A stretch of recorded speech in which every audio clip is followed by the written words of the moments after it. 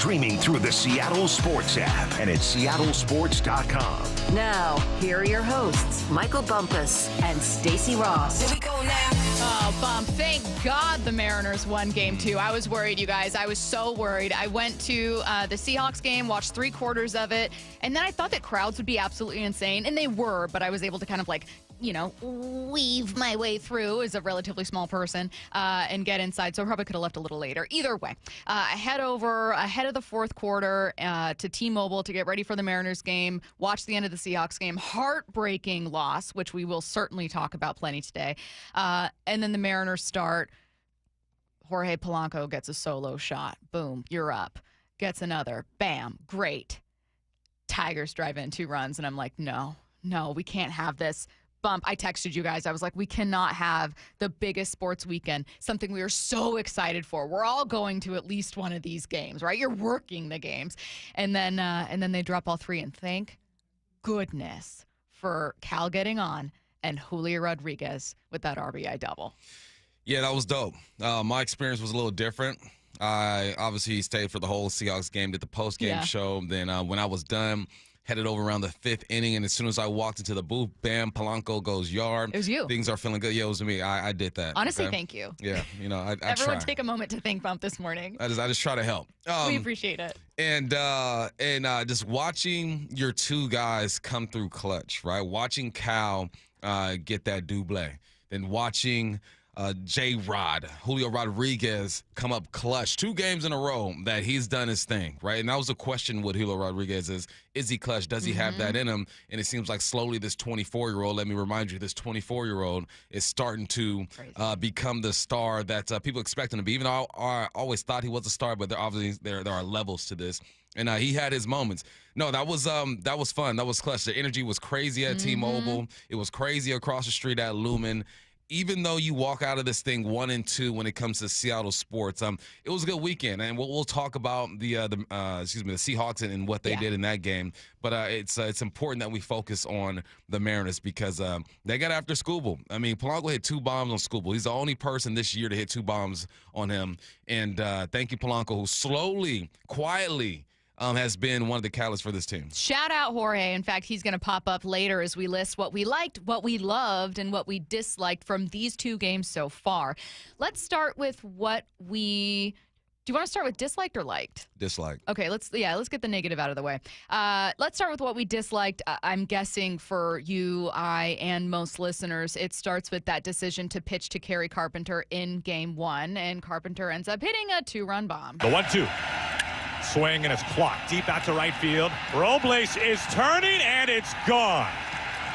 Kerry Carpenter strikes against the Mariners again. It's a go-ahead 2-run home run in the 5th inning with 2 outs and 2 strikes. Spire was up in the bullpen.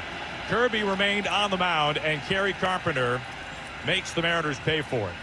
They flipped the script. The Tigers now in front 2-1. Why, Dan? Why? There was a lefty-lefty matchup there. Carpenter had been absolutely amazing against Kirby even prior to this game. Kirby has now been through the order, this is his 3rd time. You already have Spire warming up. Everyone assumed you were going to put in Spire, and then you didn't. Dan asked why he stuck with Kirby. It's a tough one. You do the best you can and try to take the information that you have and what you're seeing. And we thought George continued to throw the ball pretty well there, and still had pretty good stuff and a lot left in the tank. And he had been in a couple of tough spots earlier, but really pitched out of it well. Like I said, just he was able to get to the 1-up in the zone. Bump, where do you rank that decision in terms of reasons the Mariners lost on Saturday? This one's tough because throughout the year, we've questioned his decision-making and saying sometimes, just leave your guys in there. He's in a good place. He's playing well. Forget the matchups. And then he does exactly that in this moment. And You're we're the other way. Like, come on, what about the matchups? What are you doing? I think that everything he does, especially now that you are in October, you are in the playoffs, is going to be amplified. And if it works out, we're going to praise him. If it doesn't work out, we are going to chastise him. We're going to be on his head. So I think he has to do what he thinks was best for that team. He's in the dugout. He's talking to his pitching coaches. He's looking at the velocity of Kirby. He's feeling Kirby's demeanor. Yep. I understand the matchups, and hindsight is 20/20. Yeah, let's go for the matchup. But if he thought that Kirby had some left in the tank, all right, you go for it. But Carpenter, man, he was on point. He was. Someone said, well, that was after a missed strike 3 call. Don't forget. And it's like, yeah, I certainly thought it was a strike 3. I feel like looking at the at least MLB's little graphic, it was a little outside. I thought it was a strike live when I was watching it. I don't like their box. Sometimes I'm convinced that they move it a little bit, and I'm like, that didn't look like where it was. That didn't look like a ball to me. Right. But even then, and I completely hear you, Texter, and you're absolutely right. Lots of boos at the stadium, and I completely understand. But even then, should Kirby even have been pitching? Should you have taken him out? And I know it's kind of like a double-edged sword. Well, if you take your starter out, now you get to the bullpen a little bit easier, but it's your final out, if I'm remembering correctly. So it's like, okay, so then you carry Spire over into the next. They have a lot of lefties in their lineup. Like, this is something you could leave them in for a while. I'm no manager. What do I know? But that was a tough one. It was tough. Yeah. It was tough because you felt like the obvious was to pull him and to get that matchup. So I understand people who are disgusted and confused with that decision there. Okay, let's get to another thing we disliked. Something else you disliked from, I would say the weekend, but I'm guessing most of it's going to be from Saturday. No, this is from the weekend. Okay. Suarez 0 for 8, man. He's 0 for 8. Yeah. We need you, dog, because with the Tigers, they're just a scrappy team. They just want to hang around. They just want to hang out. Let's keep it within 1 or 2 runs. Like, you need to have this explosive offense show up so the Tigers have no hope, right? Because we know they're not an explosive type of team. They lean on their pitching and say, let's keep it close, and hopefully we sneak one out. So, no, I dislike, Suarez going 0 for 8. I still think, obviously, he has some game in him. He has the capabilities of getting hot. But for this team to go on the road and do what we think they're capable of doing, Suarez has to show up. Yeah, I think I would add on to that as like a little nugget of like everyone else. Like Naylor, I thought Naylor hit a bomb initially on Saturday. Ended up falling to the warning track, which is surprising. There were a couple of those. But just one of the things I kept thinking when I was going home Saturday, I got angrier about the Dan decision as time went on because initially I was thinking, yeah, it's a bummer. Dan learned a lesson. The Mariners learned a lesson. But what are you going to do when batters 4 through 9 go 0 for 28? Or when everyone not named Cal and Julio, I should say, goes 0 for 28? How do you win that game? It's tough. You still had 6 hits. And you still could have had 1 extra run. We learned yesterday 3 runs won you a game. Three runs won Detroit a game Saturday. You could have done the same with 3. So let's too much time on the negative, but we got to get it out of the way, obviously. Let's go to what we liked, Bump. What did you like? Yeah, what I like, I was so prepping for the show, and I'm looking at the show sheet, and I'm thinking, yeah, all of those. I think what I liked the poise of Munoz. Love the poise of Munoz, and just he instilled a confidence in me that I had in him maybe like last year during the run. Obviously this year as well, but there was a point where whenever he was on the mound, like, when you're in class and there's like 2 minutes left, you start packing your bag up early because we're about to get out of here. That's the way I felt with Munoz at some point. I'm like, all right, let me pack my stuff up, man. What we doing after this? Like, the game's over. Munoz is in. I'm starting to get that feeling back with Munoz, and I'm glad I'm getting it in the playoffs. Yeah, I'm going to say, you know what? If we're going to critique Dan to start or critique that decision, then I think what we liked is pulling Castillo for Spire in the exact same situation. That ended up being a pretty solid moment. In addition, Spire strikes out Carpenter. The 1-2. Swing and a miss. Pure nitro gas from Gabe Spire. 96 on a platter. Come and get it. And Carpenter can't even sniff it. Spire does his job. He takes care of Kerry Carpenter, and the Tigers' threat is squashed in the top of the 5th inning. For Dan Wilson, if we're going to give you flack for one decision, we got to give you credit the next day for fixing it. So that is one thing that we liked from this one as well. No, I loved it, and I love the emotion of Spire as well. I'm pretty much a reserved dude, but when I played football, it was just something else, right? And I've said this before, in baseball, you don't typically get that emotion. Not like that. Like, that was a crazed maniac, let's go get this type of emotion. And Spire, Rosario, Munoz, those are the guys I trust the most right now on the mound. So, yes. So we talk about Dan not doing what we thought he was supposed to do in Game 1. He fixes it Game 2. So the skip is still learning on the job. First time in the playoffs, you know what I mean? First time in these situations where every decision you make is amplified. And the atmosphere is so crazy at T-Mobile. It was wild. It's people were standing the whole game, cheering for everything. I was listening to Ortiz and Jeter and A-Rod after the game. They big ups the crowd over there. It just feels different. So imagine having to make decisions under that type of pressure as well. This is new to him. There are some skips who have been in that situation before. Let's go to L.A. and talk about our guy. Man, he ain't flinching at all. Yeah, this is what we do. Yep. You know, this is new for everybody there. So, yeah, decision-making is tough. I thought that the early environment in the game was a little, just slightly more pronounced on Saturday because it's game one. Everyone's excited, right? Everyone's losing their mind for every strike, and then every strikeout is absolutely screaming. So I would say that the energy, you know, game gets tied, they go ahead. It ends with heartbreak and disappointment. Everyone's upset leaving the game. Yeah. So I think that because of that, the start of this game was a little more muted, still much more electric as a playoff atmosphere than a regular season game. But even though the beginning of Saturday's game was crazy, Julio's RBI double was, you could feel the floor vibrating of the I wasn't in the main press box, the essentially the Hit It Here Cafe. You could feel the floor vibrating. I was so I came in late, and I just went to the box. I'm like, man, if I can just listen to Riz live, make some calls, I just want to do it. I'm like, it's gonna be crowded in there. Let me see. So I go in there. Riz is doing his thing. Shannon's in there, and so the window's open. And you get to feel, it's like you feel the wave of the sound during that play there. You're talking about just the comparison of game one to game two. And I started thinking about my kids when we went to Disneyland for 3 days. First day at Disneyland, everything is just crazy. Oh, my God, we're nuts. Second day, they're still hyped. But it's like, okay, we've been here before. Right? We're experts. We know where to go now. I'm still excited, but I'm going to calm down a little bit. That's the way it felt at T-Mobile, but it was still loud and rocking in that piece. Okay, so that's what we liked. Let's get to what we loved. I mean, Julio. It's Julio. There are other names we're going to get to, but I'm going to start with Julio, It's especially Julio. because he's been facing questions about clutchness. Yeah. You mentioned the double in the eighth, and then the solo home run. Yeah, I've got that double if you want the sound. Yeah, let's get it. And the 1-0 pitch, swinging a line drive, left field line, fair ball. It's for the corner. Cal Ronnie third being waved in. He's bringing home the mail. Julio in at second with an RBI double, and the Mariners have the lead, 3-2 here in the bottom of the eighth inning. Julio pumping his fists out at second base. Julio losing it too, just That low-key gave me chills right now, man. Really? Riz's voice behind all that noise, and then I'm imagining Heck yeah. Julio when he got to second base, how hyped he was.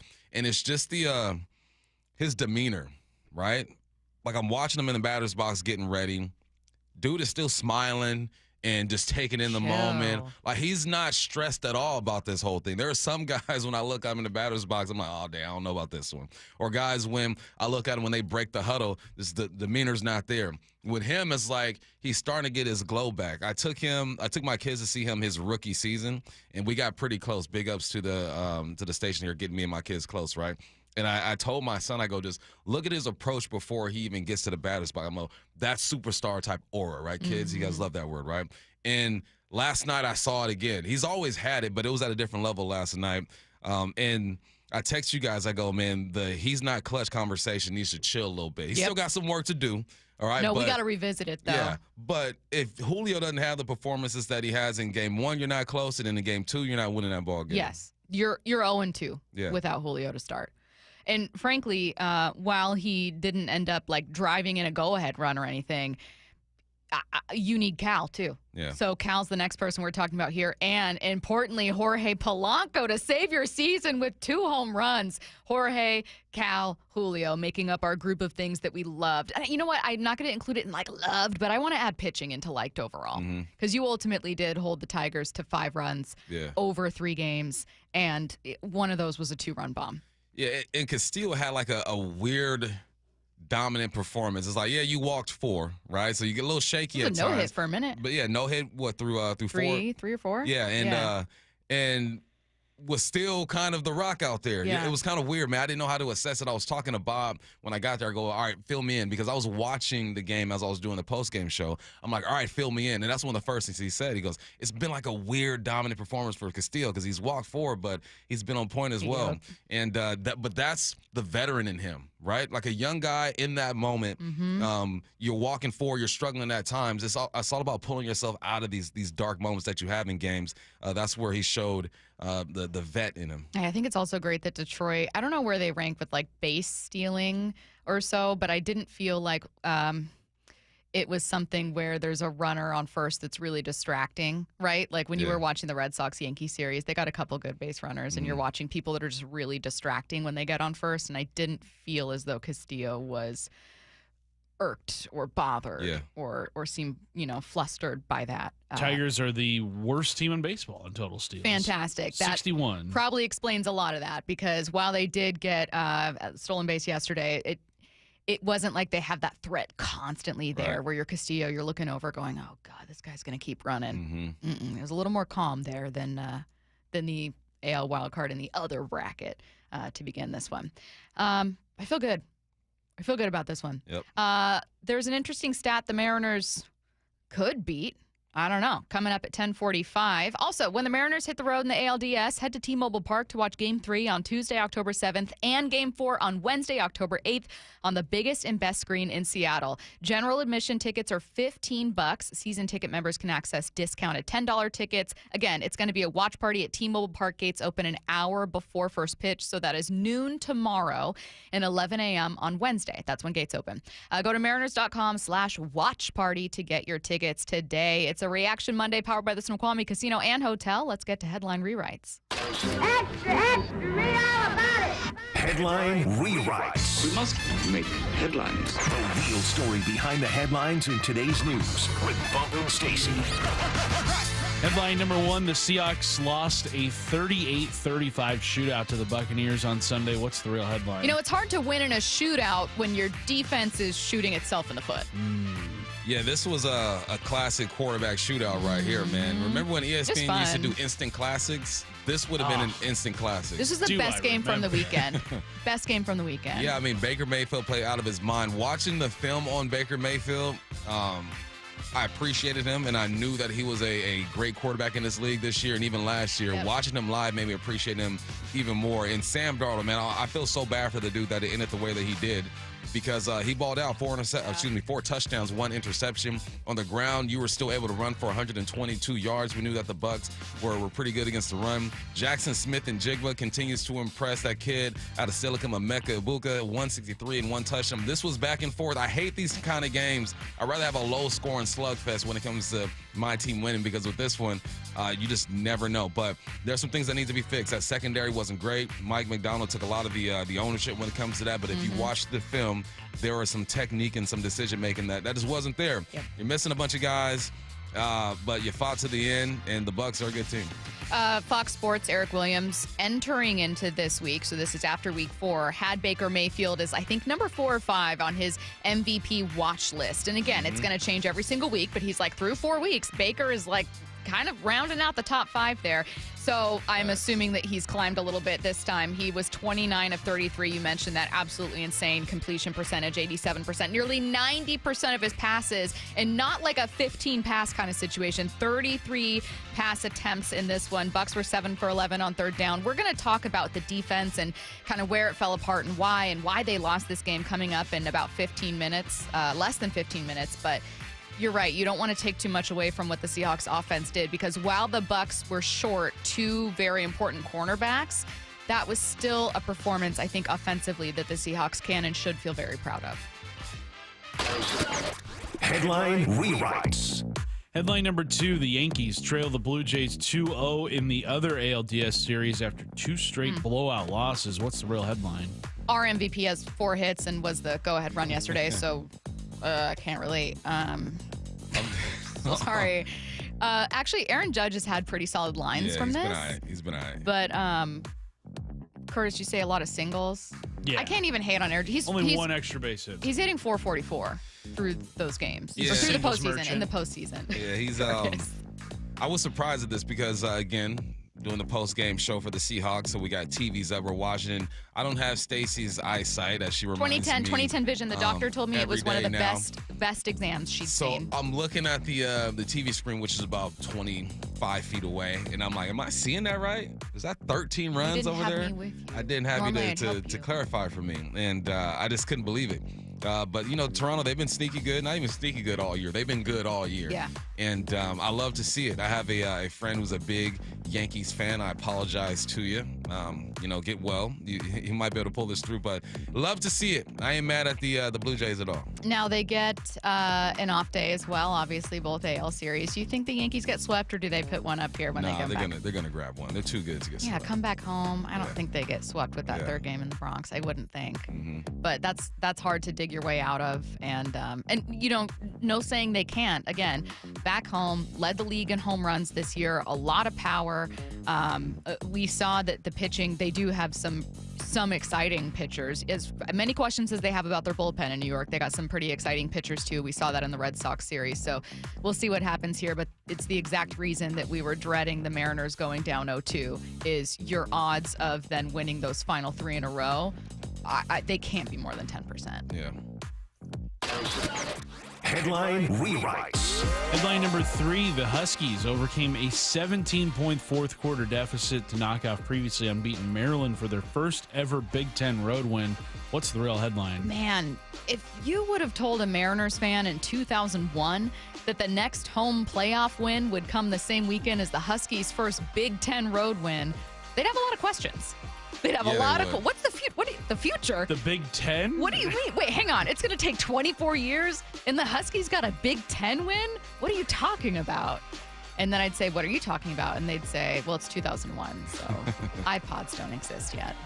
Hey, go Cougs, but Huskies need more attention, man. They got an offense that is good. Their quarterback, Williams, is doing his thing. Boston on the outside is good. Their defense needs to be shored up a little bit, but you see what they're doing over there. They're going to be quietly, I think, climbing the ranks here pretty soon if they can keep doing what they're doing. So, yeah, big ups to Jet Fish and the gang over there. Big win on the road. Getting back to the Mariners at 10:45, explaining how they can buck an important trend here in the rest of the ALDS. Before we do, though, the Seahawks and Bucs game was the most exciting game on Sunday's slate in Week 5. If only it would have ended a bit differently. So let's figure out why the Seahawks lost. Next on your home for the Mariners pennant push, Seattle Sports and the Seattle Sports app. This is where the baseball playoffs live. This team is fired up. The fans here at T-Mobile Park are fired up. The conversation. This is the playoffs, the series we've all been talking about and pointing to. The anticipation. This is why you watch baseball. And where you hear your American League West champion Mariners in the postseason. It is gone! Jorge Polanco! Seattle Sports playoff coverage is presented by Honey Bucket on 710 and the Seattle Sports app. Stacy here. Sell your car to Wayscar Ford, and when they resell it, they share half their profit with you. That's right. Sell your car to Wayscar Ford, Isuzu, and Auburn. They'll pay you today for your car, and once they resell it, they'll share half their profit with you. WayscarFord.com. Here's the tale of the daily Medfield. Same old pharmacy, same old bill, but those prices kept rising higher still. Till the savings Wrangler rode in, cool as can be. Tap Good RX, saving massively. No plan? Don't matter none. Up to 80% off. The deals are done. Discounts hitting harder than Ma's chili. Dang. That one little app does all the rest. Save time and money on prescriptions. Check Good RX. Good RX is not insurance. Okay, I have to tell you. I was just looking on eBay where I go for all kinds of things I love, and there it was. That hologram trading card. One of the rarest. The last one I needed for my set. Shiny like the designer handbag of my dreams. One of a kind. eBay had it, and now everyone's asking, ooh, where'd you get your windshield wipers? eBay has all the parts that fit my car. No more annoying, just beautiful. Millions of finds, each with a story. eBay. Things people love. Rick Riz here with Luke Wilson, a local owner of Pella Windows and Doors of Western Washington. With your help and the Improve Your Play program, Pella has chosen a local youth athletic program to receive a $5,000 grant. Luke, who's the lucky winner this week? Rick, we could not be more excited to announce Shelton Youth Football and Cheer as one of 2 winners of this $5,000 grant. Thanks to Pella Windows and Doors of Western Washington, for helping our local youth thrive. Hey, it's Tim Hunter, former Seattle radio goofball here with 2 words that aren't funny. Prostate cancer. Get your annual checkup. Keep an eye on that PSA number. And if you hear those 2 words like I did, talk to the folks at Swedish Cyberknife. 5 treatments, minimally invasive and technologically advanced over the other options. If you were a friend, and I consider you one, I'd highly recommend Swedish Cyberknife. We are so lucky to have them right here in town. Do your research, but definitely visit swedish.org/cyberknife prostate. Dave Wyman here, and we've been fortunate to hear from 2 Swedish Cyberknife patients this year, Andy Ryder and Tim Hunter. Both heard about Cyberknife from our radio ads and completed successful treatment, raving about their experiences. Tim was impressed that treatment only took 5 days. Andy hosted a large international delegation the week after his treatment. If you, a friend, or a family member is diagnosed with prostate cancer, consider treatment with Swedish Cyberknife here in Seattle. Go to swedish.org/cyberknife prostate. Have you tried the dining district at the Bellevue Collection? Grab lunch with friends, meet up for happy hour, and stay for dinner and beyond. You can sample international flavors and local favorites from talented chefs. Try a new cocktail on a rooftop bar or watch the game with friends and explore the lively nightlife scene. The dining district at the Bellevue Collection, where your taste adventure begins.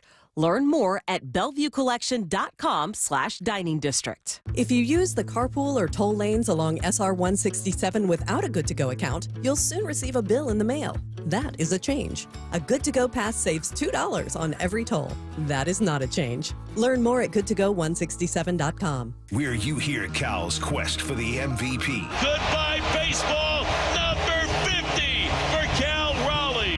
Seattle Sports, the home of the Mariners. At Washington Energy Services, we take the time to get to know you and your home. We have the passion and commitment to see each project through and to treat our work as more than just a job. For over 65 years, we've offered award-winning home services, from heating and cooling, plumbing and electrical, to windows and doors. Complete home improvement handled from start to comfort. For peace of mind when you need it most, count on Washington Energy Services, bringing good energy to your home. Start having fun. Caesar Sportsbook at Muckleshoot Casino Resort is your #1 place to eat, drink, watch, and have fun. Keep up with your favorite sports anywhere and everywhere on property with the mobile app. Visit muckleshootcasino.com today. Scan the QR code and let the play begin. Muckleshoot.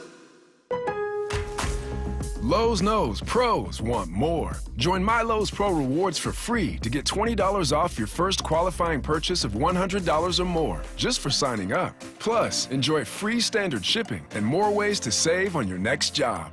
Lowe's, we help, you save. Offer valid for new members only. Not valid with any other discount. Free standard shipping not available in Alaska and Hawaii. Exclusions and more terms apply. Loyalty program subject to terms and conditions. Visit Lowe's.com/pro-loyalty for details. Subject to change. Are you thinking about getting a new TV this week at prime prices? Maybe a Samsung, LG, or a Sony? Before you click, you should check out Video Only, because they've got below prime deals. That's right. Top-rated TVs at better than online prices. Curbside pickup or home delivery are available. Don't click before you call Video Only, because if you do, you'll be sorry. From the Quantum Fiber Studio, you're listening to Bumpin' Stacy. Weekdays 10 to 2. On Seattle Sports and 97.3 FM HD2. Why the Seahawks lost Week 5 from the text line, Stacy. Obviously, the Seahawks lost because the Bucs had more points. Now, you got me there. You are right. But I want to dive a little bit deeper here. And Bump has been watching the film that's available so far, not long after this game, obviously. Oh, they got it up quick. Oh, they got it night. up. Okay, then you've been watching a lot of film. I already know it, you sicko. So let's go over why the Seahawks lost in Week 5. Bump, what's maybe at the top of your list? Top of my list would be defensively. They were not sound technique-wise and responsibility-wise. not making excuses for these dudes, because if you're on the football field, you got to go win that ball game. And Mike Macdonald also said that he has to do a better job of making sure these guys are in position to win the ball game. But there were some plays where the secondary was influenced by route combinations, would make them deviate from their priority, which is just to do your job. Like, you're trying to make a play, and the design of what the Bucs were trying to do influence you to deviate from what you're supposed to do, therefore leaving guys wide open. Like, Emeka Bugo had a great game, but there were a couple instances where I'm like, bro, just do your job and you'll be good to go. So what I did is I charted the more explosive plays for the Bucs. You have a lot of choices. Yeah. So there's a 24-yard gain, the 17, all through the pass I looked at. 24-yard gain, 17-yard screen, 27-yard play, 20-yard play, 19, 57, and 25. And I'm looking at these plays, and there's only really 2 plays where my note says good for them. Like, they just made a play. Say, for example, a 24-yard gain to Emeka. It was a great throw by Baker to find the hole over the flat defender and under the deep player. So it was just Emeka getting wide. You have your corner over the top of Emeka. You have your flat defender underneath. Baker just makes a good throw. Like, what can you do in that situation? But then there are other plays. The other plays where, say, there's a 20-yard touchdown to Emeka, the one going towards the Hawks' nest, okay? What happens is the guy inside in the slot runs like a dig, and Emeka runs that skinny post. And my note says, looks like cover 6. So cover 6 is one side, you're playing cover 4, one side you're playing cover 2. To Emeka's side that he was on, you're playing cover 4. So that means your safety is playing a quarter of the field, your corner's playing a quarter of the field, and then you have your underneath guys playing the flat. Looks like Kobe, instead of, I think it was Kobe, I forget, whoever the safety, instead of getting his quarter of the field, all right, the influence. I think it's Kobe, right? The dig influence him, and he starts to try to cover the dig. And that false step opens up space. And now Emeka is behind the corner already. There's no safety help in that seam area. And he makes a play right there. So the skinny post comes open. Yeah. Maury pointed it out during the postgame show that they ran the exact same play against the Houston Texans in that situation right there. So it's just like you're trying to make a play. And this is why teams have these route combinations. As an offense, we're just trying to influence you. I'm trying to make you take one false step. Either you're going to cover me, or my guy's going to be open, or going to be disciplined and have to make Baker Mayfield make a great throw. So there were instances like that in the secondary, but you can't just put it on them. Yeah. They did not get after the quarterback, all right? Usually you're getting hits on the quarterback, you're sacking the quarterback. I had one sack on this guy. Not until late, too. One sack on Baker Mayfield. The defensive line wasn't able to create the pressure that they're used to creating, too. How much of that is because DeMarcus Lawrence is gone? Because entering into this game, I felt that Julian Love might be your costliest absence. And after that, I would have put Devin Witherspoon before DeMarcus Lawrence. And it's not because he's not an exceptional athlete, but I thought, well, God, we saw them turn into a really good defense last year without him. And while he's stellar this year, I feel so good about Leonard Williams and that defensive line as a whole and the front seven with Ernest Jones. But how much of yesterday's rush issues were not having Lawrence? Yeah, Lawrence has been... and Hall ended up leaving also. Yeah, great for this team. Exactly, great point. Hall, Lawrence, you just didn't have your dogs out there. So when you don't have your dogs out there, I think this is where Mike Macdonald's looking at himself and saying, okay, I got to do better. All right, how can I create that pressure if I don't have my dogs? If I can't just line up 4 and say, go get the quarterback. You got to do some things to help some guys out. You got to slant. You got to stun. You got to do some things to help these guys out. But it's a team sport, man. It's next guy up for sure. But the next guy is the next guy because he's not as good as the guy in front of him. Yeah. I have. God, I apologize to either of the DBs that I'm crediting incorrectly for it, but I just wrote down Ibuka and then like Nehemiah Pritchett on the 20-yard touchdown being involved there, and then Ty Okada on a 2-point conversion. So just 2 names that you're not usually going to see out there. And Kobe, I couldn't remember if Kobe was on the 50-yarder or that touchdown, but he was for sure in there with Job on one of those. He was there on the he was the safety to the play side on the touchdown. And he's so talented. Like it's you know. Guys get beat all the time in the exactly. NFL. This is it. From the text line, they lost because Myers shanked a field goal. That helped. That contributed to the loss for sure. Yeah. I mean, you look at the score, you lose by 3. You're thinking just make a field goal and you're in the game. And, yeah, this is something that has kind of bit them in the butt a couple weeks now. a couple times this year where Myers does miss a makeable field goal. And nothing's guaranteed when you go out there and kicking it, but you feel like he's more than capable of making that. Yeah, I think that's if you were making a blame pie, that's absolutely a slice of it. You cannot look at this game and, as to Bump's point, a very makeable field goal. It's not like it was like, from 65, Jason, give it a try for the record. Like, it's just, this is something you should nail. That being said, when an opposing quarterback throws for over 350 yards and is almost 90% on completion, and when an opposing offense is 7 for 11 on third down, Jason Myers isn't at the top of my list. Nah. That's a defensive failure. Yeah, it was. And the Bucs, man, sometimes you have to look across to the other sideline and say, well done. Like, they attacked the middle of the field, and it was the influence. Like the last 25-yarder that Emeka had, you're in cover 2. 2 eye safeties, corners have the flag. You got hooked across by your backers. Your Mike linebacker is playing the middle of the field. So in cover 2, obviously, you're looking at your Mike linebacker just to kind of cloud some things up in the middle of the field. Mm-hmm. And the Bucs, they line up. They either anticipated they're going to be in cover 2 or they knew they were going to be in cover 2. And what do? Mike linebacker is going to be influenced by this running back. Let's go ahead and swing this running back to the left side. And Baker was on point. He takes his eyes to the left, influences the linebacker. You got your backer swinging that way as well, knowing dang well he's going to this dig to the right side, and he creates that space. Baker Mayfield looked like a veteran quarterback who knows what the heck he's doing out there. Good. You combine that with the play calling, and then Emeka is going nuts. I mean, the way they were dialing up some plays was beautiful, and the way they were influencing this defense was beautiful. Man, I watched that film. I wouldn't call it fun. I haven't appreciated watching an opponent's film like I did the Bucs last night, because what they were doing was cool to watch. I have a couple texts here about that Jalen Milroe decision, and in both on not only Jalen pitching that back, it being overthrown, but the decision to put in Jalen when at that point in the game, Darnold was like, I saw Mike Verrell tweeted out, I think he said Darnold at that point was like 7 for 8. Yeah, they were moving a rock finally, because the start of the game was a little sloppy, all these penalties and stuff. You're kicking the football. Me personally, I didn't like the decision.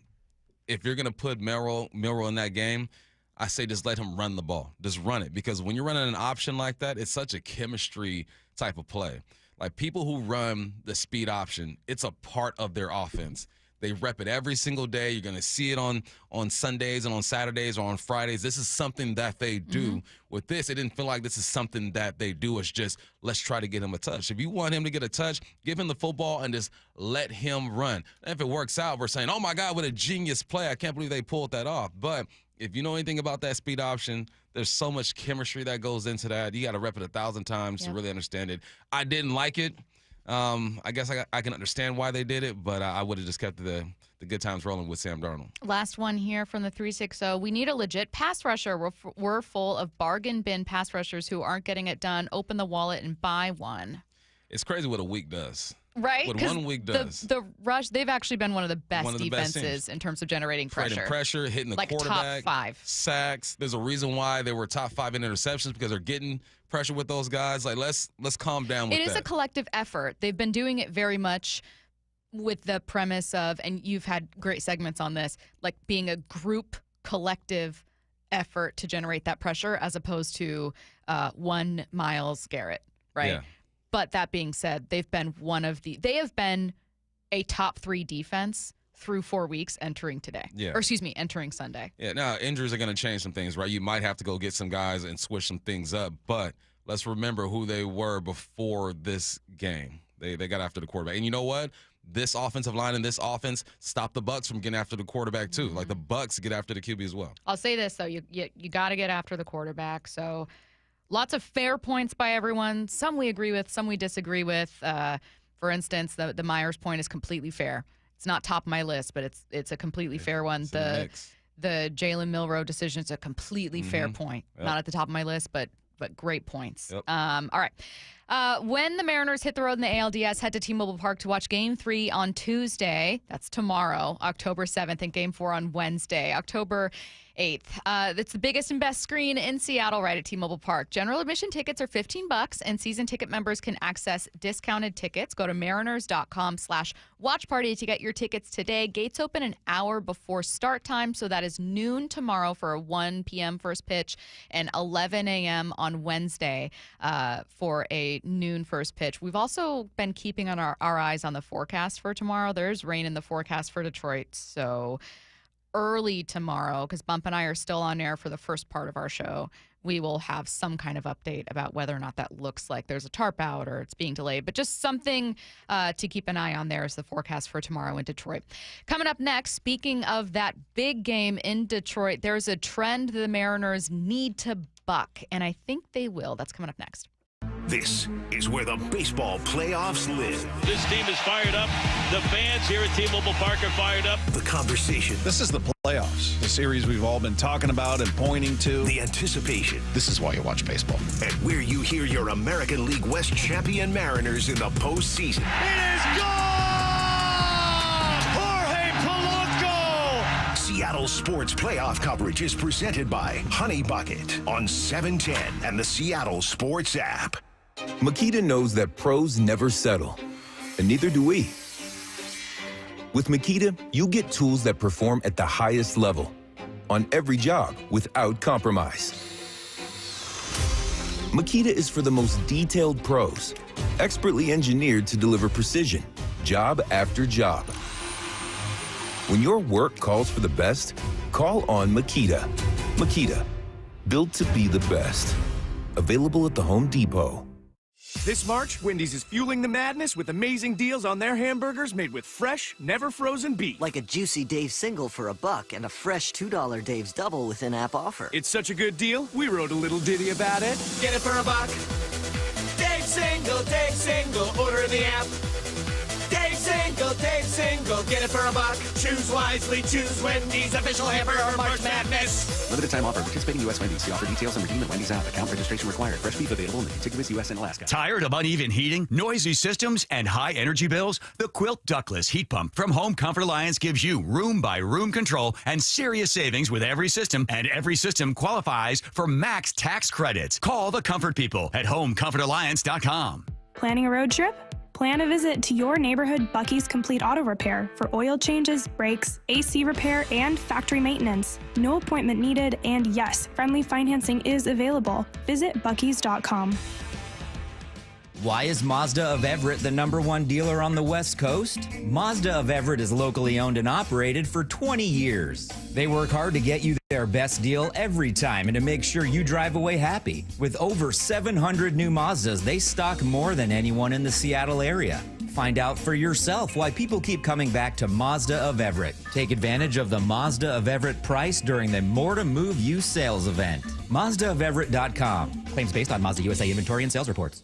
Endless hours of research, seeking referrals, dozens of calls. Hiring the right attorney can be a challenging process during an already difficult time. JP Pendergast with Pendergast Law explains. In Washington State, Tom, there are thousands of attorneys to choose from. Referrals and online research can be helpful, but discovering the right attorney requires a conversation. It can be hard to identify integrity and authenticity without that interaction. So, what do you recommend? We encourage anyone looking for personal injury representation to call for a free consultation with our team before making a decision simply based on referrals or online research. Accident victims need an attorney that listens, demonstrates honesty, and is genuinely understanding of their unique circumstances. The care, attention, and preparation that our firm provides throughout the case mirrors the effort involved when taking on the insurance companies. Save time and avoid mistakes after an injury. Contact the caring and compassionate team at Pendergast Law. If you or a loved one has been injured in a car accident, call Pendergast Law. We can help.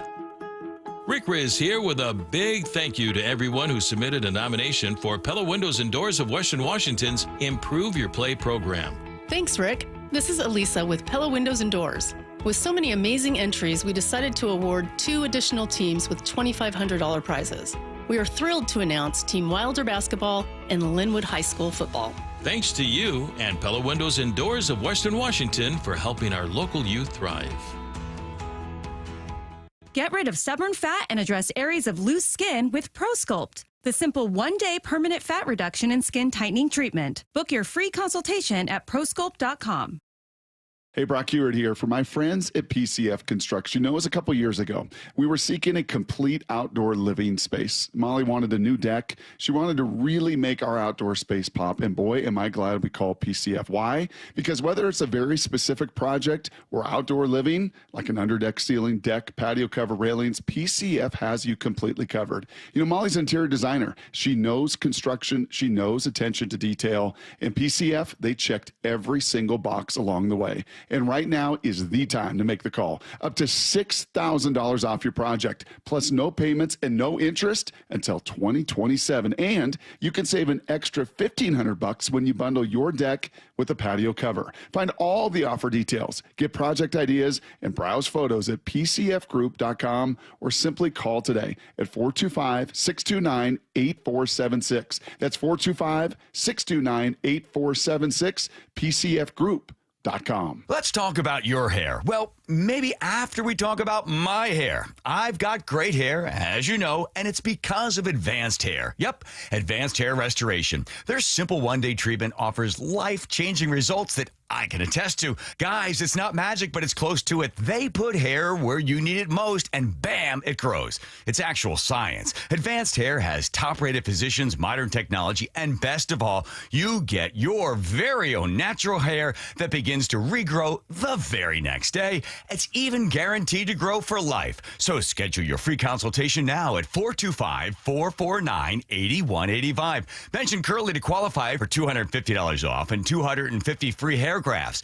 It's a limited time offer. Advanced Hair, the winner of the 425 Business of the Year, and the team that gave me my hair back. More importantly, they'll do the same for you, guaranteed. 425-449-8185 or advancedhair.com. From the Quantum Fiber Studio, you're listening to Bumpin' Stacy. Weekdays 10 to 2. On Seattle Sports and 97.3 FM HD2. I have a stat bump that you're not going to like. However, I don't think it needs to be true for the Mariners. So this is from Daniel Kramer of MLB.com, and he said, stakes of the Mariners lost tonight. This was obviously from Saturday when they were 0-1 to start the series. In division series history, best of 5 series, with the current 2-2-1 format, teams that lose game 1 at home have advanced just 26% of the time. 12 out of 46 times. Wasn't there a weird stat with the Yankees losing that first game to Boston, too? There was, in the current expanded wild card, no team that lost game 1 of best of 3 had advanced. And so the Yankees became the first team to lose and then advance. All right. These stats are funny to me, man, because they're real. It's not like he's pulling this number out of thin air and saying, all right, the Mariners have a 26.1 chance to really win this thing. But I think it doesn't look at the matchups in this neither. It doesn't look at who the Mariners have been when it comes to their power hitting, when it comes to their pitching, and who the Tigers have been. They lean on Skubal. They lean on their arms and who they've been as of late. Riley Green hasn't been the greatest in the playoffs. Carpenter has been good. McKinstry hasn't been the greatest in the playoffs either. So you don't ignore these stats, but I think that when you look at it with a microscope, when you really dive into it, it's about the matchups, and that's why I think the Mariners will be the 13th team to do this. I think, too, I agree. I think the Mariners can change this trend. Not change the trend. I think the Mariners, if there ever was a team, a matchup where you went, you know what, I like the Mariners' chances here to be the odd one out there, it would be this one. The stats don't like it. That's reality.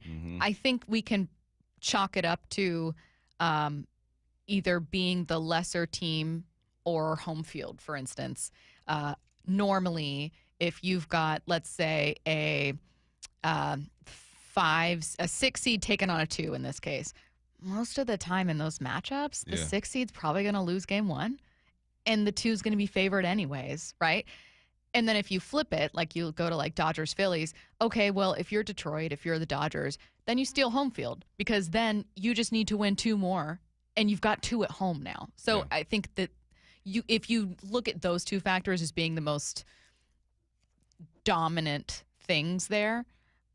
And honestly, the Mariners haven't been great on the road. That's a real thing. It's real. They still got one at home. They have to take one from Detroit on the road.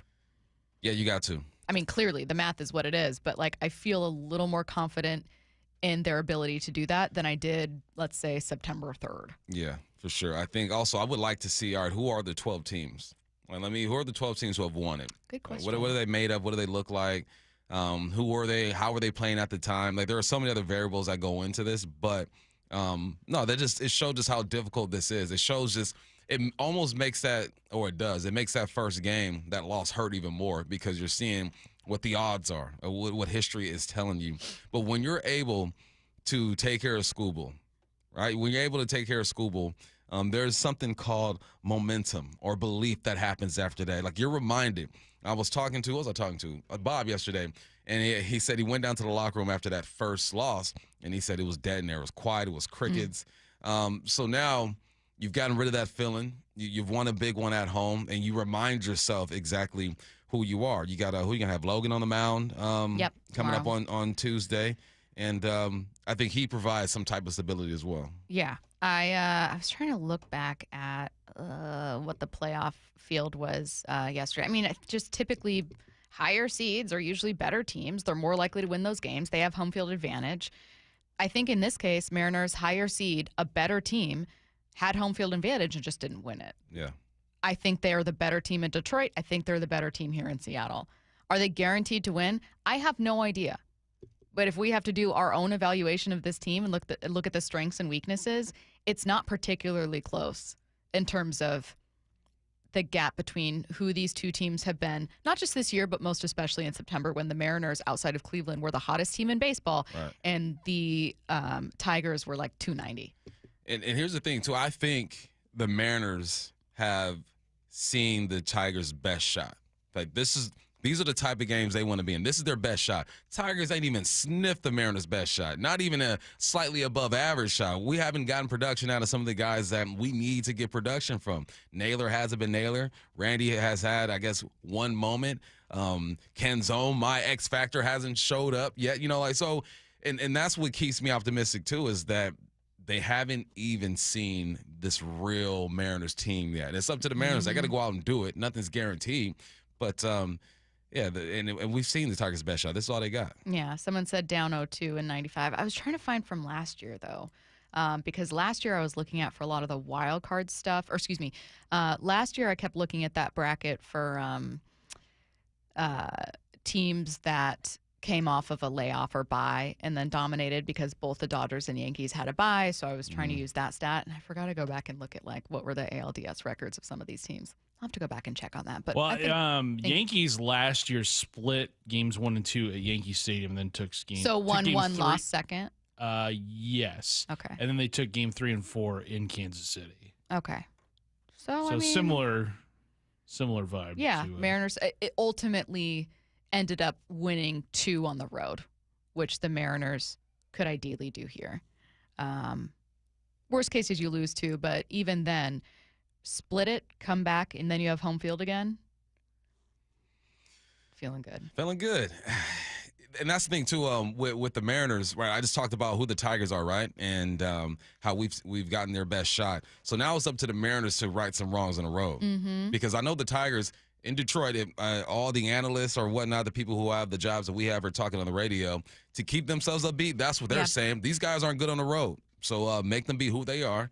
And you got a chance. So let's flip the script. Game 3 tomorrow in Detroit at 1 p.m. with a noon pregame. Game 4 is going to be Thursday at noon with an 11 a.m. pregame. We do have our eyes on possible rain in the forecast tomorrow for that game. Thursday looks clear. So we'll see what ends up happening there. Back to the Seahawks for plays of the game coming right next.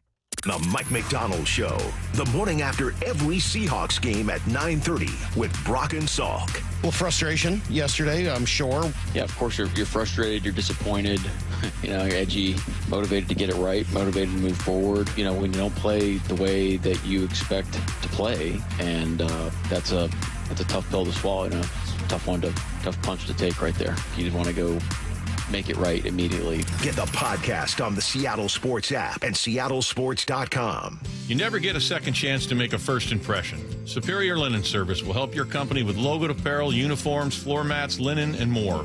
Give us a call. We answer the phone. Superior Linen Service. It's what we do. Visit suplinen.com. Do you need a new roof? Then visit 3treeroofing.com to get $500 off your roofing project by scheduling a free estimate. 3Tree Roofing's certified team builds a custom plan for your home using top-tier materials with industry-leading warranties. All of their install crews are factory certified to ensure that your roof can handle any weather Seattle can throw our way. Don't wait until leaks turn into expensive damage this rainy season. Visit 3treeroofing.com to schedule your free estimate today and secure your $500 discount. 3Tree Roofing, your Puget Sound roofing experts. Matt Coker here with West Coast Men's Health. In the past 5 years, we've seen thousands of men at our clinics. Most guys tell us the same story, that in their early 50s, it's not that they couldn't function, they just needed help. They started taking Viagra, and it worked great at first. But after a few years, it stopped working. The problem is that their arteries had become more restricted since they started taking it, because Viagra does not unclog arteries. Here at West Coast Men's Health, we use acoustic wave therapy to target the real problem. We break down plaque and clear up the arteries so blood can flow like it did in your 20s. This restores function. And guys, listen to this. You won't have to take a pill anymore. So if this sounds like you, give West Coast Men's Health a call today and see how we can help. With clinics in Redmond and Tacoma, call 206-519-6541. That's 206-519-6541. 206-519-6541. Online at westcoastmenshealth.com. Comcast Business can help turn your small business into a connected, secure, modern business. It's how restaurants become reliably up and running neighborhood favorites. How healthcare offices become the data-protecting caregivers that we all depend on. And how wealth management firms become cyber-securing guardians of your information. With reliable connectivity, enhanced cybersecurity, and Wi-Fi backup, your business can stay connected and get threat-ready with Comcast Business. Powering possibilities. Now through November 16th, new Comcast Business customers can get started with 150 megabit internet plus security for $59.99 a month for 12 months with a 2-year agreement. Plus, ask how to get a $500 prepaid card on a qualifying gig package. Call today. Restrictions apply. Requires enrollment in paperless billing and auto pay with bank account. Early termination fee applies. Equipment, taxes, and fees extra. This one's for the flavor fanatics. Sour apple 5-hour energy shots don't mess around. They bring the bite. Tart, tangy, and packed with tasty caffeine, this little 2-ounce bottle punches above its weight. With 0 sugar and as much caffeine as a 12-ounce premium cup of coffee, it's the kind of pick-me-up that keeps your taste buds happy without the crash. And it doesn't stop at sour apple. There are 17 bold flavors waiting for you to discover. Pick one up in store or stock up online at 5hourenergy.com or on Amazon today. Welcome to Only Murders in the Building, the official podcast. Join me, Michael Cyril Creighton, as we go behind the scenes with some of the amazing actors, writers, and crew from season 5. The audience should never stop suspecting anything. How can you not be funny crawling around on a coffin? No, that's true. Catch Only Murders in the Building official podcast, premiering September 9th wherever you get your podcasts. And watch Only Murders in the Building, streaming on Hulu and Hulu on Disney Plus for bundle subscribers. Terms apply.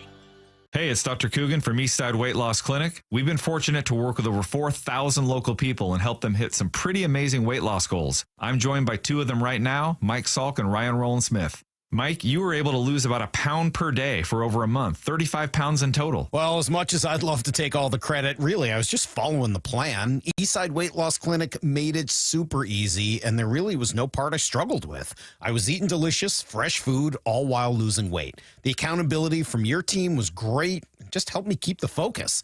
I felt catered to the entire way, and I think Ryan really had a similar experience. No doubt about it. I just finished up the program, and I can't believe how well it worked. I wish I would have started sooner. Talk about motivation. Salt, thanks for the recommendation. No surgery, no exercise, no packaged meals, no drugs or injections. Just delicious food and a plan that works. Schedule a free 15-minute consultation today at eastsideweightlossclinic.com. Dr. Ryan Coogan, D.C. Results may vary. Tune in this Sunday when your Seattle Seahawks take on Jacksonville. Kickoff at 10 a.m. Muckleshoot Casino Resort. proud sponsor of the Seattle Seahawks and the biggest and best in the Pacific Northwest. Baseball's postseason is here. Seattle Sports Playoff coverage is presented by Honey Bucket, 710 KIRO AM Seattle and KIRO FM HD2 Tacoma. Seattle Sports Snapshot. No more undefeated teams in the NFL. Congrats to the 72 Dolphins. Bills and Eagles both lost yesterday. Seahawks, who obviously were not undefeated, did add another loss to the column, though. They fell to the Bucs in a shootout. Ended up being the best game on Sunday's slate. There is a silver lining from this one that has nothing to do with Seattle. The Cardinals also lost yesterday to the Titans, which means all but one NFC West team dropped a game this week. Snapshot, brought to you by Miller Lite. When it's game time, it's Miller time.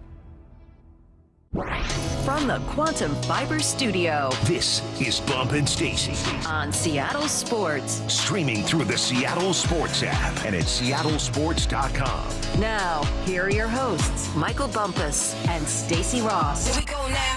It's a Reaction Monday powered by the Snoqualmie Casino and Hotel. Big X's and O's, 20 minutes here, Bump. You're like on the clock for this. So 4 down territory coming up in 15 right now, going over the plays of the game from the Seahawks. Shootout loss to the Buccaneers. I don't think anyone would care if I just skip through the first half, right? Good. We're going to start in the third quarter. So again, third quarter, we're looking at 14-19 on the clock, 2nd and 5. The Seattle Seahawks here ended up having a really, really good start to the second half, and this is kind of, I would say, where the shootout ends up starting. So Darnold finds Derek Young down the sideline. 2nd and 5 at the Seattle 28. Fake toss. Sam naked boot. Throws it up in the air. Flags all over the place. Ball is caught by Derek Young. Are you kidding me? He had a man draped all over him, and he catches it inside the Tampa Bay 40-yard line. Go Derek Young. Look at you making plays off special teams. Man, special teams, he had a good return, and this right here is a big boy catch. I call it a bench corner, so you inside release like you're going across the field, and you put your right foot in the ground, head towards the sideline. Bucks in great coverage, and Sam Darnold has some pressure, but he trusts his receiver, gives him a chance to catch that rock, and Derek Young, they are going to extend him. He keeps making plays like this, and on special teams, they got him. So now they're looking at being in field goal territory here at the Tampa Bay 36. 1st and 10 at 13:50. Ken Walker, 31 yards. 1st and 10, Tampa Bay 36. Here goes K9. He's going. Can he get to the house? No, knocked out of bounds at the 5-yard line. Ken Walker, the third, takes off around the right side, gets a great block from Abe Lucas. He is off to the races. 2 huge plays. That, a 31-yard gain. Nice block out there by Cooper Kupp as well. And the Seahawks inside the 6-yard line of Tampa Bay, 1st and goal. What made this run so special? I should say so effective. Yeah, 31 yards. One, K9 has burners. Yeah. And 2, I think Ray's pointed it out, man. Cooper Kupp does a good job of getting on the linebacker. Then as soon as he's under control with his tight end, he gets upfield and gets to that corner. And you got JSN on the safety. This is why blocking downfield by receivers is so important. Obviously, the bigs get this thing rolling, but you don't get big plays like this if receivers aren't blocking. I appreciated them in a shootout, or what would become one, sticking with the run for this one. 5 yards out. We're looking at 13:05. Charbonnet, 5-yard run. Charbonnet in the backfield. Gets the handoff straight ahead. He's going to score. Touchdown, Seahawks. Holy catfish. I don't know what they had to drink at halftime, but give me some of that Kool-Aid. Mike Macdonald had the team fired up before the end of the half, and they come out and they move right down the field. The 3rd rushing touchdown for Charbonnet this season from 5 yards out. And the Seahawks are a point away from taking the lead. And they did take the lead. Extra point is good. It's 14-13, their first lead of the game. We always say that the run helps the play action. Right here, the play action helps the run. Because Sam Darnold has had success with that play action, the edge defender who's responsible for really collapsing down and getting the running back gets upfield because Darnold continues to play fake and rolls outside. So that allows the tight end to get under that edge blocker and block, and the big boys doing exactly what they're supposed to do with their double teams. Charbonnet finished that thing. I made no promises that plays of the game would all be Seahawks highlights. While we do have many, we got to talk about what happened in this game, right? Figure out what was going on defensively. So we're going to technically a Tampa Bay highlight here, but let's talk about it. This is going to end up being seeing a Baker Mayfield pass to Ibuka. It's with 7:56 left in the third, and it's a 3rd and 15 situation. Worth noting here, too. Tampa Bay, 4 of 7 on 3rd downs. Mayfield empties the backfield. And now White comes back in beside him in the backfield. 3 receivers right side on 3rd and 15. Mayfield has time. Going for it all. Touchdown, Tampa Bay. An absolute dart thrown to Emeka Egbuka, the rookie from Steilacoom High School in Ohio State, from 20 yards out, and that was an absolute dart. Oh, you know what I hated about this, too, is on the play before, Mafe has a great tackle for loss of Rashid White, and then they end up converting from 3rd and long. Yeah, you just take a shot right here. You're trying to influence the safeties, and that's exactly what happens. You got, I talked about this earlier, like a cover 6. It was a cover 2 to the left of Baker, to cover 4 to the right where Emeka was there. And Kobe's just supposed to get his quarters, right? He has his quarter, and then the corner has his quarter. There's a nod inside, like a dig that influences Kobe for 2 steps, which opens up the post. Emeka keeps it skinny. Dart makes a good throw, good execution. All right, let's go to another Seahawks fun one here. Sam Darnold with the longest play of the day for him. This one to JSN. By the way, both quarterbacks had passes of over 50 yards in this game. This one 53 with 6:28 left in the third, 2nd and 1. Here's a 2nd down and 1. Play fake this time from Sam. He looks, loads up, going to throw. Jackson Smith and Jigba deep. He makes the catch down near the 10-yard line. Are you kidding me? Tight coverage by Antoine Winfield, and still number 11 comes up with a catch. Seahawks knocking at the door.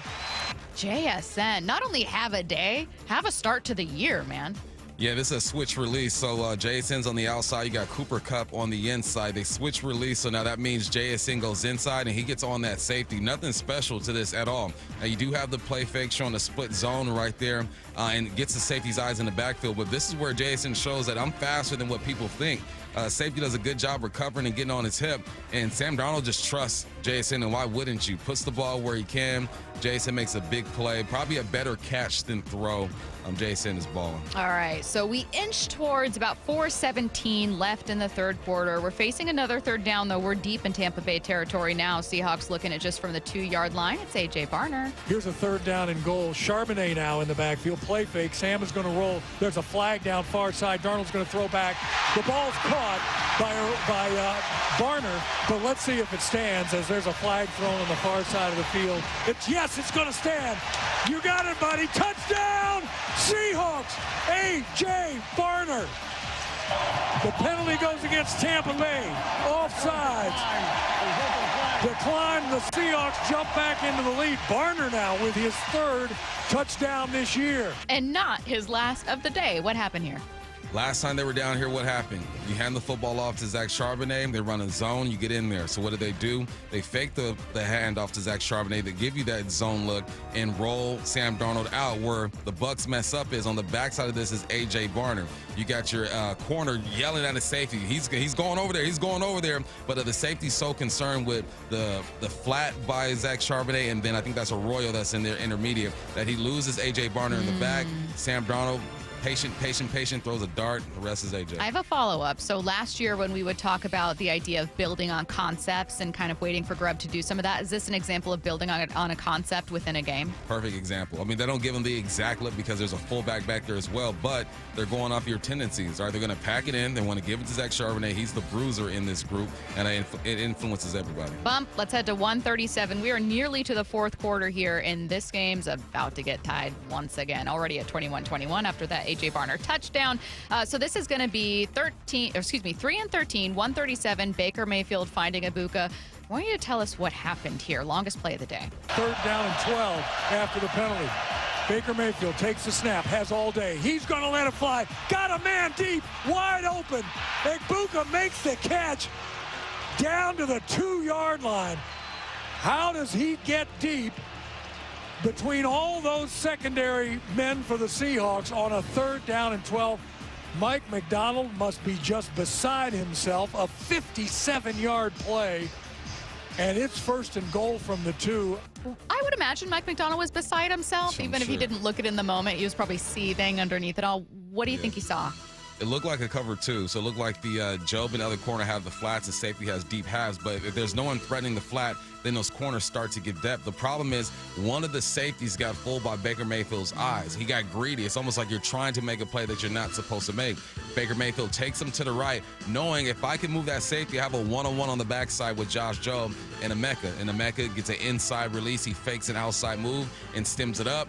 Baker holds the safety with his eyes, drops a dime. Yeah. Number 2 was all over the field. All right, let's get to our last play of the third quarter here. This is going to be Rashid White with that 1-yard touchdown run. Now, here's the thing. This was going to be a touchdown no matter what. You did get an unnecessary roughness call on Leonard Williams enforced at Seattle's 1-yard line. Okay, so no surprise there when White runs it in. As Tampa Bay looking at a first down and goal. Clock ticking down, 25 seconds left to play here in the third quarter, tied at 21. Here's a quick toss, comes near side, and White's going to walk in untouched. Tampa Bay goes back on top from 1 yard out. Least surprising touchdown I've seen in my life. 1 yard, you're supposed to punch that in. Yeah, and they do. Let's go to the fourth quarter. Okay, so again, we're bouncing back and forth between Seahawks highlights here and just kind of like, hey, what happened with Tampa Bay? So we're at 9:53, a 1st and 6. So Seattle also in the red zone. And I should know this is also going to be a touchdown here to Barner. Barner's second of the day. Seattle 4 for 4 in the red zone. This is one of them. Again out of the shotgun, Sam Darnold. Got a wide slot to the far side. Horton, the widest of the 2 receivers. Here's a throw in the left flat. The ball is caught, and A.J. Barner, touchdown, Seahawks. He shakes the tackle and steps into the end zone. And what a place. A.J. is having one heck of a game. His second touchdown today from 6 yards out. The Hawks are a point away from tying it up. You know, Bump, in addition to this one being a scoring drive, so that's great. It was also 10 plays, 51 yards, took 5:31 off. So that was exactly how Tampa Bay was just dominating time of possession in the first quarter. And for most of the first half, Seattle finally getting into those long drives. What happened with A.J. Barner here?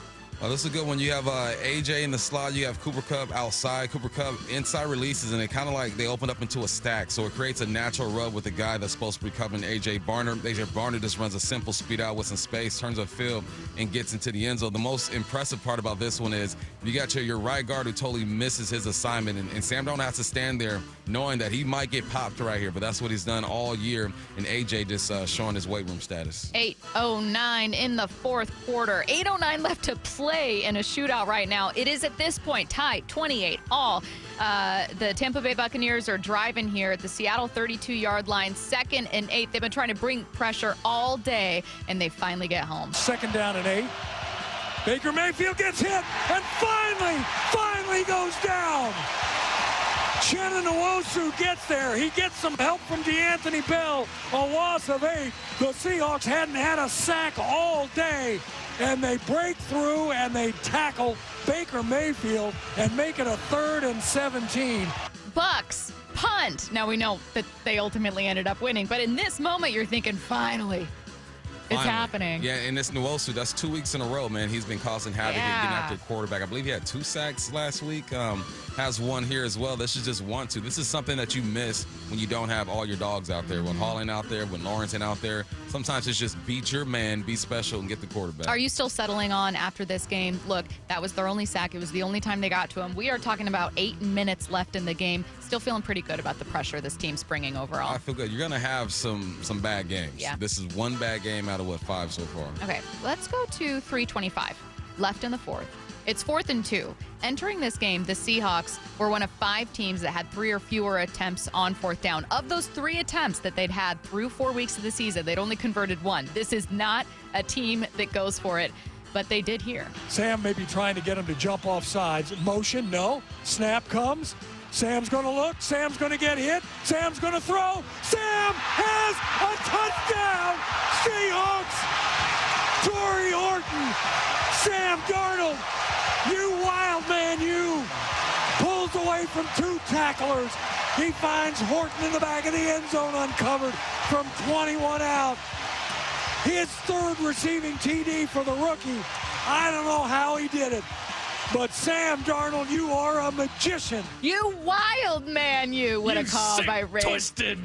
You crazy freak. man. Sam Darnold, you absolute freak, you lunatic. You could have got us killed out there. 21 yards to Horton, evading some pressure. Tell us about this play.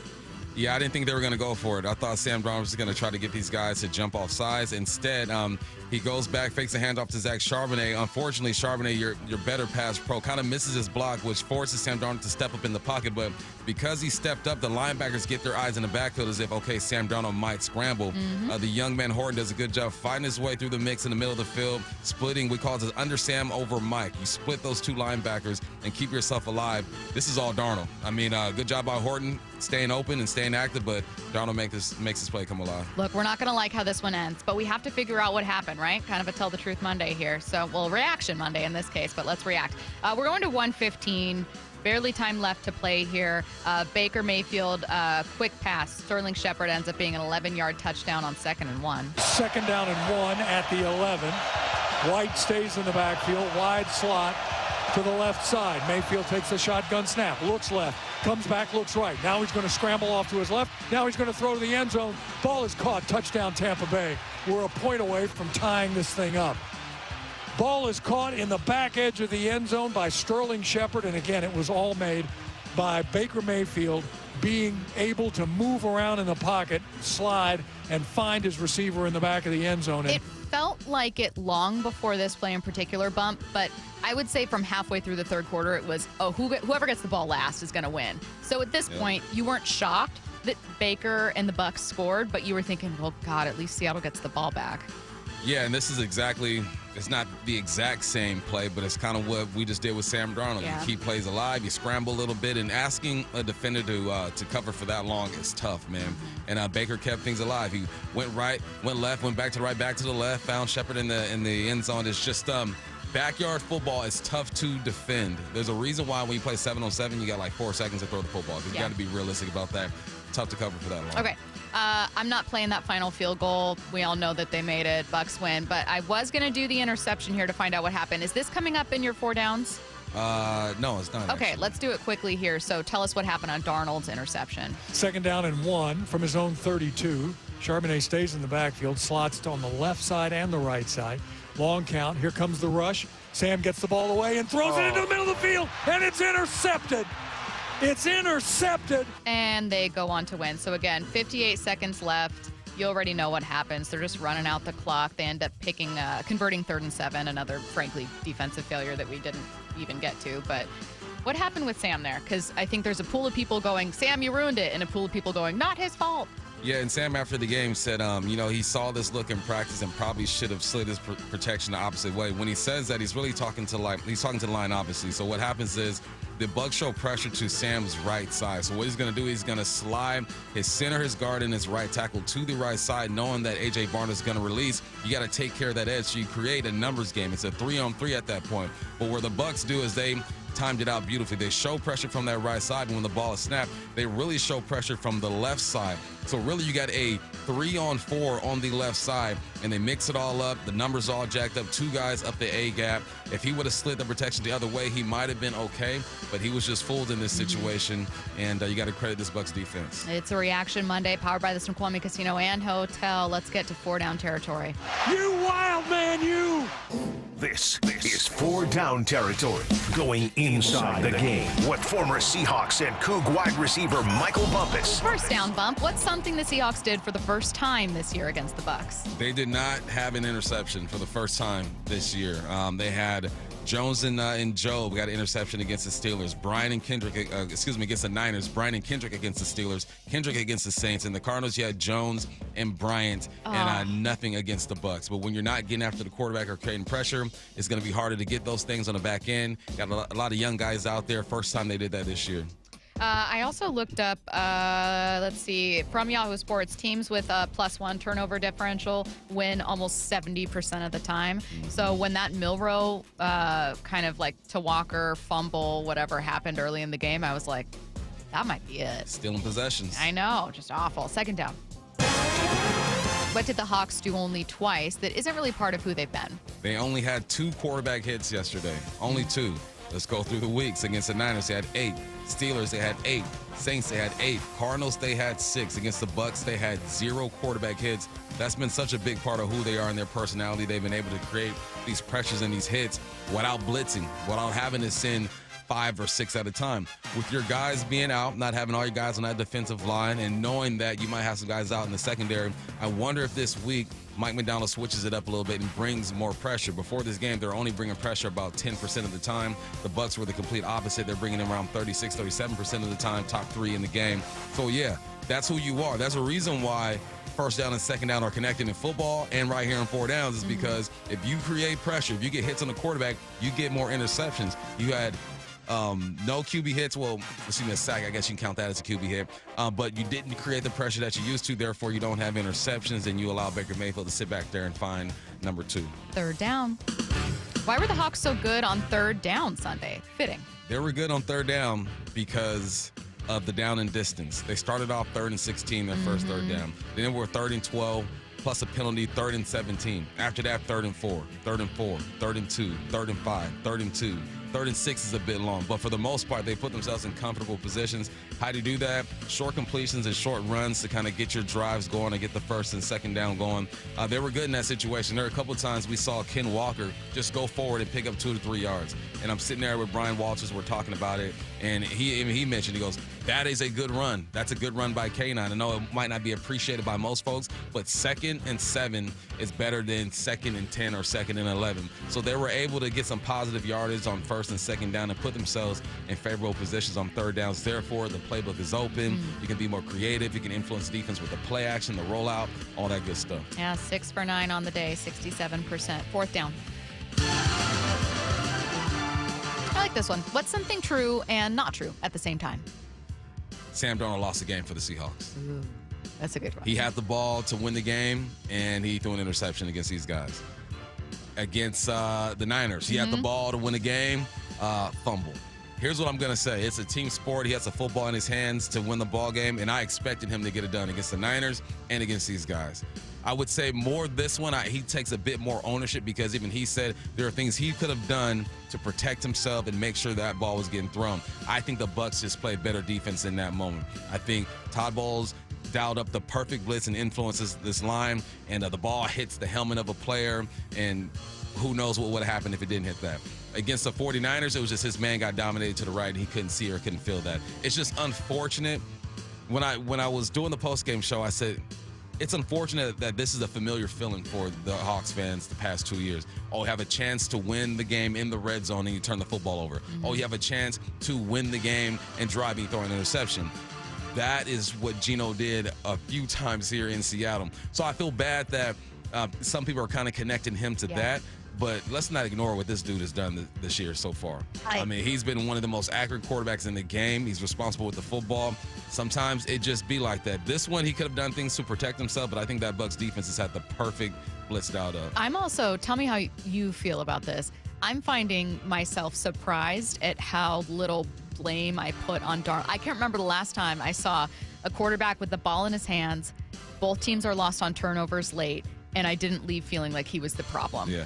Like, I did not. I mean, I know that ultimately you want to say, you're the quarterback. You have to win it. It's why you get paid the most. It's why you get the spotlight. It's blah, blah, blah. And it's like, I totally get it. I can't remember the last time I left not thinking, oh, come on, Sam. Yeah. No, it was, he's capable. He's capable of doing this. Yeah. And he didn't get it done in that moment. But if you watch ball enough, you know that, what's that song? The neck bone connected to the neck bone connected to the. We don't remember all the bones, but we learn them. Exactly. The D-line's, the O-line's connected to the running back. The running back's connected to the QB. The QB's connected to the. It makes sense to me. Out, you know what I mean? But yeah, I expect him to make these plays, though. Thank you for your analysis, Bump. All right, coming up next in the timeline, Michael Bennett sticking up for his former teammate, Russell Wilson. That's on your home for the Mariners pennant. Push Seattle Sports and the Seattle Sports app. 3 hours before first pitch of every Mariners playoff game, it's the Mariners Pennant Push, featuring former Mariners pitcher Charlie Furbush. It's game changer is the crowd here. And MLB Network insider John Morosi. Cal Raleigh to be the MVP, it would look exactly like it looks. Tomorrow at 10 a.m. Then it's Game 3 of the American League Division Series. First pitch at 1:08. where you hear the American League West champion Mariners in the postseason. Seattle Sports. The LJ way is. You look at stuff like this and it's like, I don't want to come into an industry and work on a place that is going to compromise how I feel about myself. I get to go to work every day with good people, and I get to enjoy what I do because I'm out there just trying to do right by people I care about, which is our community. We're going to see them at the grocery store. I'm going to see them at the sports tournaments. 2 friends of our daughters came in last night just on the lot, didn't know I was there, and it was cool because you got to take them through, and they're going to buy a car for their first driver and a car for their kid going to school soon. These are the people that you're going to work with, and so you better make sure that your laundry's clean. I don't think Lee Johnson specifically, right, Speedway Chevrolet, where I'm at, I don't think they've ever had a problem with the community of being able to stand up and look them in the eye and know that they did their job well. The LJ way is the Lee Johnson Auto family. It's beautiful outside. I'm trying to take advantage of this weather and get out on the motorcycle as often as I can while the weather is here. And I've heard from a lot of you the same exact thing. I've also heard from you guys about injuries you've sustained in a motorcycle accident. And if you're somebody that's been injured in a motorcycle crash, call 1-800-LAW-TIGERS. Look, every rider has a story, and for some, it takes an unexpected turn. But you don't have to face it alone. With the Law Tigers, they make sure you get what you deserve when you need it. And in Washington, every motorcycle ride writes its own chapter, from the coastal twists of Highway 101 to the rugged beauty of Stevens Pass. And when the unexpected happens, Law Tigers are ready to ride with you. So again, if you've been hurt in a motorcycle crash, call 1-800-LAW-TIGERS. They are not just attorneys. They are actual riders who know the road and the risks. Whether you're carving through the Cascade Loop or exploring the scenic routes of Mount St. Helens, Law Tigers are the motorcycle lawyers of Washington. Call 1-800-LAW-TIGERS or visit lawtigers.com. The Law Tigers, Washington's motorcycle lawyers. Cook Law Office, PLLC, 539 Broadway, Unit 104, Tacoma, Washington, 98402. Hey, Brock Heward here. Taking the First Mark Insurance Challenge could save your family a lot of money. It saved us thousands. First Mark works for you. Search in the carriers for lower rates and better coverage. If that sounds smart, go to firstmarkinsurance.com. Why is Mazda of Everett the #1 dealer on the West Coast? Mazda of Everett is locally owned and operated for 20 years. They work hard to get you their best deal every time and to make sure you drive away happy. With over 700 new Mazdas, they stock more than anyone in the Seattle area. Find out for yourself why people keep coming back to Mazda of Everett. Take advantage of the Mazda of Everett price during the More to Move You sales event. MazdaofEverett.com. Claims based on Mazda USA inventory and sales reports. Ryan Roland Smith here. For more than 35 years, the NBA Health Insurance Trust has been helping local builders, contractors, and their employees save money and gain peace of mind. They offer customized group health plans from the state's leading insurance providers. Small and mid-sized businesses deserve big healthcare access. The NBA Health Trust brings you the coverage you want at a price you can trust. Find out more at MBAHealthTrust.com. That's MBAHealthTrust.com. Tune in this Sunday when your Seattle Seahawks take on Jacksonville. Kickoff at 10 a.m. Muckleshoot Casino Resort, proud sponsor of the Seattle Seahawks and the biggest and best in the Pacific Northwest.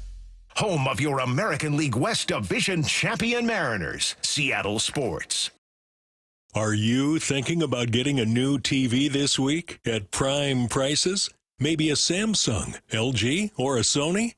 Before you click, you should check out Video Only, because they've got below prime deals. That's right. Top-rated TVs at better than online prices. Curbside pickup or home delivery are available. Don't click before you call Video Only, because if you do, you'll be sorry. Yay to Bruce, the streaming king. With quantum fiber internet, he's gonna binge. He wants more, he's got to have more. More bedtime true crime. More podcasts in the shower. Quantum fiber Wi-Fi has the power. More fast internet speed. He's got the geeks to go big, bring him the game. Right now. And his royal we. More sports non-stop, his quantum fiber's on top. Yay to you. Switch today at quantumfiber.com. Limited availability, service and speed in select locations only. Crawl space and attics are not places you want to spend much time, but many homes in our area can have serious issues behind the hatches. Hi, it's the owner of Crawl Pros, Richard Herron. For years, you've heard us talking about how we go where you don't want to. with our free corner-to-corner inspection to keep your crawl space and attic well insulated and free of mold and water. You've also heard about the pest control division of our company to keep your home bug and critter free. I'm excited to tell you about our newest division, Plumber Pros. Plumber Pros takes the same customer-first approach to plumbing that we do with our crawl space, attic, and pest control work. We've handpicked skilled plumbers that I know you'll feel comfortable inviting into your home. So next time you run into plumbing issues, from leaky faucets and clogged drains to full home repipes and sub pump installations, call Crawl Pros and we'll get our plumbing division, Plumber Pros, out to get it resolved. For anything related to your crawl space, attic, pest control, or plumbing, call Crawl Pros or visit us at crawlpros.com. This is The Timeline with Bump and Stacy. Brought to you by 1-800-DUI-OA. It is The Timeline on Bump and Stacy. We're stepping outside of Seattle, kind of. We are going to get to some former Seahawks here in a minute. But taking a look at the stories trending around the sports world, and we are going to start with the biggest story of the weekend from the NFL. Fox analyst Mark Sanchez was arrested and stabbed, yes, both, in Indianapolis on Friday night. So this is following an altercation with a delivery driver. This is just the information that we have so far. It's still very much a developing story. So the latest development from early this morning is that Sanchez now faces a level 5 felony battery charge, which carries a 1 to 6 year prison sentence. So that was announced officially by Indianapolis authorities. The story stems from Saturday news breaking early that Sanchez was taken to the hospital and in critical condition after being stabbed, which was terrifying, understandably and obviously so. Then it started coming out that he was in an altercation. On Sunday, he was charged with battery, with injury, public intoxication, and unlawful entry of a vehicle for his role in an incident that occurred that week. And then that's kind of escalated to more formal charges being filed as of this morning. It was, this was a roller coaster of not emotions, but of like, of thoughts of how this all went down. Because I'm sitting, I'm in California at the time, getting ready to do my CW work, and I get the tweet. And I'm like, oh, man, he got stabbed. Like, what happened? Did he get mugged? Like, what's going on? And then you slowly start to get more information as the hours go by. And I work with people who work with Mark Sanchez, and they say, this is out of character. Like, he's one of the nicest guys that you've ever met. And my interactions with Mark Sanchez have been the same. So I'm waiting for more information, but it sounds like he was the aggressor. There's video of him being the aggressor. The poor guy was like 60 years old or something like that he got into an altercation with. He tried to pepper spray him, then had to stab him. Like, this is wild. Like, I thought this was, I got a couple weeks ago with a fake tweet. I'm like, I'm getting got right now. Like, this can't be it. You thought this was the same thing. You're like, let me check. You can never tell who's verified now. Let me make sure that I'm reading this correctly.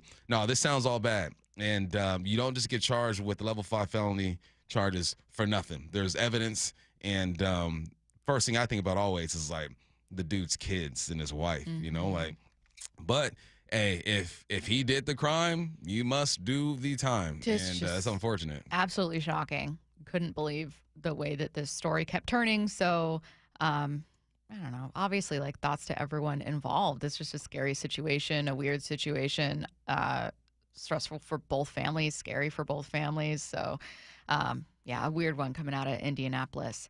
Let's head to the WNBA here. WNBA, so speaking of big stories last week, this one continues to develop. So this started with Nafisa Collier calling out WNBA Commissioner Kathy Engelbert in like a 4-minute exit interview type of speech last week, which went viral. I mean, they were talking about it on First Take. They were talking about it everywhere because she was just calling for more accountability. It was very striking comments. So Engelbert had her first chance to respond to Nafisa's comments about her last week and said this. There's a lot of inaccuracy out there through social media and all this reporting. And so I think what's most helpful is to focus on, I have been in touch with Nafisa. We've exchanged texts. We're talking next week. So I think obviously a lot of reporting, a lot of inaccuracy about what I said or what I didn't say. And I will tell you, I highly respect the players. There's a lot of emotion and passion going on right now because we're in collective bargaining. We're in the WNBA finals. And so I'll leave it there. I mean, I'm just obviously disheartened. I'm a human too. I have a family. I have 2 kids who are devastated by these comments. And so all I'll say is just, it's obviously been a tough week. Tell me if you agree with this take, okay? I don't even know exactly how I feel about it, but Nafisa is the one who ultimately brought this to the public, but it clearly resonated with a lot of other players. So there are other players who have this perception of Engelbert. Even though most people, and I would imagine most leaders, commissioners, bosses, whatever, would want to keep any issue in-house, I almost wonder if it would have been better if she also brought her side publicly. Yeah. So even though, you know what I mean? Like naturally, like you've been a boss before, you'd naturally want to be like, yeah, I'm going to have a conversation with this person. Like in real life, that's how most people would handle it. But like, I almost think it helps her case. If you're going to say there's some wrong reporting out there, well, no, reporters are just quoting Nafisa. So if you have something that you want to add onto the story, I kind of think you should say it publicly. It's already in the public. I agree 100% with that because Nafisa made it public. Yeah. And because she made it public and articulated it so beautifully and calmly with poise, naturally people are going to gravitate towards her side of the story. And then you get the support from the other players in the league. It's like this evidence. You're just stacking evidence.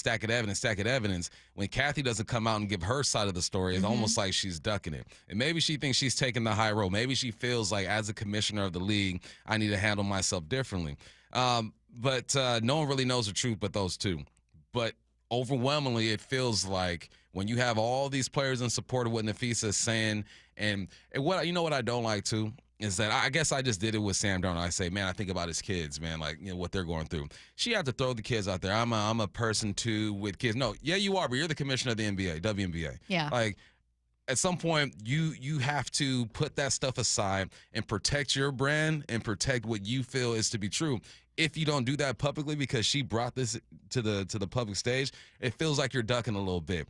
I don't know the whole story, but just going off what Nafisa is saying and seeing the support, I'm going to lean on that side. Yeah, it's hard not to, especially since what Kathy's essentially doing here, and I don't know that it's intentional, but the outcome of what she's doing here in this statement is pushing blame for the perception of her on ambiguous stories. It's not Nafisa. It's not her. It's just this rumor that's out there. It's misinformation. It's media. And it's like, whoa, no, hang on a minute, Engelbert. Very important to note that one of your players, an employee of the league that you are charged with overseeing and promoting and uplifting, came out and said this about you. Right. This is not a very unconnected kind of, you know what I mean? It's like she doesn't want to blame Nafisa or make it look bad, but she also doesn't want to take fault for it. And I kind of think she should have. Which commissioner would take fault, though? No commissioner is going to sit there and be like, no, I know. I messed this That's up. why I initially. That's the tough part about this whole thing. Exactly.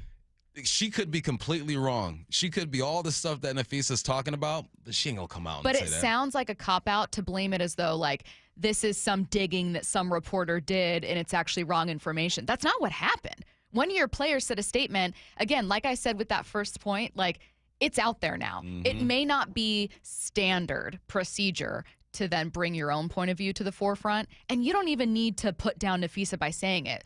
All you could do is say, I am under no misconception that Caitlin Clark is famous because of the WNBA. So I think there was something lost in communication with Nafisa and I, but I love that Nafisa advocates for her league, and her and I are going to have a conversation privately about how I can communicate those things better and how she can feel more supported. Like, that would have been perfect, and I think people would have laid off. Email her, write up a statement, and have her read it. I'm gonna be her Olivia Pope fixer, and I'm gonna say, well, no, maybe they do need a new commissioner. I got to figure out if she's ready to do this yet. Let's get to our last story here.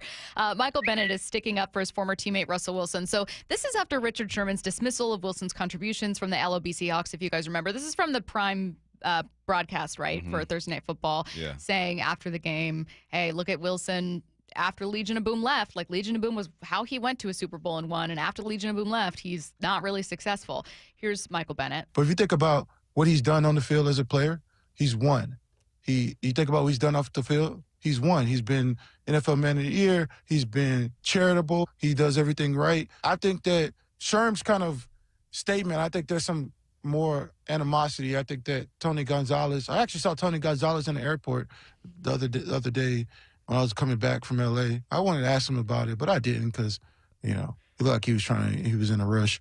But I don't think that's right. I think if we did that for everybody, every player, that means that Russell Westbrook isn't a Hall of Famer. You know what I'm saying? That means that we have to say that anybody that has Carmelo Anthony his last 2 years or right. Anybody that keeps playing past their prime is no longer a Hall of Famer, like, because they're diminished. Like, yeah, I don't agree with it either. He added that maybe Russ and Sherm need some marriage counseling because this feels like also some personal feeling. There's involved. definitely some personal feelings in there. And if you know Sherm, if you know Russell, they're just two completely different people. Very different. And, you know, sometimes that's gonna form an opinion that might not be accurate to some people, might be accurate to some. Here's the facts. Russell Wilson is 15th all time when it comes to passing yards. He's won a Super Bowl, no matter who he's playing with. Eli Manning won 2 Super Bowls with a great defense, yet Eli Manning does have more passing yards than Russell Wilson. I can see a case for him getting in. I can see a case for him not getting in. But what I think is wrong is to just ignore that Russell did put together some good years without those guys. But it'd be bad to ignore that he had one of the greatest defenses of all time. The latest from Mike Macdonald coming your way next.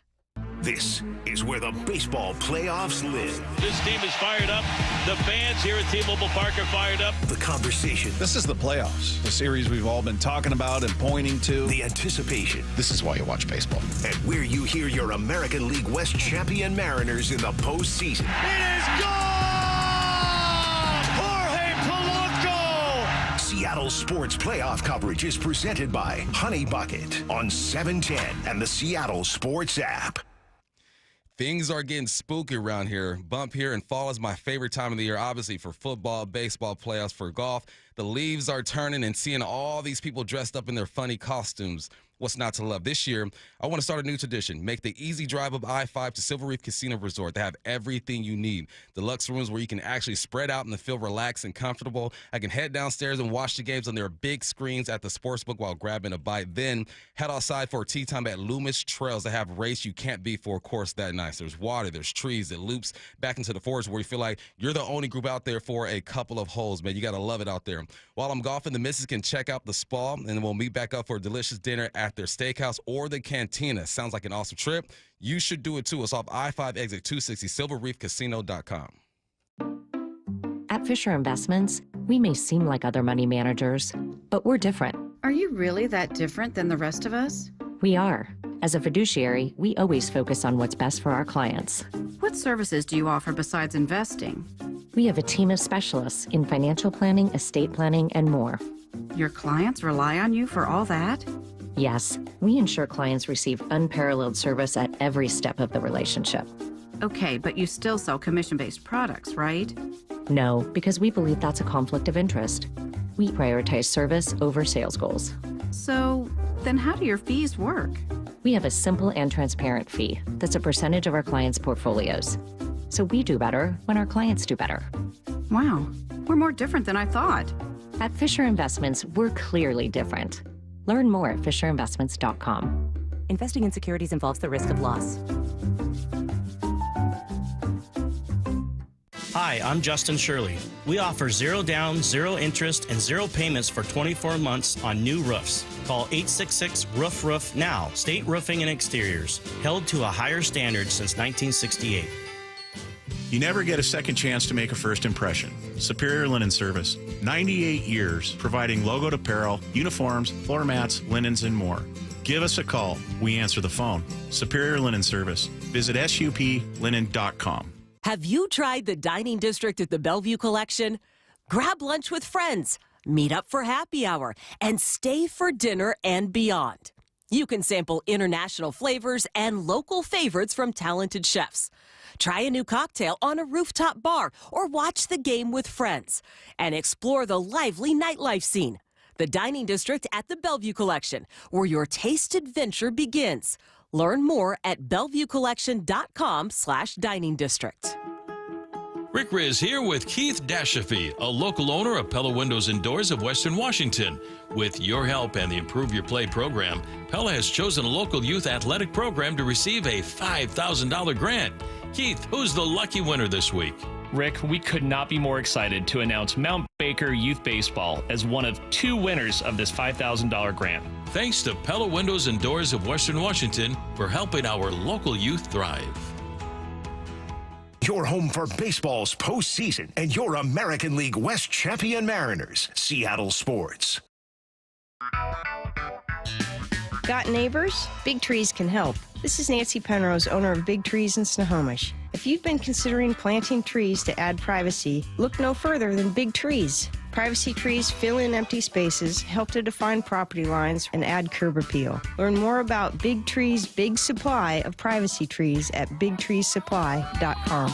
Beauty, privacy, instantly. Big Trees. Hey, it's John Curley with some great news. If your home's heating or cooling is uneven, noisy, or expensive, listen up. The Quilt Ductless Heat Pump System from Home Comfort Alliance is changing the game. It gives you room-by-room control and next-gen efficiency, so you're only heating where you need it. That means real comfort and real savings, and every quilt system qualifies for max tax credits. Trusted for 50 years. Call the comfort people today at homecomfortalliance.com. Is your car road trip ready? Don't get stranded. Get to Bucky's Complete Auto Repair. Bucky's has been preparing cars, trucks, and SUVs for safe, worry-free travel for over 50 years. We take care of your car with experience and good old-fashioned customer service. For all your oil changes, brakes, AC charging, and factory maintenance, choose Bucky's. No appointment needed, and yes, friendly financing is available. Visit Bucky's.com. Bucky's, where your car feels right at home.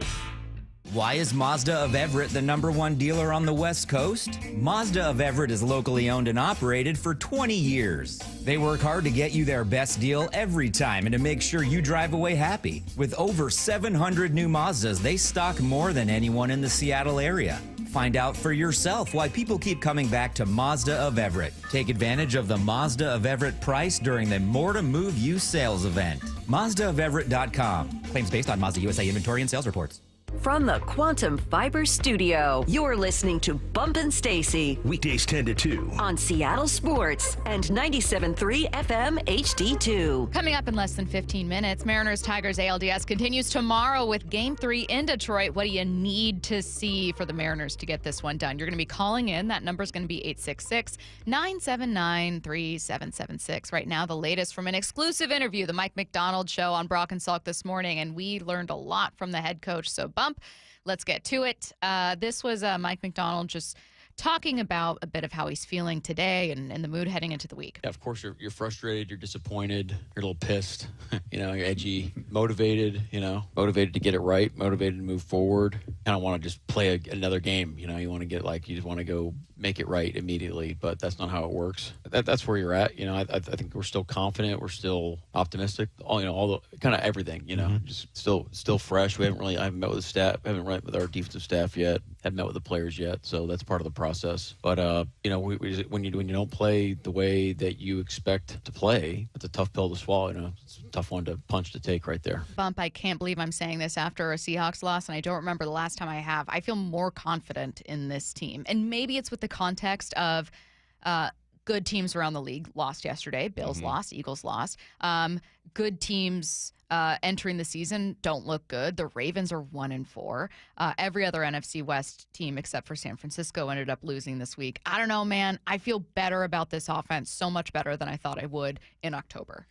Yeah, I do as well. When you put up 35, you're supposed to win that game. And I think for Coach Macdonald, this is the first time that he left the game feeling like his guys on his side of the football didn't live up to what they were supposed to and pull their weight. So I think this one stings even more. Yes, he's the head coach, and he takes responsibility for wins and losses. But when your side of the football doesn't perform the way that you know that they can, it's going to hurt a bit more. But also, let's not ignore, you don't have guys in. And the only team I can look at and say, well, they're getting it done without their dudes, are the San Francisco 49ers. Mhm. Somehow, some way, they keep finding ways to win without all their due. So not an excuse, but your call plays differently. Your defense performs differently when you don't have your ones in there.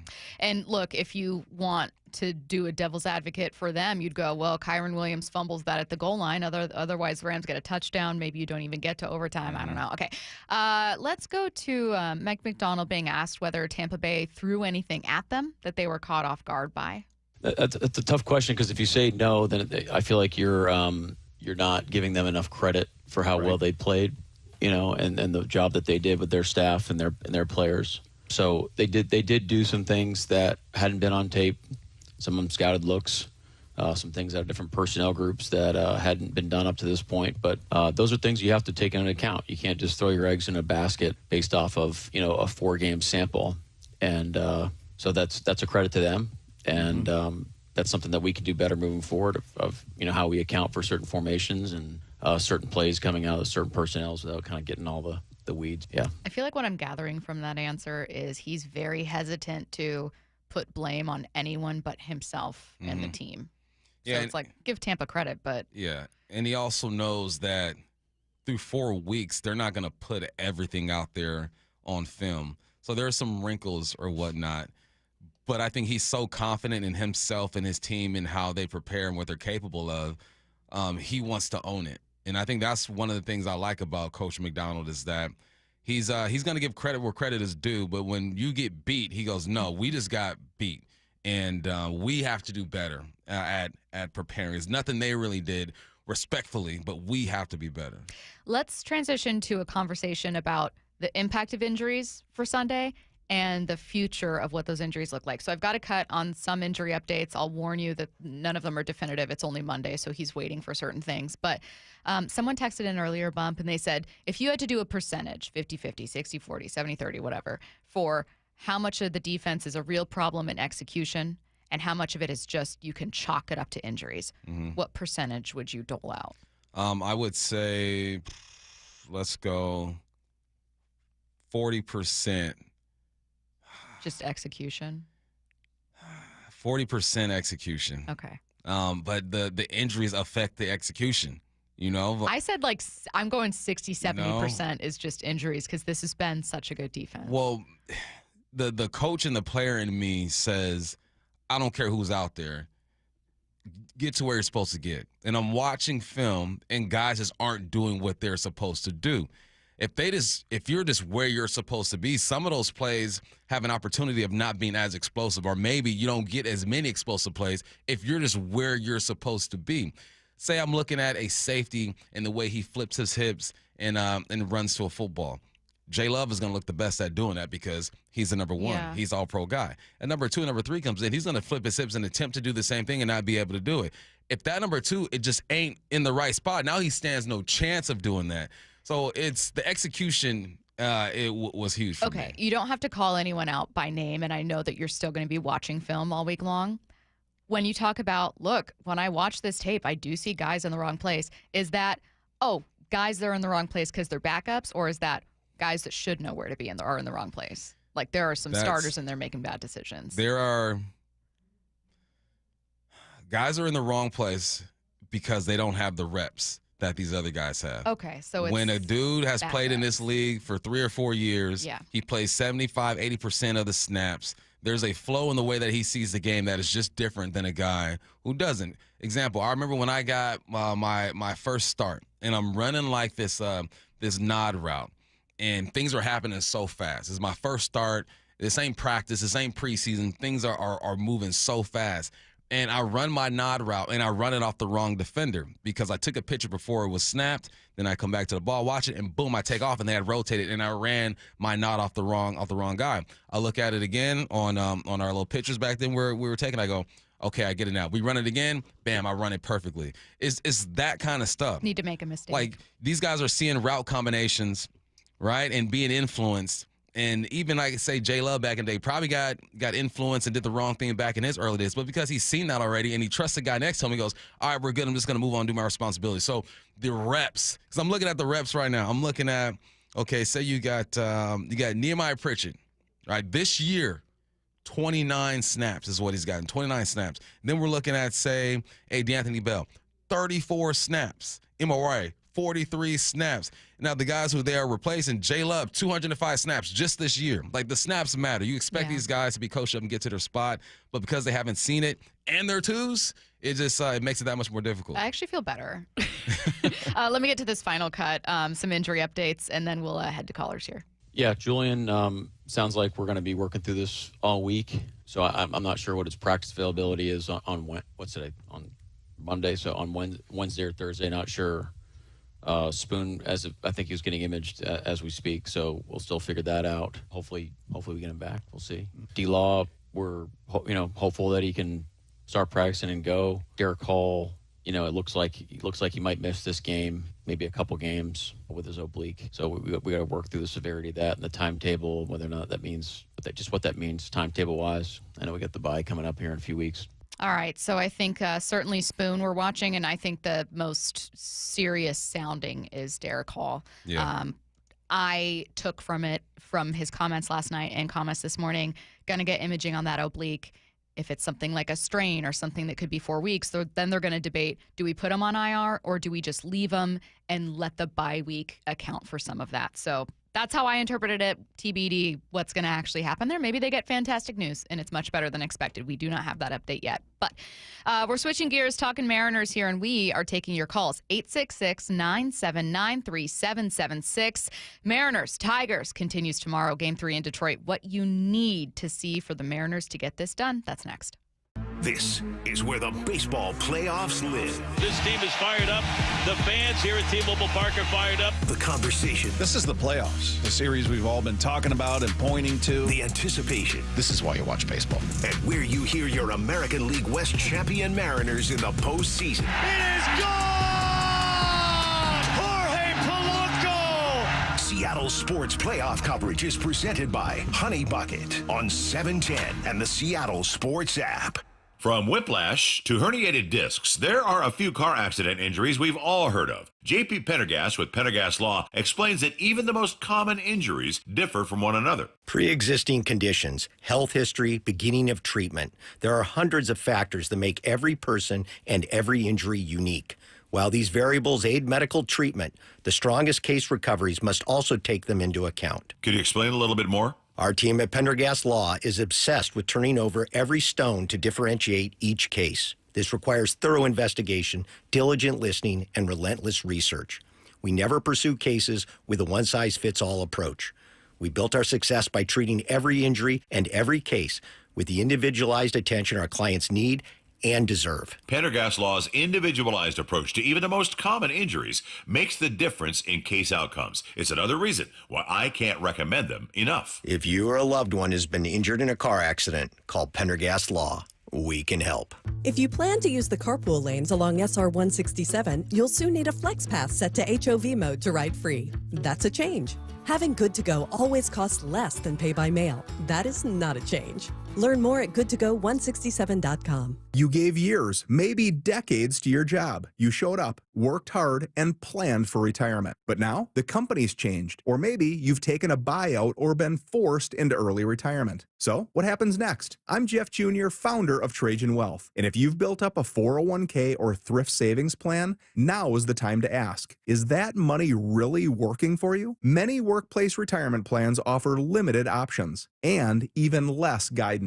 At Trajan Wealth, we help people just like you roll over their accounts into IRAs with more flexibility and personalized investment strategies built around your goals. For households with $500,000 or more, let us build you a personalized plan. We operate on veteran values, service, trust, and doing what's right. Your next chapter starts now. Call Trajan Wealth, 206-466-3300. That's 206-466-3300. Advisory services offered through Trajan Wealth, LLC, an SEC registered investment advisor. Well, I'm here with my good buddy, Dr. Dan Nelson from Eastside Pain and Regenerative Medicine, and you've heard from Dr. Dan's patients over the years how a simple stem cell procedure has successfully conquered their pain. Well, folks, now it's my turn. After years of dealing with knee pain from all the football abuse, I can say my knee pain now is almost 100% gone. How'd you do it, Dr. Dan? Well, Brock, personally, I'm very happy that you did so well, and your story is like so many of our other patients. patients who come in, former athletes and non-athletes as well, who have come in with chronic knee pain, and they are looking for alternatives besides knee replacement surgery. And we're happy to provide this service. It's been truly a game changer for so many folks. It's just been a pleasure to be part of this. Consider Dr. Nelson, the only doctor with over 30 years of experience in pain medicine techniques, including stem cell therapy. I was in and out with a couple of follow-ups. It's a non-surgical solution to pain using your own stem cells. Consider stem cell therapy with Dr. Daniel Nelson, MD at 425-823-4000 or visit danielnelsonmd.com. That's danielnelsonmd.com. Are you thinking about getting a new TV this week at prime prices? Maybe a Samsung, LG, or a Sony? Before you click, you should check out Video Only, because they've got below prime deals. That's right, top-rated TVs at better than online prices. Curbside pickup or home delivery are available. Don't click before you call Video Only, because if you do, you'll be sorry. I had a young woman who was on a new SUV, and she had attachments to her old car because it was her first car, and she had questions because she was doubling her spending budget, and she was very fiscally responsible. It was almost making her sick. And the best path at that point was to, let's stop for the night, and you go home and take a breath. She came back in the morning and bought the car. She was way happier. These are major life accomplishments. You have the ability to afford at this tier. You've secured one of the major needs in your life. You should be feeling a tremendous amount of pride and respect for your accomplishments. I'm just grateful that we get to celebrate it with them, that we get to be part of it in that aspect of it. The LJ Way is the Lee Johnson Auto family. Cars for Kids. No more stressing over your old vehicle. Donate it today and get it picked up tomorrow. It's the easiest service out there. Donate online at carsforkids.org. That's cars with a K. Baseball's postseason is here. Seattle Sports Playoff coverage is presented by Honey Bucket, 710 KIRO AM Seattle and KIRO FM HD2 Tacoma. Seattle Sports Snapshot. Mariners Tigers ALDS continues tomorrow in Detroit at 1:08 p.m. with a noon pregame. Yanks Blue Jays also playing Game 3 tomorrow. Today you've got two National League series. It's Dodgers Phillies at 3. Dodgers lead the series 1-0. Cubs Brewers at 6. Brewers leading that one. We're going to be joining that Cubs Brewers game at 6 p.m. on Seattle Sports following Wyman and Bob. Snapshot, brought to you by Miller Lite. When it's game time, it's Miller time. From the Quantum Fiber Studio, this is Bump and Stacy on Seattle Sports. Streaming through the Seattle Sports app and at seattlesports.com. Now, here are your hosts, Michael Bumpus and Stacy Ross. Here we go now. It's a Reaction Monday powered by the Snoqualmie Casino and Hotel. Mariners, Tigers tomorrow in Detroit, 1:08 p.m. first pitch, noon pregame show right here on Seattle Sports. And you need to tell us what you got to see from the Mariners. How do the Mariners get this done? Need I remind everyone that the loser of Game 1 of a best-of-5 series, according to MLB.com, has gone on to win the series just 26% of the time. You think the Mariners changed that? Yep. Well, what are they going to have to do? 866-979-3776. Easy question here, I think, and a fun one. What do you need to see? What do you need to see tomorrow when these two teams kick things off? Logan Gilbert taking the mound. Got eyes on a rain delay, but, man, I'm feeling good about Gilbert there. I thought he'd be your Game 1 starter. Yeah, me too. I know. Okay, so 866-979-3776. Call now. Let's go to our first caller, Nelson, calling from Kent. What do you need to see for the Mariners to get this done? Yo. Okay, so a couple things. One, I just want to say we've all been dying for playoff baseball here in Seattle, especially at home. And this has been extremely stressful. And I'm so happy for the day off today because these nail-biting games have just been a lot. But we need – I mean, it starts with pitching. Logan's got to come out and, shut them out, keep them at zeros, and you want to see an early lead by the offense. Like, even that one run, even if you get one early in the first couple innings and you're up 1-0, it feels like such a different game if you have that lead. And then lastly, can I just say to that fan that was on TV crying after Julio's hit, like, if you're on Twitter making fun of that guy, like, that's what sports is about, man. Like, I love that. I could get in tears just talking about the Mariners. Like, if you're not getting emotional about sports, I don't know. I don't even know why you're watching then. That's what it's all about. And I love that his girl just hugged him. But, yeah, let's go. I think we're going to win tomorrow. And I don't even think we're going to need to come back home. But hopefully not. Oh, calling I shouldn't say a sweep, but taking those 2 games in Detroit. Thanks for the call, Nelson. 866-979-3776. Call now. What do you need to see in Detroit tomorrow? Absolutely need to see. I mean, I need to see a game played. Rain in the forecast, so I'm a little bit nervous about a bump, especially like I just flashed back to Logan in a rain delay in New York. He was like basically perfect through however many innings they got. Then you had the rain delay, and then it's not easy on a starter. It's a real thing that does affect teams, especially if you're a visiting team. So a little surprised Nelson went with pitching, though. I know that's central to success in the playoffs, but I left these 2 games in Seattle longing for more offense. You're not going to hit 7 runs every single game in the playoffs unless, I guess, you're the Blue Jays facing the Yankees. But I did expect more than in Game 1, 6 hits from Cal and Julio alone. And in Game 2, those 3 runs, thank goodness. But, like, where's Naylor? Where's Suarez? Dom's had a really good September. Where's he been? Luke Raley, you pinch hit him for Robles, didn't do anything. Like, there's some power here that isn't quite showing up yet. You ever go to a party when you're young, your friends are like, hey, meet us there. Invited. Meet us there. Yeah, you were. You just didn't go. I wasn't invited. They said, hey, meet us there. And you're going and you don't really know anybody there. And you show up and there's like one person that you know and you guys like just gravitate towards each other. Like, this is, we are here together. Where's the rest of the squad? That's what happened the first game. It's like, you know, Cal shows up, Julio shows up, and they're waiting for the squad. Like, where's the squad? You're texting them, you're calling them, they're not showing up. That's what I need to see as well. I'm right there with you. Dom have a hit or 2. Suarez, I said it earlier, he needs to do his thing. Just be the squad that you've been. Show up to the party at the same time. Coordinate. Ron calling in from Puyallup. Ron, what do you need to see tomorrow? I need to see Logan Gilbert go complete 7 innings, and we win. Because if he goes 7 innings, that means we can set up the bullpen, and we'll be under control. I don't disagree. Thanks for the call, Ron. I don't disagree with you. Curtis, if you aren't on the phone right now, can you look up Logan's? How often has he gone 2-7 or through 7 this time? Ron's right. Your best formula to win is Logan being amazing, looking like Logan and getting through 7. But my faith meter of that happening is pretty low. Of Logan going through 7? Yeah. It's but low? If I were to choose, it's what I would want to see. Yeah, he's done it one time this year, and it was on opening day. Okay. But you know what? He's gone basically the whole season. And nothing like that late March feeling. Let's run it back. Run it back. Here's what makes me believe that this will be the second time he does it. Yeah.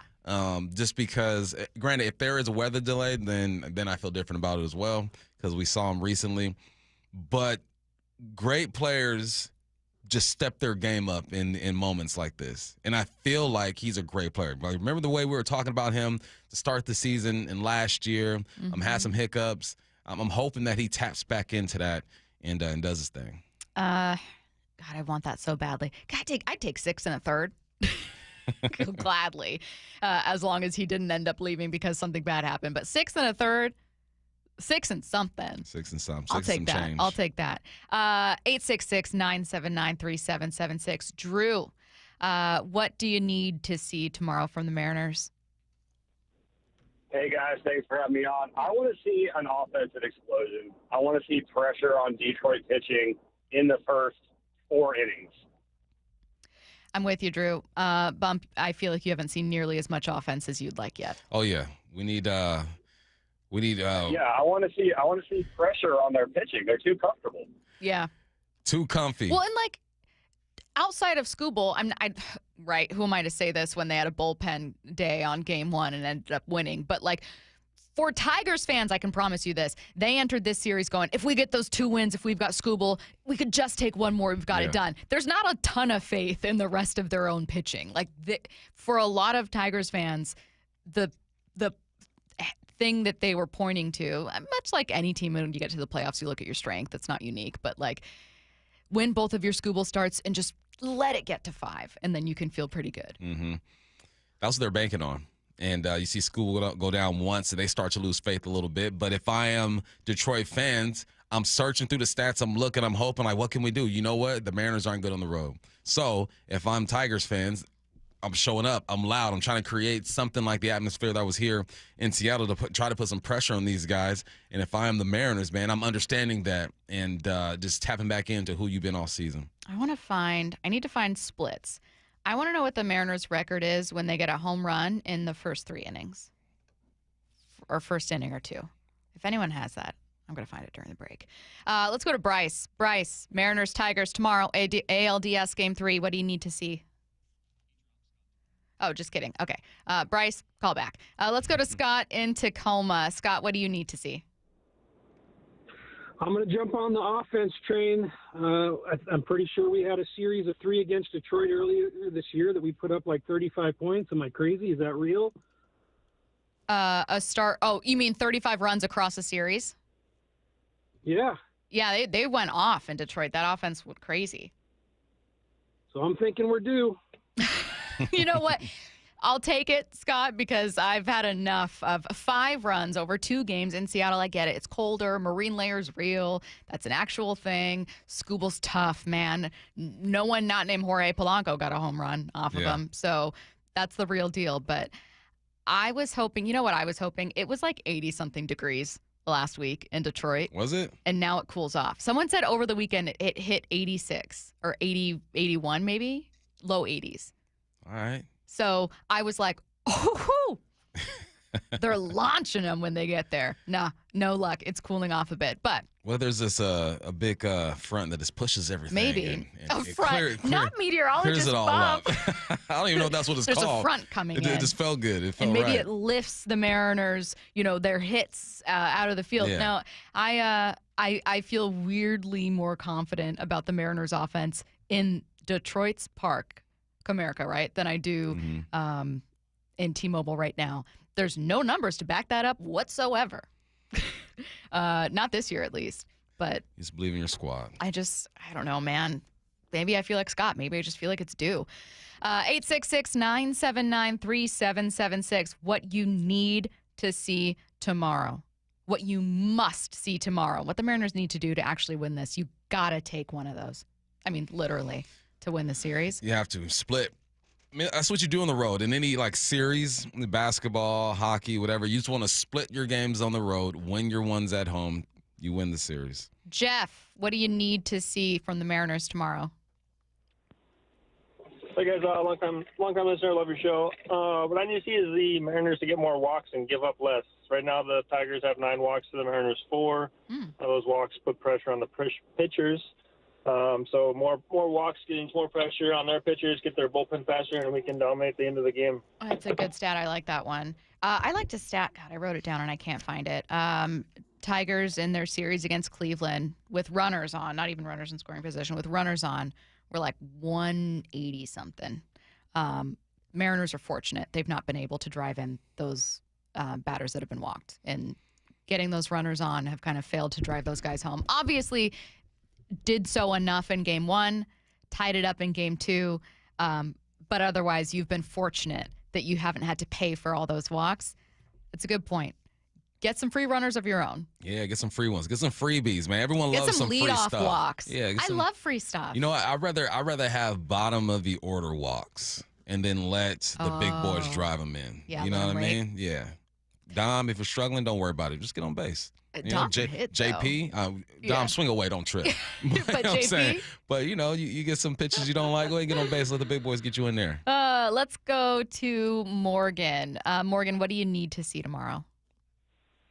I'd really love to see them just use every part of the bat. I feel like Cal and Julio have been the only guys producing in our lineup, and just would love to see some bat on ball. Get the bats going. I like it. Yeah, I was kind of waiting for I was really excited every time T-Mobile bump was just like losing their minds. Mm-hmm. What I really wanted to see, just because it like makes your heart race to think about covering it, school to cover, I wanted to badly see an inning where they just kept stacking on hits. You get a single, get another single, maybe you get a double and drive that person in, where there's just kind of, it's not even chaos ball. It's just a really good inning. Because I was thinking, God, what's T-Mobile going to be like if that happens? Yeah. What are they going to do? And we didn't end up seeing it. Yeah, we love I'd that. love to see that in but Detroit. that's not who they are, though. Sometimes it is. Sometimes. It's who they were in Houston. What can you, but what can A you? 7-run, what is it, second, third? What can you really rely on? This offense has been good outside of home runs, too. Yeah, they've been good, but if I'm gonna pick on something like to bet on, it's gonna be like, all right, couple bombs in the inning. But no, you're right. It's if they can be a complete team, of course we take that. If they have an inning, if they had an inning like that in T-Mobile, the place would have lost its mind. It would have crumbled. It would have been shaking in that thing. I still will accept it in Detroit. Mhm. I will take that. You know what I mean? Who am I to look a gift horse in the mouth? If they want to have a 7-run second inning, great. Why not? Let's go to, who do we got next? Gary. Gary, what do you want to see from the Mariners tomorrow? All right, there's two basic things in football, blocking and tackling. There's three basic things in baseball. You field the ball, you throw the ball, and you hit the ball. That's the basics of baseball. If you can't hit the ball, you're not going to win. And the Mariners have got to start hitting. Thanks for the call, Gary. Gary said, doing a fine job with some of these other things, but hey, last time I checked, you got 5 runs over 2 games, and you entered the postseason as one of the best offenses. Shockingly, something I didn't think we'd be saying last year. Mm-hmm. He's like, man, see ball, hit ball. Come on, man. The fundamentals of baseball. Swing at good pitches. Thankfully, look, you got Skubal out the way. And I know they had a bullpen start the other day. You didn't do the things you wanted to do.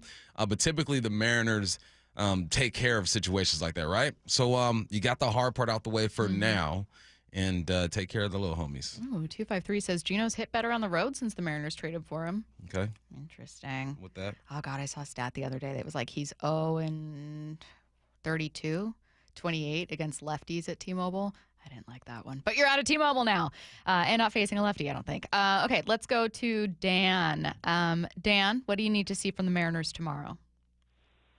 I need to see our offense be the people that they were.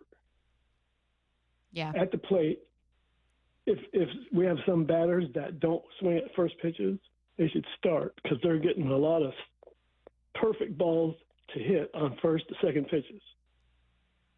They need to let the pitchers pitch to them and not swing at garbage.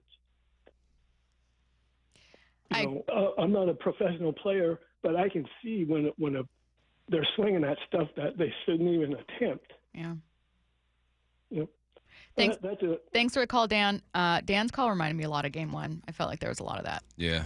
I wonder what the numbers are with the whiffs. There was just Kirby actually had the most swing and miss. I think he had a 15, 16 or so. But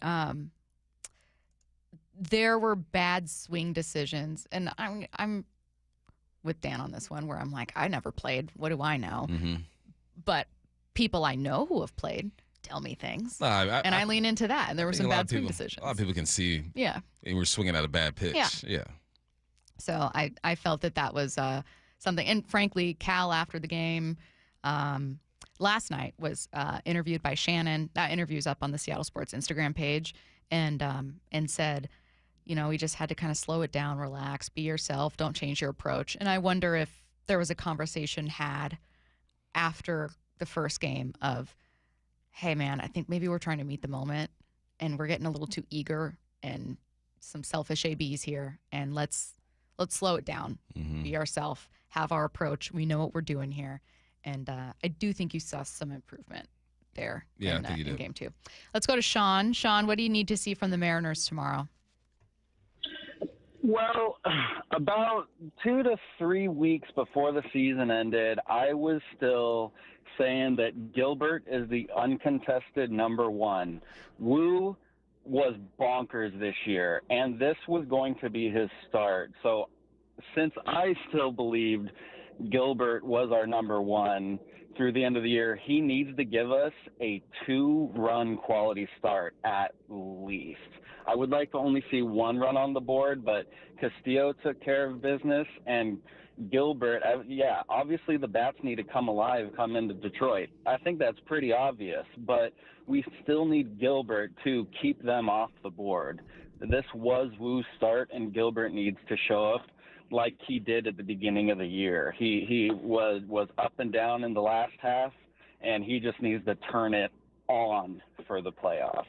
Thanks for the call, Sean. Sean said, PSA for Logan Gilbert, I believed in you, and I've been in your corner all year long, and you owe me. Logan, you owe me, okay, man? I've been championing you. You've been my ace. Right? Come on. And my group chats have been going crazy, and I've been backing you up this whole time. I've been fighting for you. We were all fighting for you. That's the thing about being a fan, too, is like once you hang your hat on something, it's hard to be like, all right, maybe that's my take. Maybe I switched it up. I'll die on that hill. Yeah, this is it right here. So do it for, what was his name, Brian? Sean. Sean. I don't know that Logan's gonna get all the way through 6, or certainly get through 7. I do think Logan can limit the damage to 2 runs. Mm-hmm. So most of a quality start. Let's go to Mike. Mike, what do you need to see from the Mariners tomorrow? Hey, guys. Hey. I want to kind of tag on to something that I heard A-Rod and Big Papi say last night. A-Rod was talking about the first game, and he made the quip of helicopter swings. In other words, guys swinging for the fence. And so we need to see less of those. And, I think when you talk about the maturity of both Julio and Cal, those guys have, learned and adopted a good, 2-strike approach. I mean, they may get their whack in at the fence, but when they need to, they come up with a different approach, so that they can, battle through a good at bat. Eugenio really seems kind of lost in space. I mean, he's got 1 swing, and that's it. And it's for the fences. Now, what Big Papi said also, the other thing is when you meet the postseason, you have to be a different player than you are in the regular season. You may not. You have to do whatever the heck is needed at the time that it's needed. You can't kind of rely on your profile or whoever you thought you were during the regular season. You have to rise to the occasion. So we're going to need a lot of that from the whole team. Thanks for the call, Mike. I like that point he brought up from Big Papi. At first, I was like, "What do you mean change?" Because I wasn't able to watch either broadcast. It's like, "What do you mean change who you are?" All I saw was Big Papi making fun of the Yankees. I only saw clippable moments. But I like the point about the point is you can't chase a single stat, which they were clearly doing against the Dodgers, and you can't blame them. Nothing to play for in that series. Whatever, swing for the fences, I guess. But you can't be chasing anything. You have to just get to the next person, drive in a run, get on base. So I like that point. It's hard to not be what got you here. That's the tough part, right? You don't get to this point, got the bye in the first round, and say, all right, boys, small ball. Let's go. All right, forget what we did for 162 times, small ball. I think you can be smart, right? You look at how Julio Rodriguez took that splitter, didn't swing for the fences, took the pitch that was given him, understood that, look, he gave me the same pitch last time. I've collected this data, so now I can be smart at the plate. I think you can definitely do that, but I also don't want these guys getting up there and being timid and second-guessing who they are. They are a team that hits bombs, but you must be able to adjust to the current situation. That's what we saw Big Dumper do, hitting that double, and we saw Rodriguez hitting his double. Now everyone else has to take that same approach. I'm going to be who I am, but the pitch is going to tell me where this ball should go. Let's go to Les. I think Les and Bothell. What do the Mariners need to do tomorrow to get this done? We need Randy and Naylor to just bust out. I don't know, Does anybody know if Naylor had his baby yet? Because I think his mind is on the new kid. Haven't heard anything. Thanks for the call, Les. And I'll agree with you that yes. I've been waiting for playoff Randy. He had now, he did have, what was it, a leadoff single? I couldn't remember if it was a Sun. I think he had a leadoff single. Yeah, he did. Against Skubal. So I was like, well, look at me. I just said we need to see playoff Randy, and then that happened. But yeah, Randy and Naylor. Have not heard an update on Naylor at all. We are talking with Adam Jude at 1 in about 40 minutes. We'll ask him. So TBD there. Let's go to Mark. Mark, what do you need to see tomorrow? Hey, I'd like to see some smart, aggressive play from the Mariners, which means punch them in the throat when you're at the plate and then be aggressive on the base paths. They went into Houston. They took 3. They went to Detroit. They took 3. They can win on the road. Just be smart and aggressive. Thanks. Thanks for the call, Mark. Bump, do you think they need to punch him in the throat? Yeah, in the throat, in the chin, in the nose, the eye. They need to swing punch, first. Swing first. Swing first. Swing first. William Sago. William Sago. Yep. Whatever happened to him? I hope he's doing great. I mean, hope he's doing great. I did see him one time when I went back home when I was in college. Does he remember that you punched him in the face? I'm sure he does.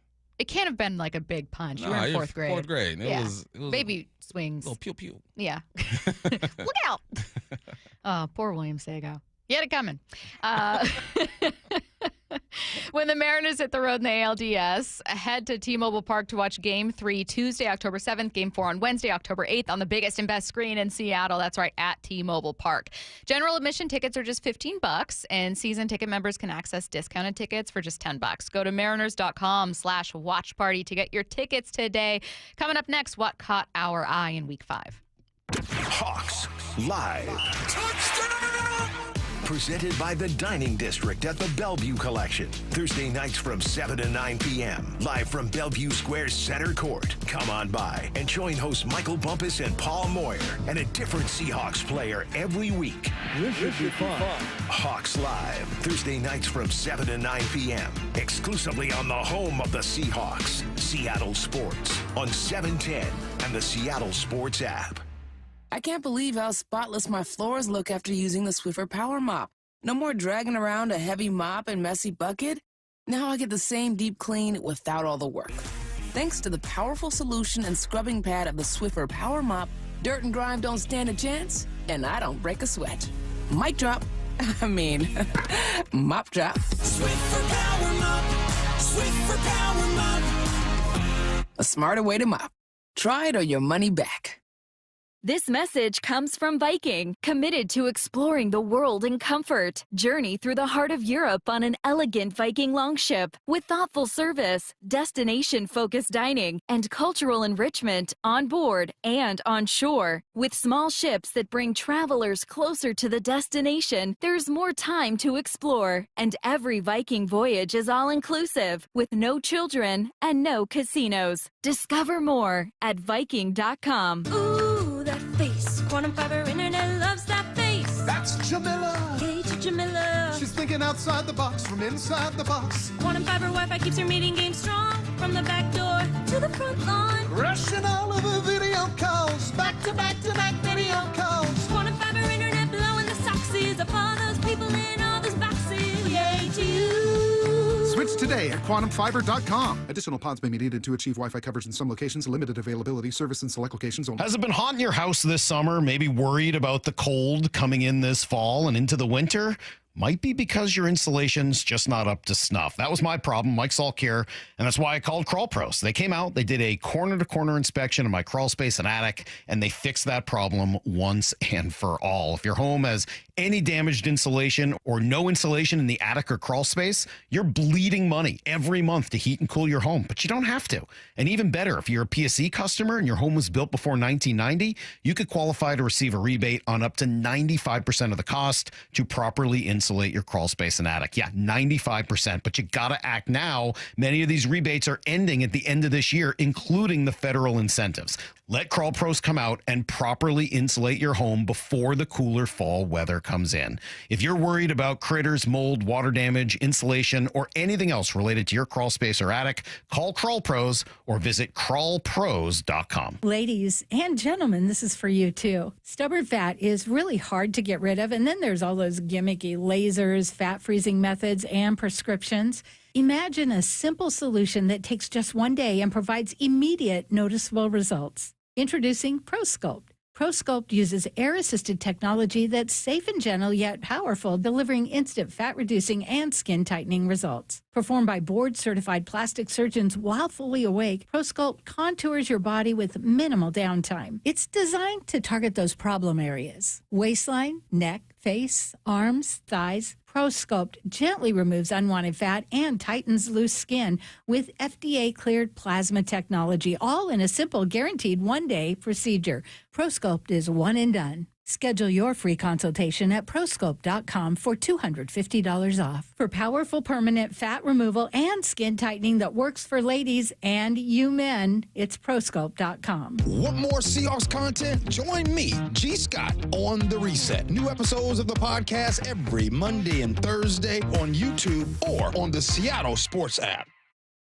Are you frustrated with those trendy weight loss shots and not getting the long-term results you really want? This is Dr. Ryan Coogan with Eastside Weight Loss, and whether you've hit a plateau, can't handle the side effects, or watch the pounds creep back after stopping, there's a better way. Our program has helped over 4,000 people lose up to 10 to 20% of their body weight in just 8 weeks without expensive injections or uncomfortable side effects. Our doctor-developed program costs up to half as much and works up to twice as fast. Ready for real lasting results? Visit eastsideweightlossclinic.com now to schedule your free consultation. Did he just say Eastside Weight Loss Clinic is half the cost and works twice as fast as weight loss injections? Well, if that's not reason enough, you don't risk the scary side effects or gaining the weight back as soon as you stop.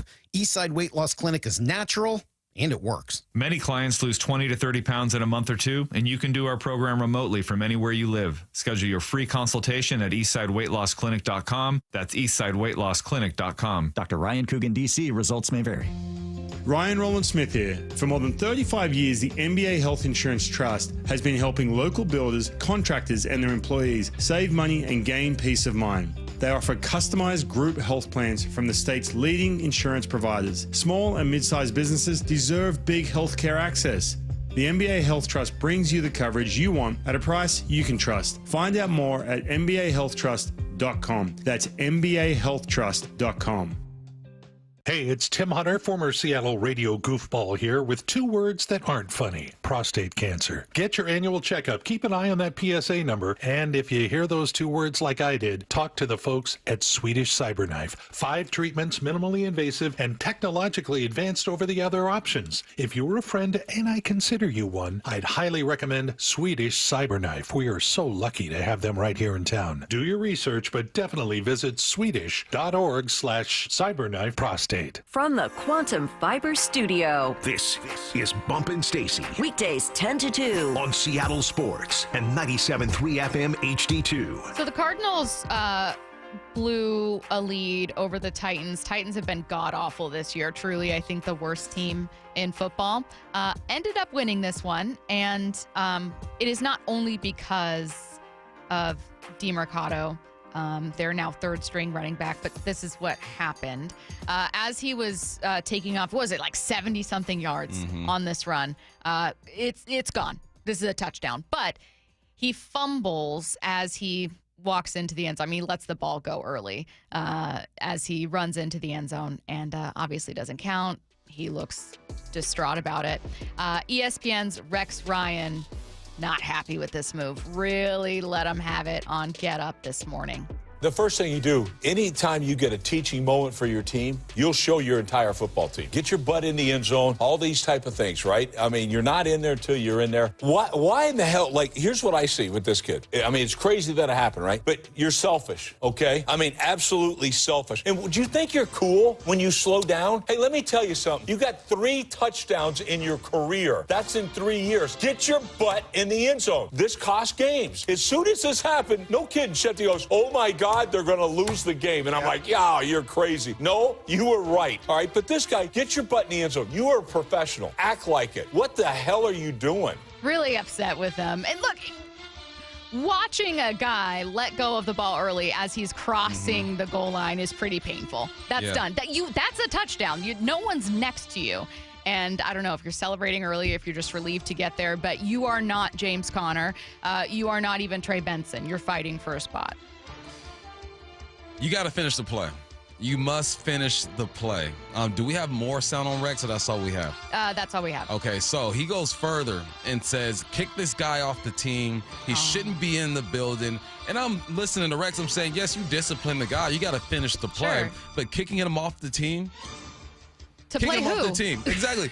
James Conner's hurt. Who's an available running back out there that you want to get? Obviously, he's on this team because he's a third string, but he brings some value to the squad. It was a bonehead play. I understand that. And you need to secure the bag. You got to cross the goal line. You discipline him. You show it to your team and all that good stuff. Yeah. The part that got me was when he was talking about he shouldn't be allowed in the building anymore. I'm like, let's be real, man. Let's be real. Rex Ryan, great coach, good analyst. I completely disagree with you. We don't have the sound of that, but I was hoping we did because that was going a bit too far. Now, if he ended up making that mistake multiple times, then maybe you worry about like, okay, this guy is not listening to feedback. He's not trying, whatever. He's hurting your team. Okay. The first point is, I think, the most important when it comes to the Cardinals. They don't have any running backs. What? That'd be like right now. Yeah, that'd be like in the Seahawks game yesterday.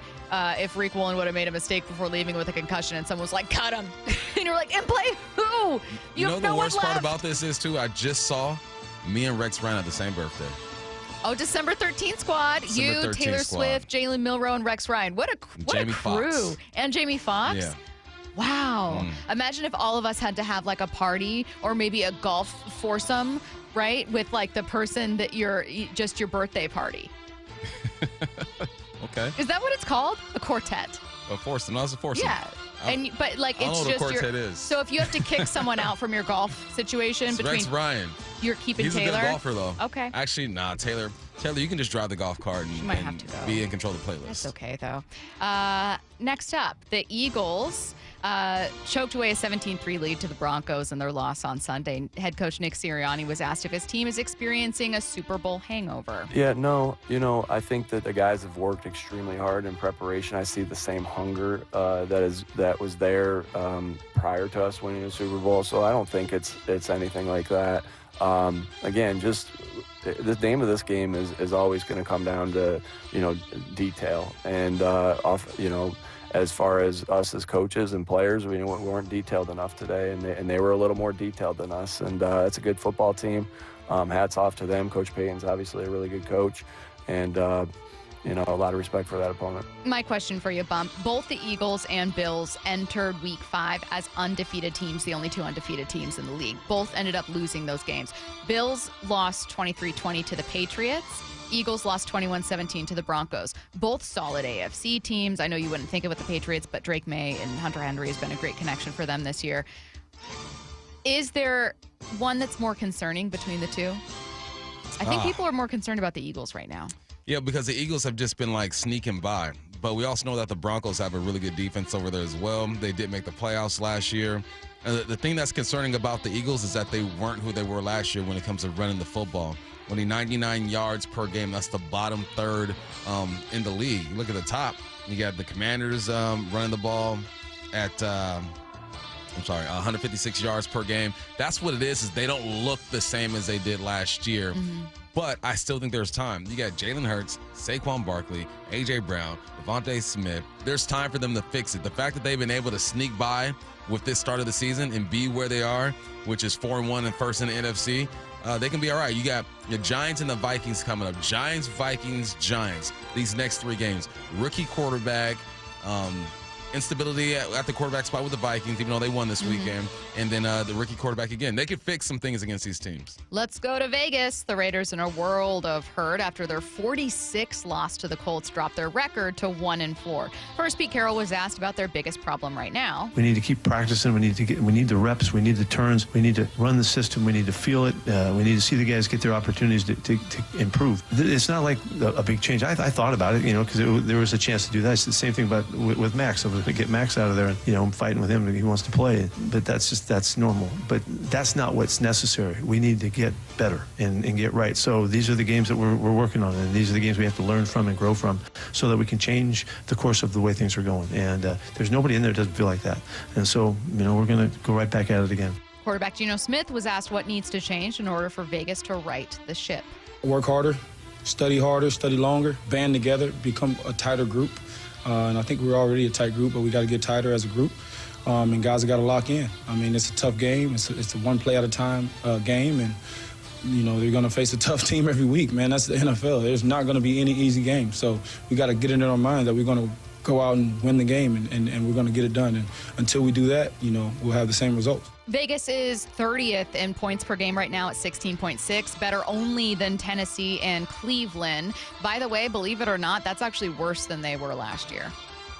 Yeah, and they're giving up a whole bunch of points as well. 27 per game? It's all bad defensively when Max Crosby has your only interception or leads your team in interceptions. That's crazy. That's a crazy stat. It's all bad over there. I guess there's another. Max Crosby has one, and then you got a safety with one as well. But more turnovers and take care of the football. Geno has 6 touchdowns, 9 interceptions. Dude. Not good over That's there. a bad discrepancy right there. You know what's interesting? I remember talking a ton to the Raiders radio network ahead of this one, and they were really excited about Geno because there's been quite a bit of heartbreak with the Raiders and a lot of strikeouts with quarterbacks, and they liked Geno, really liked him. And I remember talking about his interceptions and being like, yeah, he'll throw picks. Red zone picks were a topic here, but he also takes a lot of chances, and sometimes it works out. So, great. But it feels like you're not having the payoff. You'll take picks from someone if he'll give you, the touchdowns to go with it or some big completions. If he's just making some throws that are risky into tight windows, and you're like, man, when it works, it's cool. But he's not making those throws. He also doesn't have the weapons that he had over here. You do have Browers over there. Jacoby Myers as well is a good receiver. But, man, you had DK, you had Lockett, you had K9. And Brock Bowers is hurt right now. Yeah, so, it's just he has to take the bulk of the responsibility, but he also doesn't have the weapons. Brock Bowers is hard to say. I keep saying Brock Bowers. I'm moving on. No, I'm not. I'm out of time. What caught my eye? Week 5 edition coming your way next. After a split of the first 2 at T-Mobile. Blasted left field. He's done it again.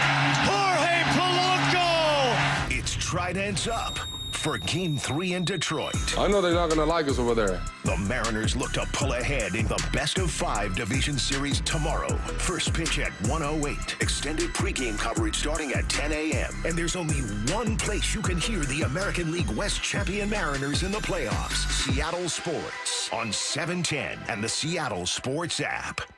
Hey, man, gaining weight, dragging throughout the day, losing your drive? It could be your testosterone. The team at Revive Men's Health Washington gets men back on track with the energy and drive they've been missing. Meet Tyler, Revive Men's Health Director of Operations and witness to hundreds of success stories. I've seen guys come in worn out, discouraged, and just not themselves. A few months into treatment, they're standing taller, speaking with more confidence. It's like watching someone come back to life, like a light switch gets turned back on. When a spouse says, thank you, I really have my partner back, better than before. That's the moment it all clicks for me, and that's why I do what I do. Since 2011, Revive Men's Health has helped more than 120,000 men regain their energy and drive. Start your story today with an in-clinic visit or a secure video appointment. Call 206-529-1111 now to book your free testosterone test, exam, and consultation. That's 206-529-1111 or schedule anytime at revivemenshealth.com. With football season comes colder weather, so if you need new windows and doors, don't drop the ball.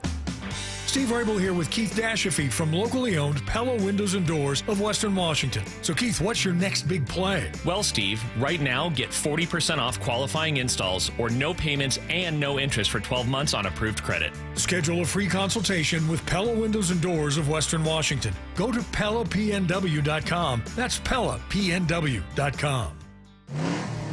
Over 20 Mustangs must be given away. 2 nights only, October 14th and 15th. Get 1 free entry daily. Earn additional entries just by playing your favorite games. It's the biggest car giveaway in the Northwest.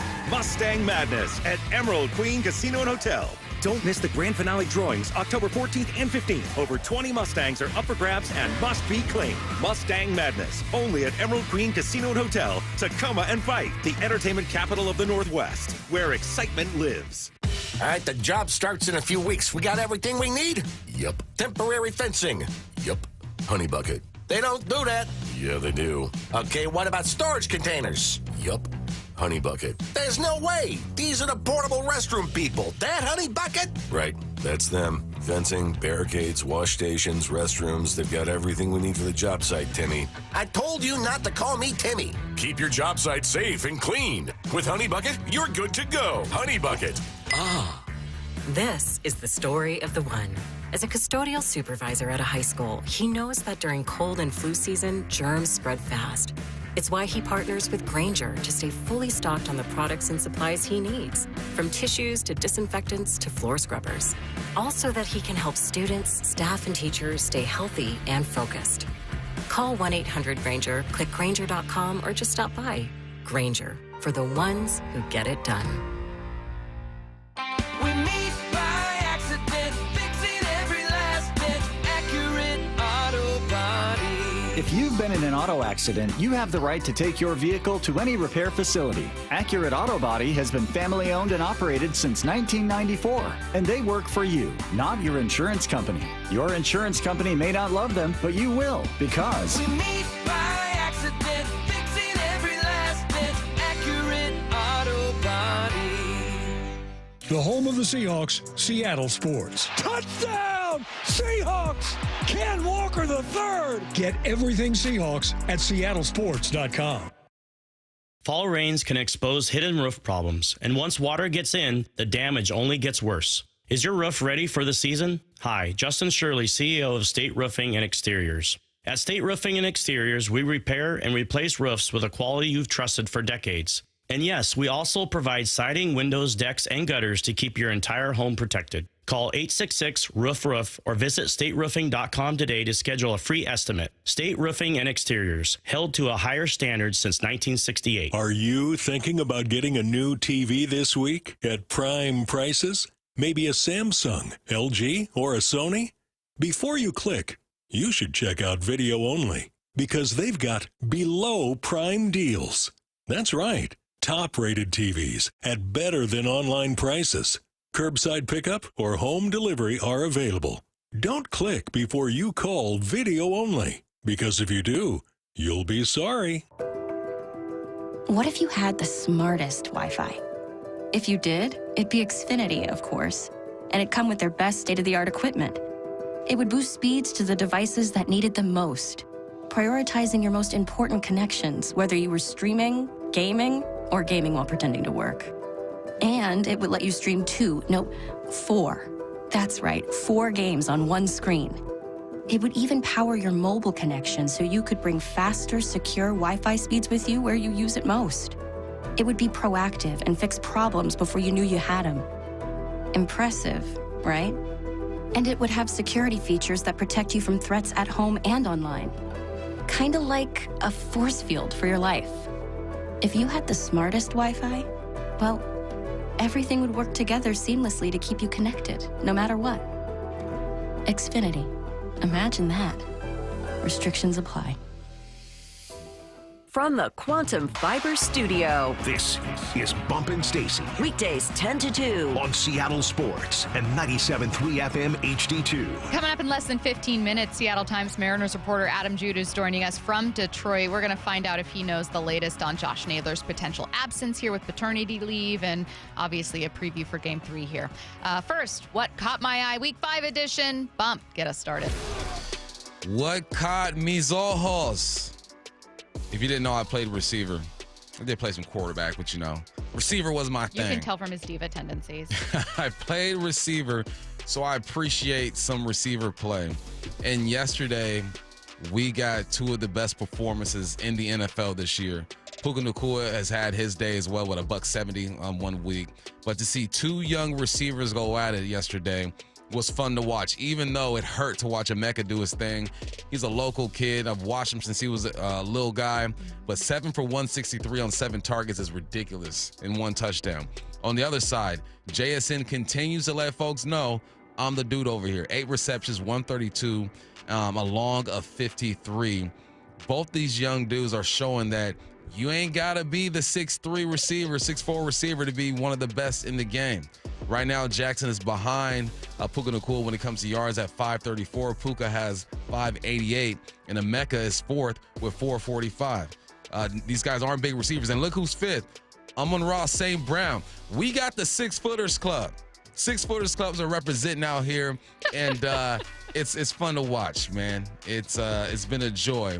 It's just unfortunate that Emeka had to have his best day as a rookie against us. It would be great to just have no stakes in this game because he was something else, man. And he's just, like you said, easy to root for, fun to watch. I wish he was playing for an AFC team because he's electric so far, leading all rookies. It's absolutely insane. 301 yards? 301 yards so far this season? For Abuka. Nah. 445. Oh, jeez. Holy cow. 5 touchdowns. God, unreal. 25 targets. Goodness gracious. All right, my turn. Okay, so I do have lots of positive, fun things, but I'm going to start with kind of a question that I had, and it's something that we talked about a little bit earlier, but I want to get back to it. The Seahawks turned the ball over first by putting Jalen Milroe in the game on a 1st and 10. You're already in field goal territory. You're at the Tampa Bay 38. He tries to do like a little, what is it, like a pitch back or something? Who? Milroe. Milroe's an option. I'm not sure what they were trying to option. Okay, yeah. so what's he trying to do there? Yeah, so before I get into this? what he's doing is the defense is going to make the decision for him, right? You unblock, you leave one guy unblocked. Typically, it's the defensive end or whoever's the furthest on the edge, and you run at him. If he commits to you, you pitch it. If he commits to the running back, you keep it. Okay. So here's my thing, and this is why it kind of caught my eye first. I understand. I think Milroe's a really, really intriguing draft pick. I think he can be a cool weapon. And in order to find out if he is, you got to practice. You got to put him in game situations and put him to the test. I don't know if this is the situation that I would have turned to in this moment. Not only are you already down with about 5 minutes to go till halftime, or 10 minutes to go, excuse me. So it's 6-0 Tampa Bay. You take over at the 9-minute mark. Milroe ends up fumbling at about the 6-minute mark. But also, Sam was kind of cooking. He was 3 for 3 for 19 yards on this drive alone. He has a 4-yard pass to JSN. Then Ken picks up 2. Then he's got a 5-yard pass to Cooper Kupp. Great. Gives you another first down. Then he finds A.J. Barner for 10 yards. Great. He's given you a second first down on this drive. 3 for 3. He's already picked up 2 first downs. Why are you taking him out of the game? That's my question. Tell me why. I don't know, man. I think I have nothing. This is a common football term is they got too cute. Yeah. That's exactly what happened. I'm you all for got getting too cute. cute. If Milroe is in the game, just have him run the football. No need to pitch or anything like that. I don't care if everybody in the stadium is yelling, Milroe's in the game, he's going to run the football. So what? I think that play is so hard to execute unless it is a part of your offense. Like you practice every single day. This is something that you do. And you don't see it much in the NFL anyway. Yeah. What's next? What caught mis ojos is that the pressure was not being created by this defensive line. It could be because of injury. It could be because the Bucs offensive line is just that good, but you weren't who you typically are. Baker Mayfield has been sacked 9 times this year, so not the most, not the least, somewhere in the middle. The most has been Cam Ward at 19 and Drake May at 17, then Geno at 16. But you weren't able to do what you do. And when you're not able to create that type of pressure, it puts more pressure on the back end. And we know that you have some dogs out. You have some guys out. So it was frustrating to not see this defensive line do what they've been able to do. But I also think you have to tip your cap to the Bucs. They understood that there were some guys on the back end that they could attack, and they did exactly that. Now it's about adjusting because we're hearing Derek Hall probably isn't going to be out there for a little bit. Hopefully Lawrence is back in the mix. This is where coaching really comes into play, man. It's going to be week 6. Teams are going to be hurt. A lot of guys won't be available.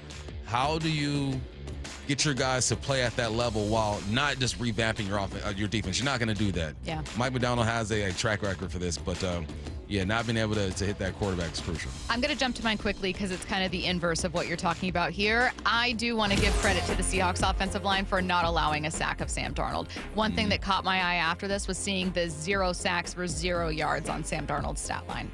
So credit to them. Yeah. All right, let's try to fit in one more here.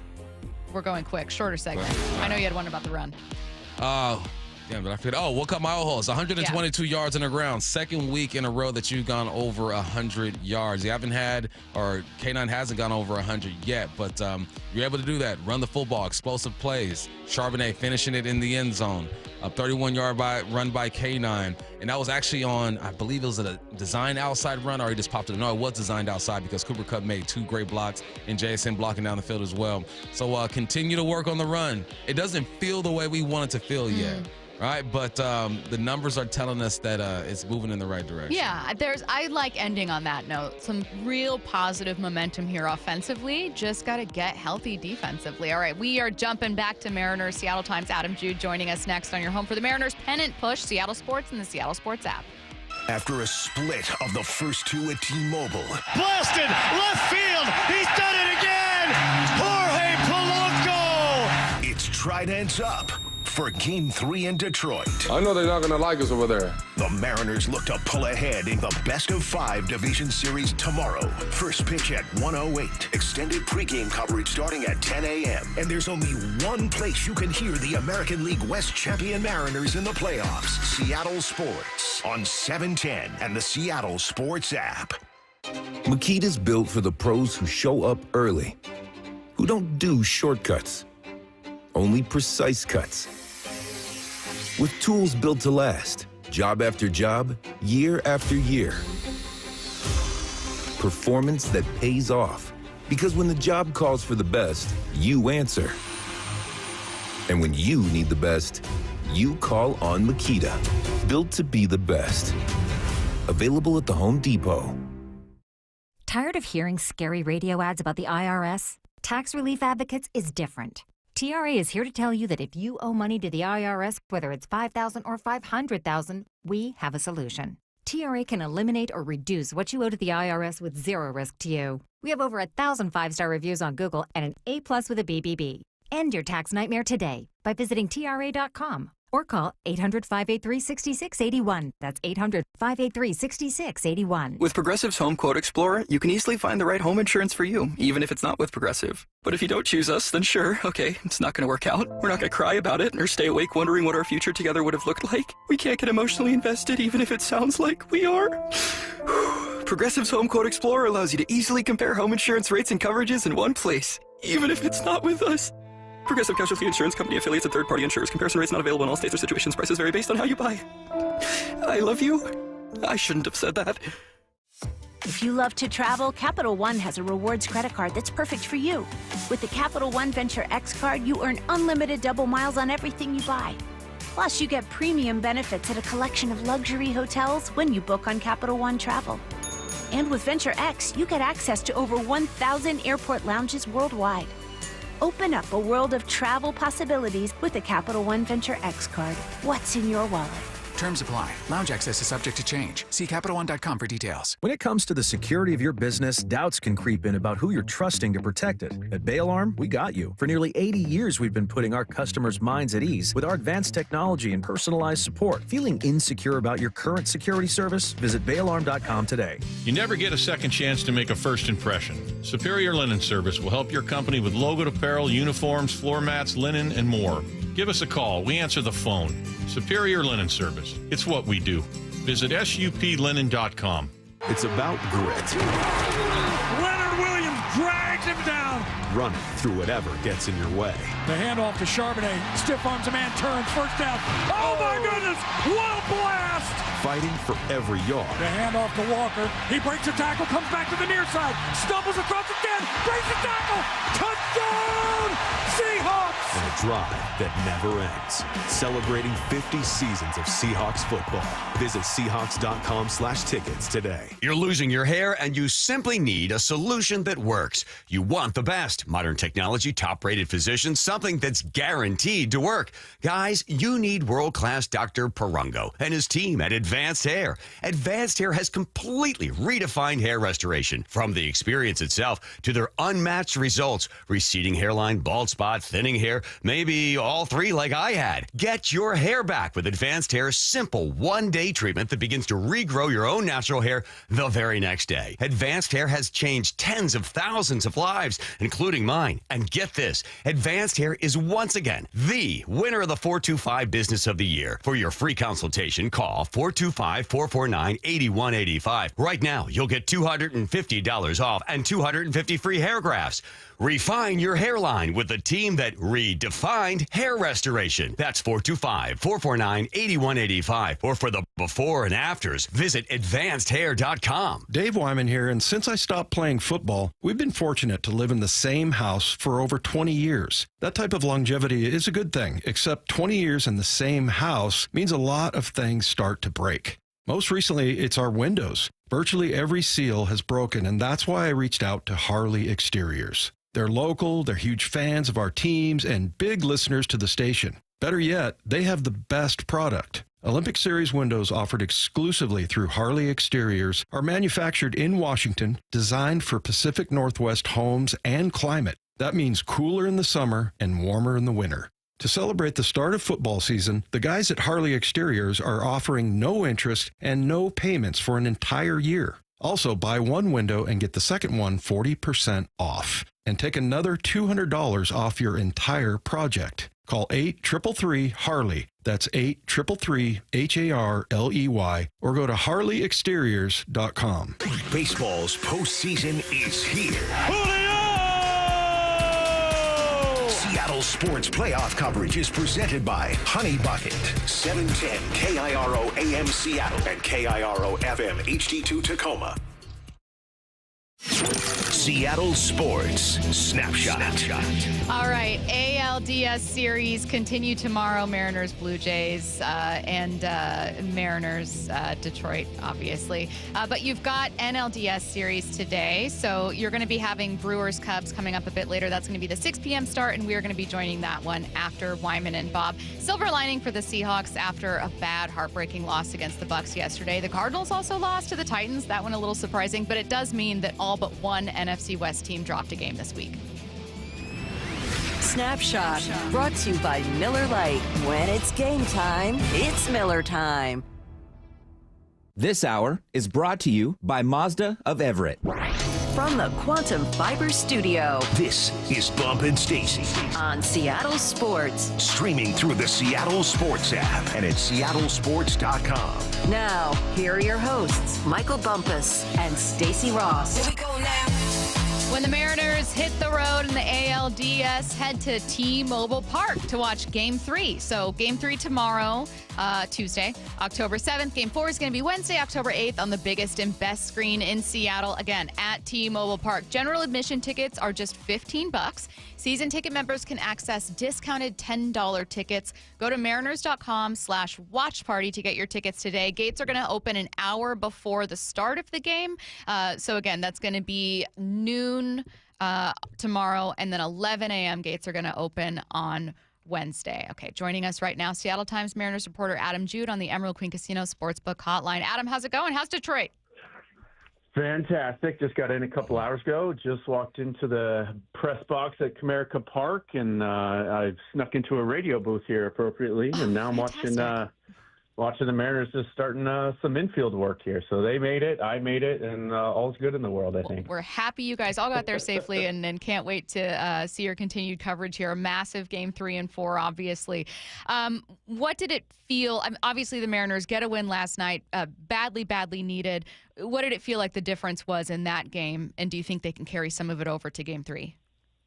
Yeah, it ultimately comes down to a couple decisions here or there, maybe even one decision here and there with Dan Wilson going to Gabe Spire there in the 5th inning. And then obviously Jorge Polanco doing something a no-hitter has done off Tarek Skubal in 4 years with 2 bombs. And then you got your 2 superstars, Cal and Julio, coming through there. So a 3-2 game in both games. The Mariners come out on top in game 2, obviously last night. And, I expect the rest of this series to play out very similar fashion. These are two pretty evenly matched teams, and the Tigers have quite a bit of postseason experience from last year, so they kind of have the edge there. But, I think the Mariners are in good shape with Logan Gilbert coming tomorrow, too. We're about to talk to him shortly here. So it's been a really entertaining series so far, and I'm feeling like it's going to go. It's going to go all the way. I'm thinking we're coming back to Seattle for Game 5 in a few days, and it's been a fun one, and I think it's going to continue to be too.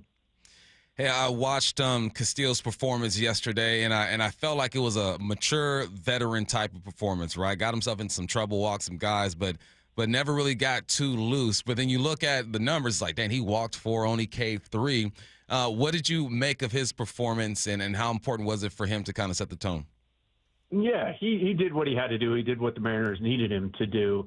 Sure, an ideal scenario, you get him, into the 6th inning, give him a little more length to kind of shorten the bullpen there a little bit. But this is what playoff baseball is in modern baseball. We've seen it over the last decade. These teams are relying more and more on their high leverage relievers in these situations. And, something we've never seen in Seattle before. Andres Munoz going 2 innings on Saturday, came right back, got the save last night in a clean 9th inning. We're going to see a ton more of that. We're going to see a ton of Matt Brash.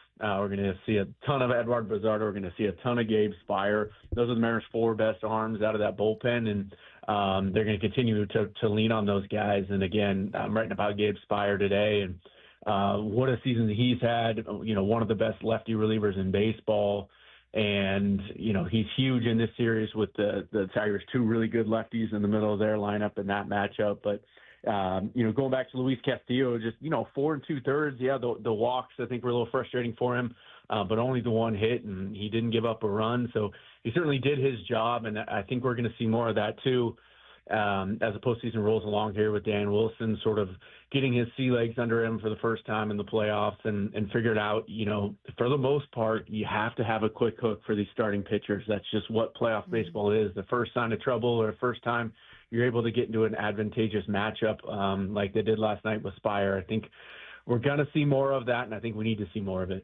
You mentioned thinking this one will go to 5 games, end up back here in Seattle. I don't disagree. And so far, they've been pretty evenly matched with literally 3-2 games, both Saturday and Sunday. Is there something that you could see in tomorrow's game that might make you feel that the Mariners have a chance to take Game 4 if they were to win, obviously? Yeah, I think it is a really big advantage for them getting Logan Gilbert to go in Game 3 here, get a chance to come on the road and go up 2-1, and really, kind of take the crowd out of it early. I think that was the one recipe that the Mariners used successfully in Houston a couple weeks ago to really take control of the AL West. They jumped on the Astros early and really quieted that crowd. We know what we felt it the last 2 days in Seattle, just with the atmosphere with the sellout crowd and the fans and just how much of a difference that can make. And the players have talked about it. Shoot, even the Tigers players were talking about it the last couple of days. Like, that was the best environment they've ever been in. And it's going to feel similar, I have no doubt, here at Comerica Park in Detroit the next couple of days. So the Mariners' ability to try to negate some of that by getting on the board early and with Logan Gilbert can get through the lineup, first time through and limiting the damage and just creating some momentum and quieting the crowd a little bit is going to be a huge priority, I think, for the Mariners. But again, just having Logan, a guy who was their true ace a year ago, obviously he had the first real major injury of his career in April and had to navigate his way through that. His strikeout numbers are through the roof this season. He's right even ahead of Tarek Skubal this season in strikeout rate, top 3 in all of baseball. Hasn't been quite as efficient because of it, but if he can get just, into the 6th inning, I'm thinking of 5 1/3, 5 2/3, that really puts the Mariners in a great shape. With a day off today, the bullpen arms should all be available again tomorrow. And, I do expect another 4-3 type game. The Tigers have Jack Flaherty, a veteran with a lot of postseason experience too, but actually kind of like the matchup for the Mariners bats. And if they can, I just watched Gino Suarez slip on the grass and throw a ball into the stands trying to get it here. Sorry, I haven't seen that before. Gino, stay safe. Yeah, this is live from Comerica Park here. I don't know. Do we have the broadcasting rights for infield work? But yeah, I mean, I think it sets up really well. I said this coming into the series. The Mariners, there's just a feeling around them and a feeling in the clubhouse. There's just a lot of confidence with this group. It's not arrogance. It's just they know they're good. They know they belong here, and they know they can compete with anyone. And I think they kind of got over the hump there in August with some of their road struggles, and it felt like they really exercised a lot of demons when they went to Houston, and it just feels like a team that knows what it's capable of right now, and they're ready to go out and show it. It's been first two games been really cool seeing Julio come through clutch in those moments. I think that's something that a lot of the fans just wanted to see. He's had historical numbers his first 4 years in the league, but coming through clutch in the playoffs has probably hit his next step. And then you see Cal kind of do his thing as well. How important is that for Julio himself, and who else do you feel like needs to contribute to this project tomorrow? Yeah, it's obviously huge for Julio, 24-year-old. You know, there's been so many stories, and one of the main storylines, the early part of his career is just sort of those clutch situations, right? He's always felt like he was trying too hard and swinging too much and just trying to hit, you know, a 6-run homer every time he stepped up to the plate and do the impossible. And it's really good for him. And I think he even has sort of verbalized some of this stuff too, is just relaxing a little bit in the box, knowing that he's such a good athlete. He's so big. He's so strong. He can swing that bat so hard, but sometimes you just got to throttle back a little bit and relax and just put a nice, easy swing on it. And I can't picture off the top of my head 2 bigger swings Julio's had in his career than the home run in Game 1 on Saturday and then the game-winning double last night. You know, he's clearly in a good space. He's been in a good space since the All-Star break, actually even going back here to Detroit. It's funny we're back here because this was the turning point for Julio specifically, but I think for the team as well. But when they were here in early July, they were coming off that sweep at Yankee Stadium. You know, Brian Wu took that no-hitter in the Yankee Stadium in like the 7th, 8th inning, and then they ended up losing that game. So it was a really tough series in New York. And then you had to come here into Detroit. At the time, the Tigers, I think, had the best record in all of baseball. And lo and behold, the Mariners swept them here and really kind of got themselves off the mat in such a good way. And Julio really took off in that series. And so it's interesting that it feels like in a lot of ways it's come full circle here. But I do think, too, there's something to the idea of Julio hitting behind Cal right now.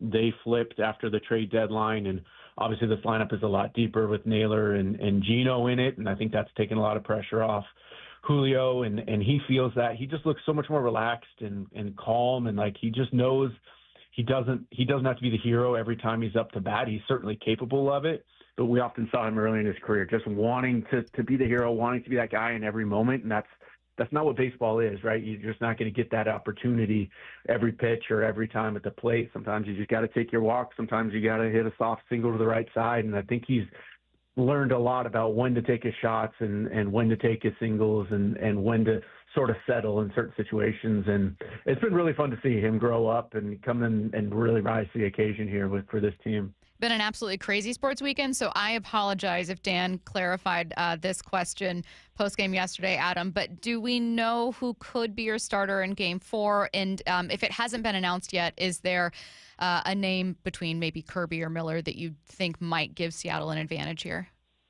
There hasn't been an official announcement yet. We might get that from Dan here after the workout. He's scheduled to have a press conference here. I suspect we'll find out.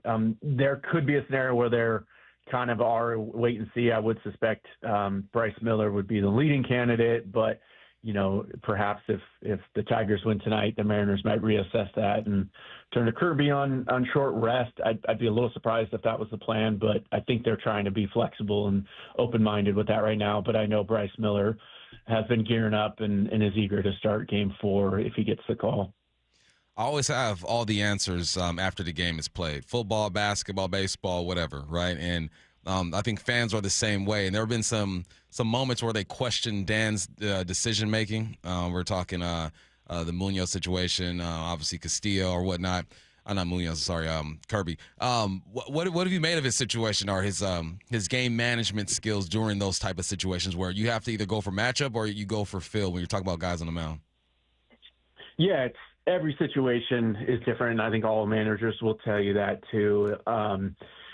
I wrote about this in the Times after Saturday night. It was, Dan Wilson, it's his first full season. He's basically a rookie out here, and it was his very first playoff game as well. And, it's a different atmosphere, and the game is different in the playoffs, and it needs to be managed differently. And who knows? Again, you can always say it's easy in hindsight to second guess when it doesn't work.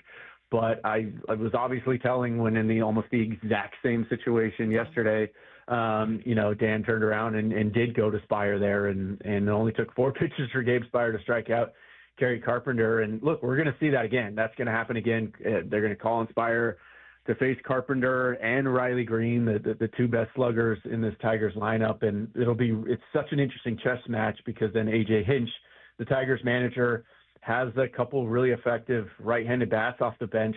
And that's just what the Tigers do more than any team in baseball. They're platoon heavy. They will pinch hit. He has pinch hit, as he said, as often or as early as the third and fourth inning at times this year. He won't hesitate. Even if you're batting 2 or 3 in the lineup, he will pinch hit if he feels like it's the best matchup and the best situation for them. So I think Dan Wilson has had to adapt in that regard. And AJ Hinch, look, he's got a World Series ring with the Astros. He's tormented the Mariners for a long time. I think he's managed in 62 playoff games. That clearly has the experience that Dan Wilson doesn't. But it seemed like Dan was learning on the fly there and obviously made an adjustment for Game 2. And now it's about adjusting to the adjustment and seeing what Hinch's answer now is, his next move. And that's kind of the fun part of the baseball strategy. And look, they do game theory. They sit down and they go through all these different scenarios every day before the game, early, and everyone is involved in the organization. It's not just Dan Wilson. And so they're trying to work through all those things and what matchups do they like, what do they not, who's feeling okay out of the bullpen on this particular day. There are so many different things, but again, I keep coming back to Gabe Spire because he's left-handed, because he's been so dominant this year. He is such a key for the Mariners. I think he's the biggest key in pitching-wise, and I think that's absolutely going to be true for these next 3 games as well. You were the one that had that story originally on Seattle Times of Naylor, welcoming his first child, which is great news, though I think they were expecting it could be kind of any day, so everyone's been on kind of like Naylor baby watch to see if he'd be leaving Saturday and Sunday. Any updates on the situation there? Nothing yet. Like I said, we just got to the ballpark here. They're all working out. With an off day today, there was some hope, I know, on Naylor's part that, maybe the timing-wise would work out where he could be in Arizona and get to meet his first kiddo and celebrate with his wife and family down there on this off day and maybe hustle back in time for Game 3. I haven't heard any update in the last couple of days specifically on that. But we'll obviously get to ask Dan Wilson here and maybe Naylor too as we get down to the field a little bit. But obviously at some point, baby's going to be here and Naylor is going to head off as he should. And it's just a matter of how smoothly the delivery goes and how everyone's doing. Will depend on how long he takes. But he's allowed up to 3 games per the baseball CBA. I don't know that he's necessarily going to take those full 3 games. I'd be surprised, but it's just kind of a wait and see situation here, and they're going to make the best of it. All right, he is Seattle Times' Adam Jude. Make sure you're following him for updates, which we should get here, at least about something, from Dan Wilson, who's going to be talking with these guys later today at @A_Jude on X.com, and, of course, his columns up on SeattleTimes.com. Thank you, Adam. Thanks, Adam. Thank you, guys. Appreciate you having me. All right. It is a Reaction Monday, powered by Snoqualmie Casino and Hotel. Oh, my God, this day's been flying by. So much sports news. Busy weekend here in Seattle. Let's get to 4 Down territory. This is 4 Down territory, going inside the game. What former Seahawks and Coug wide receiver Michael Bumpus. First down, Bump. What's something the Seahawks did for the first time this year against the Bucs? They did not record an interception. And every week until this week, they've recorded an interception. Week 1, you had Ernest Jones and Josh Jobe getting one. Week 2, you had Kobe Bryant and Kendrick getting one. Week 3, you had Kendrick, Week 4, you had Jones, you had Bryant, and this week they had 0. The first time they have done this. If you want to be a good defense, you take the football away. They've been one of the better ones in the NFL so far this year. But no, they weren't able to do that.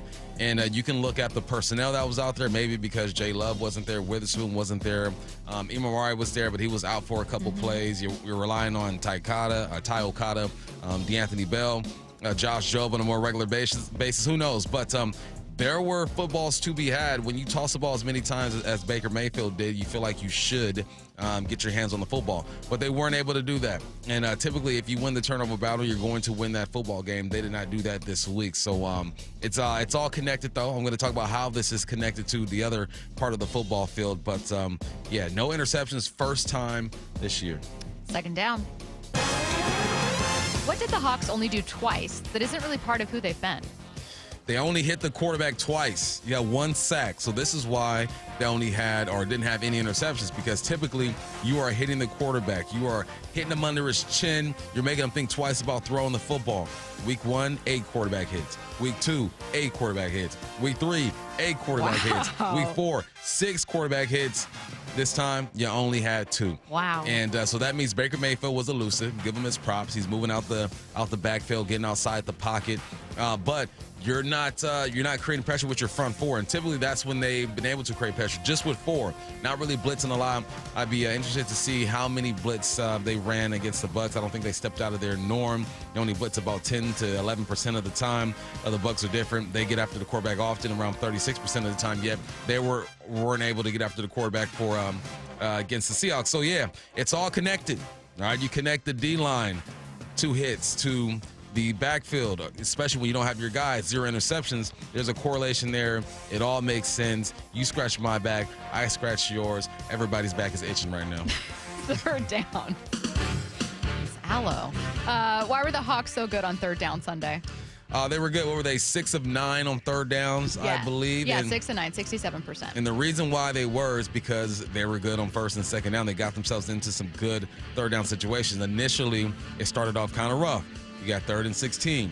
You got 3rd and 12. Hold on, penalty. Let's tack on 5 more yards to that. 3rd and 17. But then after that, you got 3rd and 4, 3rd and 4, 3rd and 2, 3rd and 5, 3rd and 2, and 3rd and 6. Even at 3rd and 6, that's a little bit further than you want to be. The playbook is wide open. And that's why you saw some of these big plays from A.J. Barner and JSN and even Cooper Kupp in the pass game. Is because when you put yourself in those third down situations where you're 3rd and 4, 3rd and 2, 3rd and 5, the defense has to respect everything. I'm going to get under center. I'm going to play action. I'm going to roll out. You have to respect everything. That one touchdown by Zach Charbonnet is a perfect example of that.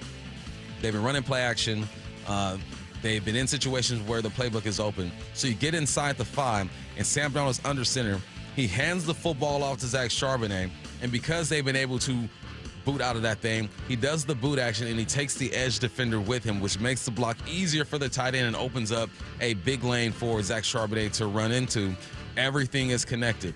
So you put yourself in 3rd and short situations. You're able to show the defense multiple looks. We're going to take a shot. We're going to run the football, and we're going to play action that thing.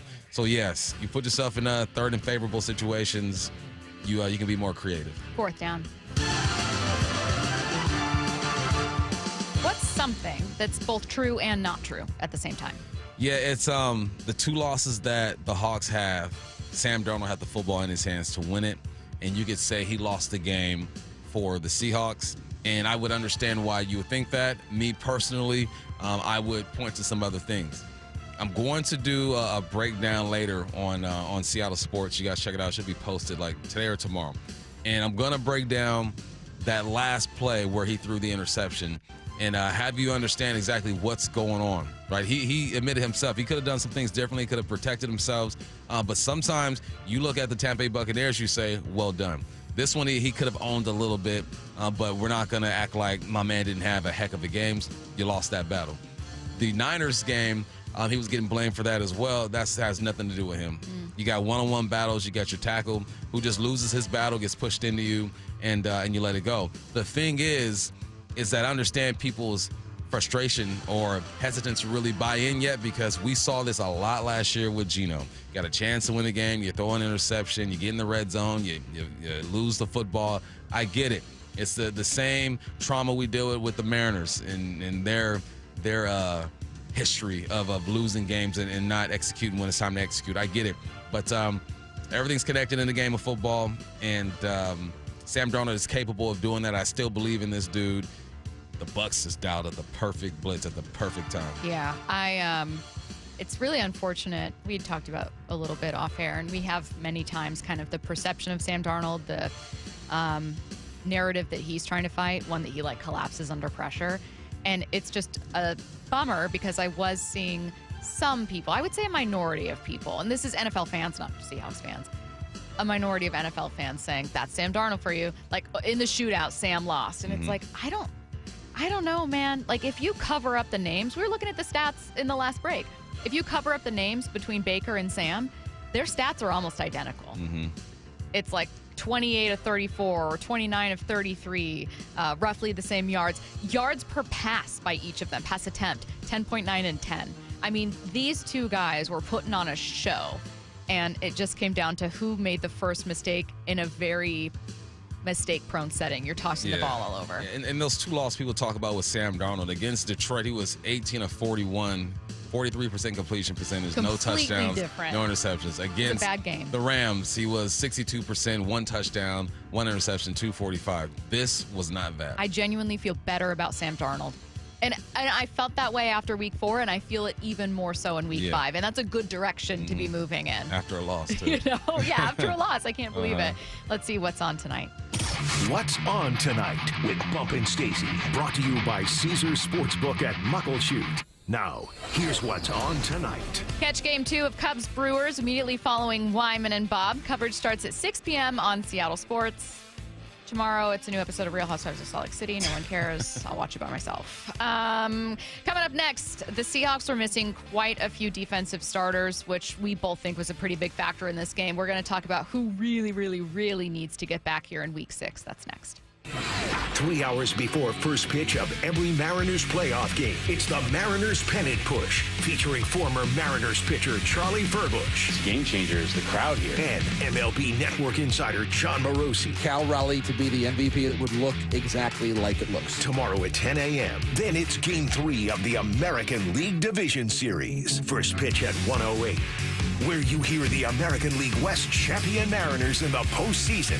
Seattle Sports. Start having fun. Caesars Sportsbook at Muckleshoot Casino Resort is your #1 place to eat, drink, watch, and have fun. Keep up with your favorite sports anywhere and everywhere on property with the mobile app. Visit muckleshootcasino.com today. Scan the QR code and let the play begin. Muckleshoot. Tired of hearing scary radio ads about the IRS? Tax Relief Advocates is different. TRA is here to tell you that if you owe money to the IRS, whether it's $5,000 or $500,000, we have a solution. TRA can eliminate or reduce what you owe to the IRS with zero risk to you. We have over 1,000 5-star reviews on Google and an A+ with a BBB. End your tax nightmare today by visiting TRA.com or call 800-583-6681. That's 800-583-6681. Get in the zone, AutoZone. Brad's day is off to a slow start. So he heads to AutoZone, where batteries are as low as $89.99. Sammy, a local AutoZoner, tests his battery for free. Looks like he just needs a charge. And Sammy does that for free too. In no time at all, Brad is back on the road, ready to finish the day strong. Free battery testing and charging at every store. No hassles, just help. Get in the zone, AutoZone. Restrictions apply. Comcast Business can help turn your small business into a connected, secure, modern business. It's how restaurants become reliably up and running neighborhood favorites. How healthcare offices become the data-protecting caregivers that we all depend on. And how wealth management firms become cyber-securing guardians of your information. With reliable connectivity, enhanced cybersecurity, and Wi-Fi backup, your business can stay connected and get threat-ready with Comcast Business. Powering possibilities. Now through November 16th, New Comcast Business customers can get started with 150 megabit internet plus security for $59.99 a month for 12 months with a 2-year agreement. Plus, ask how to get a $500 prepaid card on a qualifying gig package. Call today. Restrictions apply. Requires enrollment in paperless billing and auto pay with bank account. Early termination fee applies. Equipment, taxes, and fees extra. Ladies and gentlemen, this is for you too. Stubborn fat is really hard to get rid of, and then there's all those gimmicky lasers, fat freezing methods, and prescriptions. Imagine a simple solution that takes just one day and provides immediate noticeable results. Introducing ProSculpt. ProSculpt uses air-assisted technology that's safe and gentle yet powerful, delivering instant fat-reducing and skin-tightening results. Performed by board-certified plastic surgeons while fully awake, ProSculpt contours your body with minimal downtime. It's designed to target those problem areas: waistline, neck, face, arms, thighs. ProSculpt gently removes unwanted fat and tightens loose skin with FDA-cleared plasma technology, all in a simple, guaranteed one-day procedure. ProSculpt is one and done. Schedule your free consultation at prosculpt.com for $250 off. For powerful permanent fat removal and skin tightening that works for ladies and you men, it's prosculpt.com. The home of your American League West champion Mariners, Seattle Sports. Are you thinking about getting a new TV this week at prime prices? Maybe a Samsung, LG, or a Sony? Before you click, you should check out Video Only, because they've got below prime deals. That's right, top-rated TVs at better than online prices. Curbside pickup or home delivery are available. Don't click before you call Video Only, because if you do, you'll be sorry. It's beautiful outside. I'm trying to take advantage of this weather and get out on the motorcycle as often as I can while the weather is here. And I've heard from a lot of you the same exact thing. I've also heard from you guys about injuries you've sustained in a motorcycle accident. And if you're somebody that's been injured in a motorcycle crash, call 1-800-LAW-TIGERS. Look, every rider has a story, and for some, it takes an unexpected turn. But you don't have to face it alone. With the Law Tigers, they make sure you get what you deserve when you need it. And in Washington, every motorcycle ride writes its own chapter, from the coastal twists of Highway 101 to the rugged beauty of Stevens Pass. And when the unexpected happens, Law Tigers are ready to ride with you. So again, if you've been hurt in a motorcycle crash, call 1-800-LAW-TIGERS. They are not just attorneys. They are actual riders who know the road and the risks. Whether you're carving through the Cascade Loop or exploring the scenic routes of Mount St. Helens, Law Tigers are the motorcycle lawyers of Washington. Call 1-800-LAW-TIGERS or visit lawtigers.com. The Law Tigers, Washington's motorcycle lawyers. Cook Law Office, PLLC, 539 Broadway, Unit 104, Tacoma, Washington, 98402. Dave Wyman here, and we've been fortunate to hear from two Swedish CyberKnife patients this year, Andy Ryder and Tim Hunter. Both heard about CyberKnife from our radio ads and completed successful treatment, raving about their experiences. Tim was impressed that treatment only took 5 days. Andy hosted a large international delegation the week after his treatment. If you, a friend, or a family member is diagnosed with prostate cancer, consider treatment with Swedish CyberKnife here in Seattle. Go to swedish.org/CyberKnife Prostate. This hour is brought to you by Mazda of Everett. From the Quantum Fiber Studio. This is Bumpin' Stacy. Weekdays 10 to 2. On Seattle Sports and 97.3 FM HD2. When the Mariners hit the road in the ALDS, head to T-Mobile Park to watch Game 3 and Game 4 on Tuesday and Wednesday, respectively, on the biggest and best screen in Seattle. General admission tickets just $15, and season ticket members can access discounted $10 tickets. So go to mariners.com/watchparty to get your tickets today. Again, Games 3 and 4 going to be streamed on the big screen at T-Mobile Park, and gates open an hour before the start of the game. So that's at noon for a 1 p.m. game tomorrow, and at 11 for a noon game on Wednesday.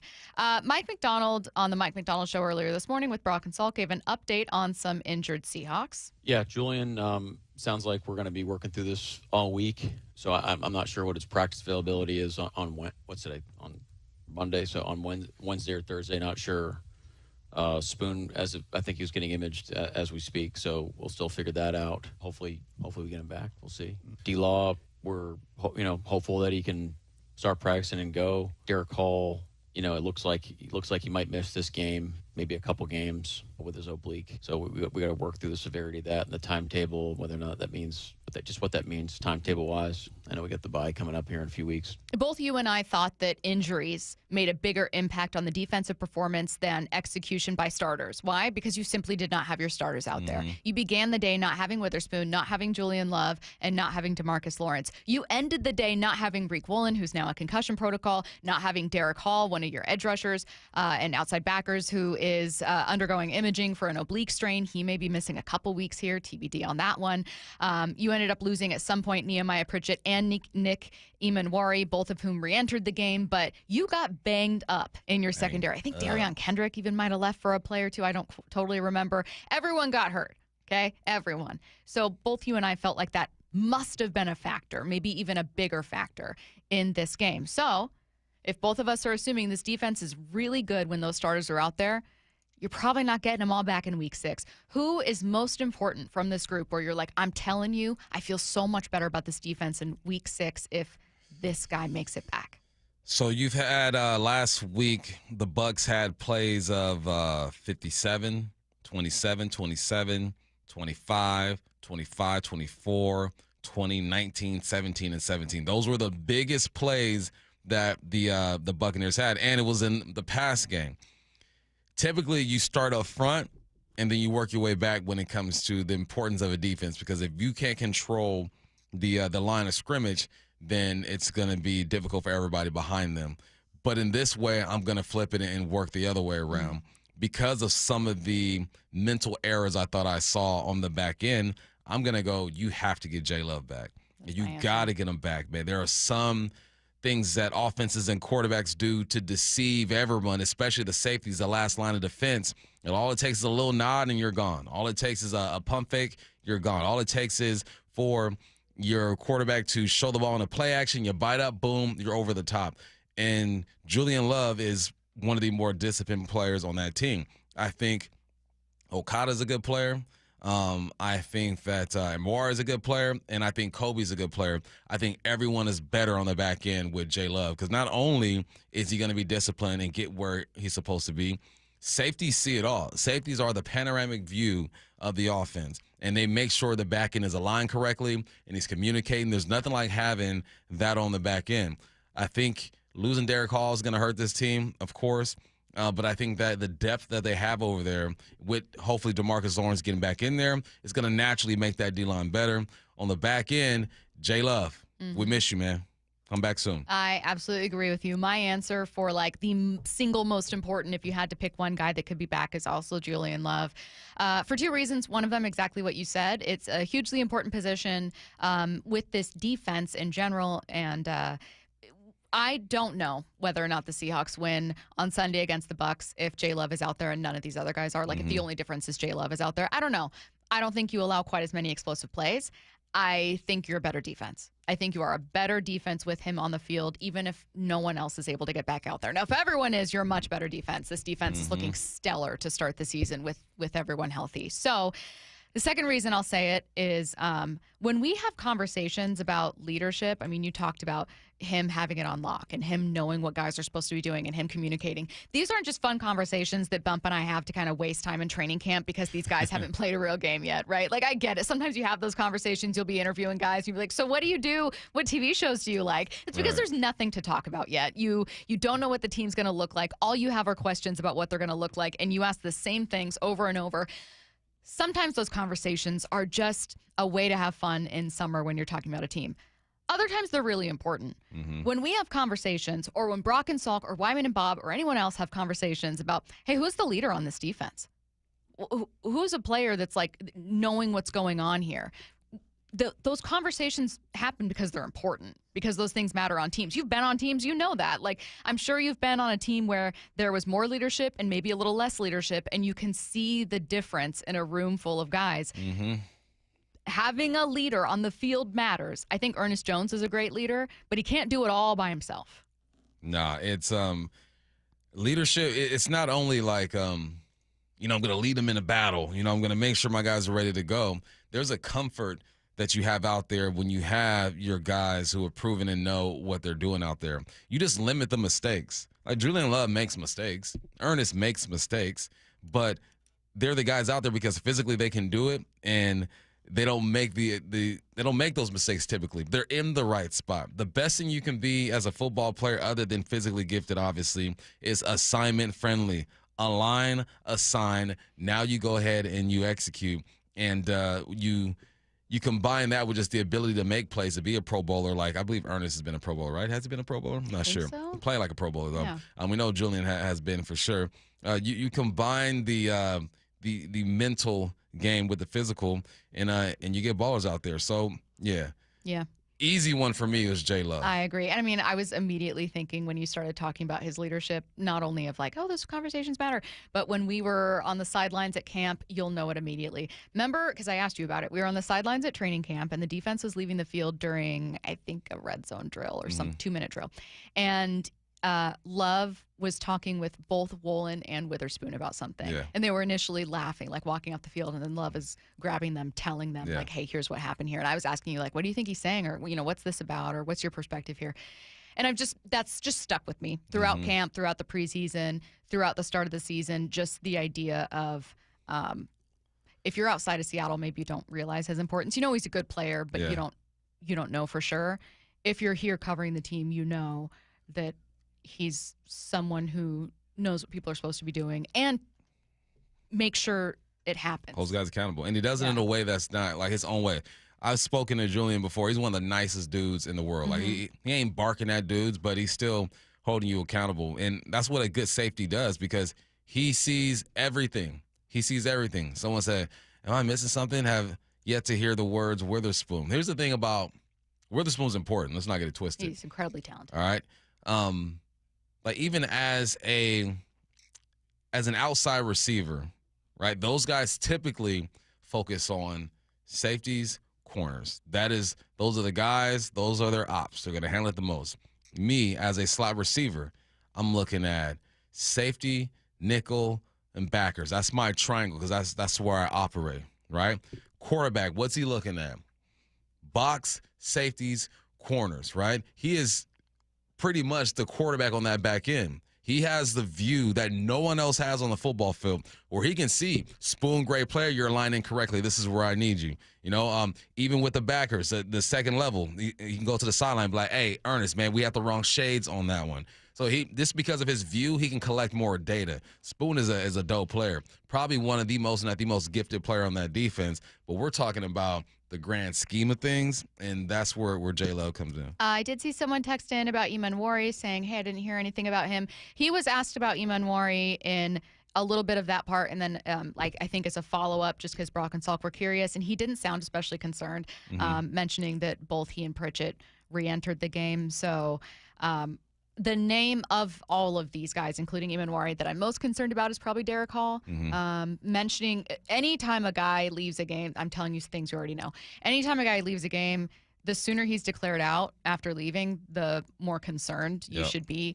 After the game, I think Michael Shawn asked, hey, you declared him out pretty quickly. Is that concerning? And Mike Macdonald just said, we're going to get some imaging done. So I was like, this sounds like it could be a more serious oblique injury, maybe an IR stint. I do not know. We have not had an update there. They hadn't had imaging done as of this morning that they were willing to tell us. But I left post-game, and certainly his interview with Brock and Salk, feeling like maybe Emanwari wasn't at the top of concerns anymore. Yeah, no, he bounced back pretty quick. Because that looked more serious. I think it was more scared. Sometimes you just re-aggravate something. I don't blame him at all. Yeah, I be tripping sometimes with my knee. Oh, no, not again.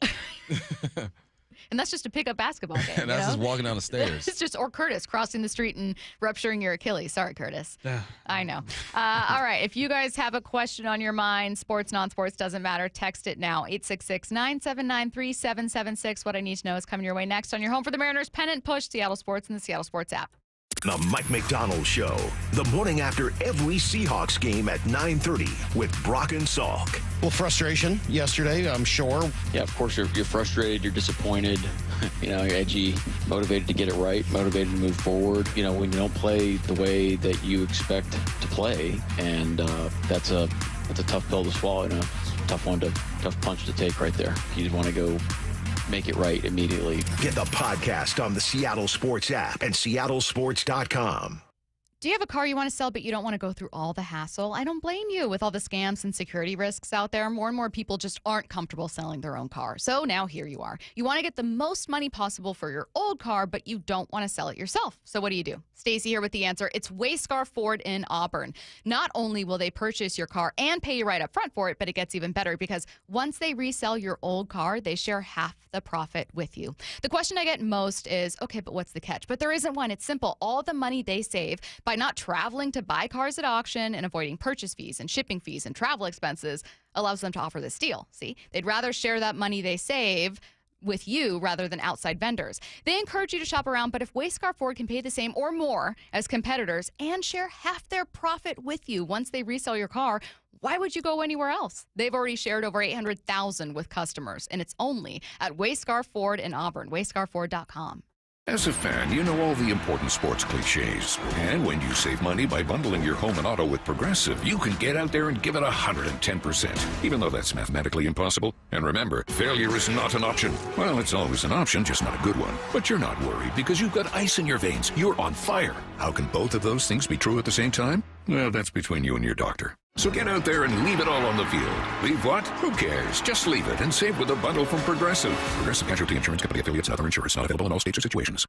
This March, Wendy's is fueling the madness with amazing deals on their hamburgers made with fresh, never frozen beef. Like a juicy Dave's single for $1 and a fresh $2 Dave's double with in-app offer. It's such a good deal, we wrote a little ditty about it. Get it for $1. Dave's single, order in the app.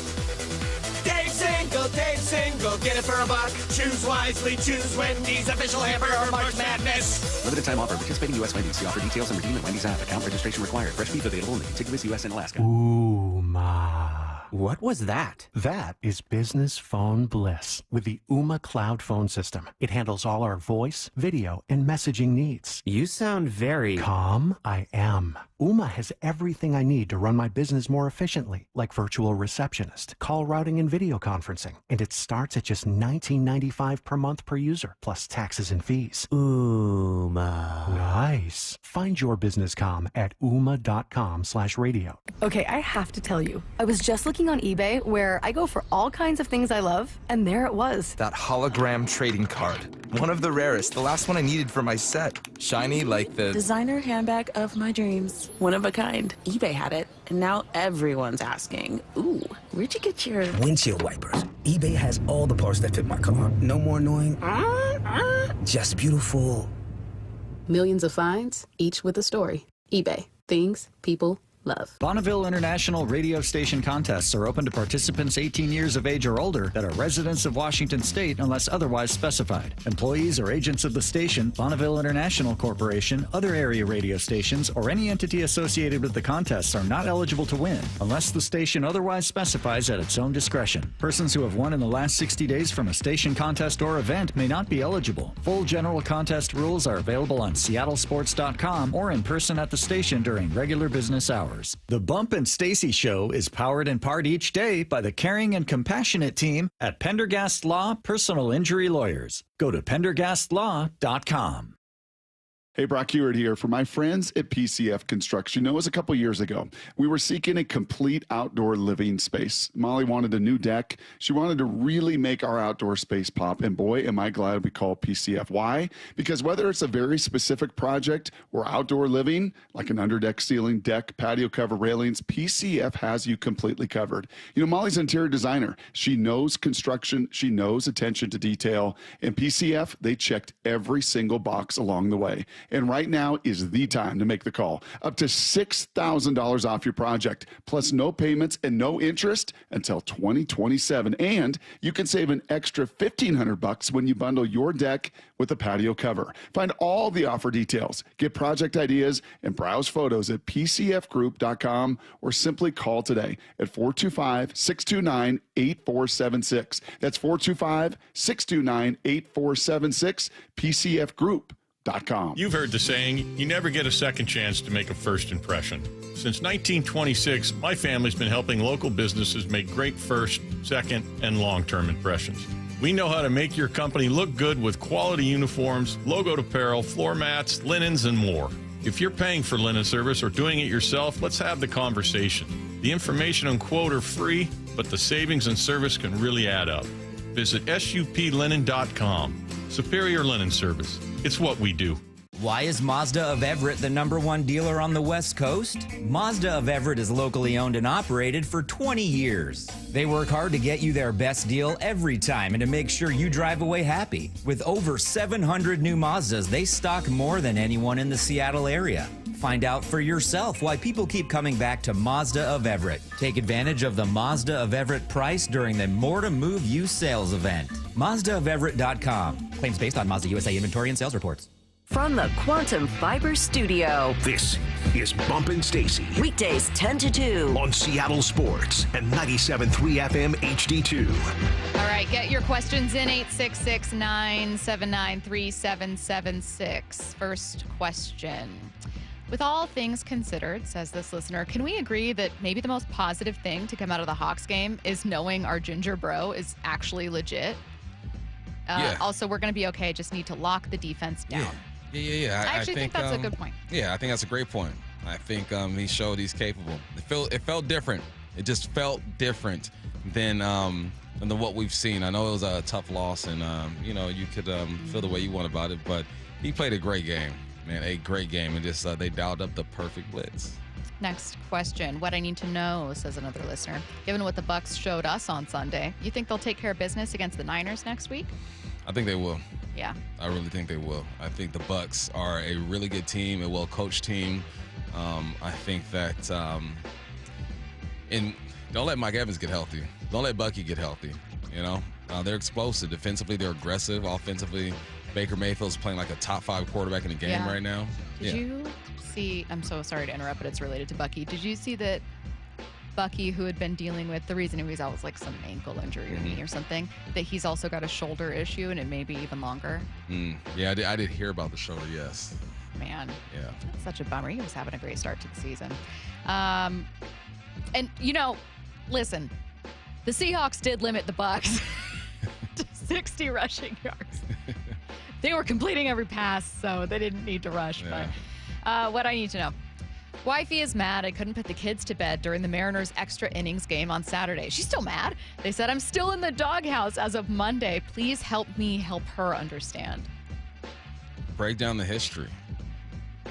Babe, 2 times in the last 24 years they've been to the playoffs. Yeah. Never won. Last home playoff win was when? Prior to 01. Well, 2022, but they just lost. The last win. Oh, win. Yeah, 2001. 01. Got the bye. Yeah. These kids weren't even around. I would say. Heck, I don't think wife was around back in 2001, if we're being honest. Right? But If just you're we putting could just kids down, say, yeah, you got to be. Hey, This I team wanted was to. here before us, and it'll be here after us. No, Don't say that. Don't say that. Don't say that. Maybe you could say I wanted to experience this with my kids. I wanted them to watch it with That's me. the play. Yeah, I think that's the play. That's the play. It's just, I as a parent, I want to cherish these memories, and I want them to cherish these memories, and I wanted them to experience this with me before I put them to bed. I lost track of time.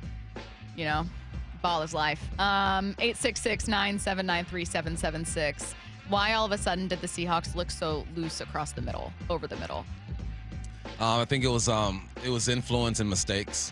It was safeties making the wrong read.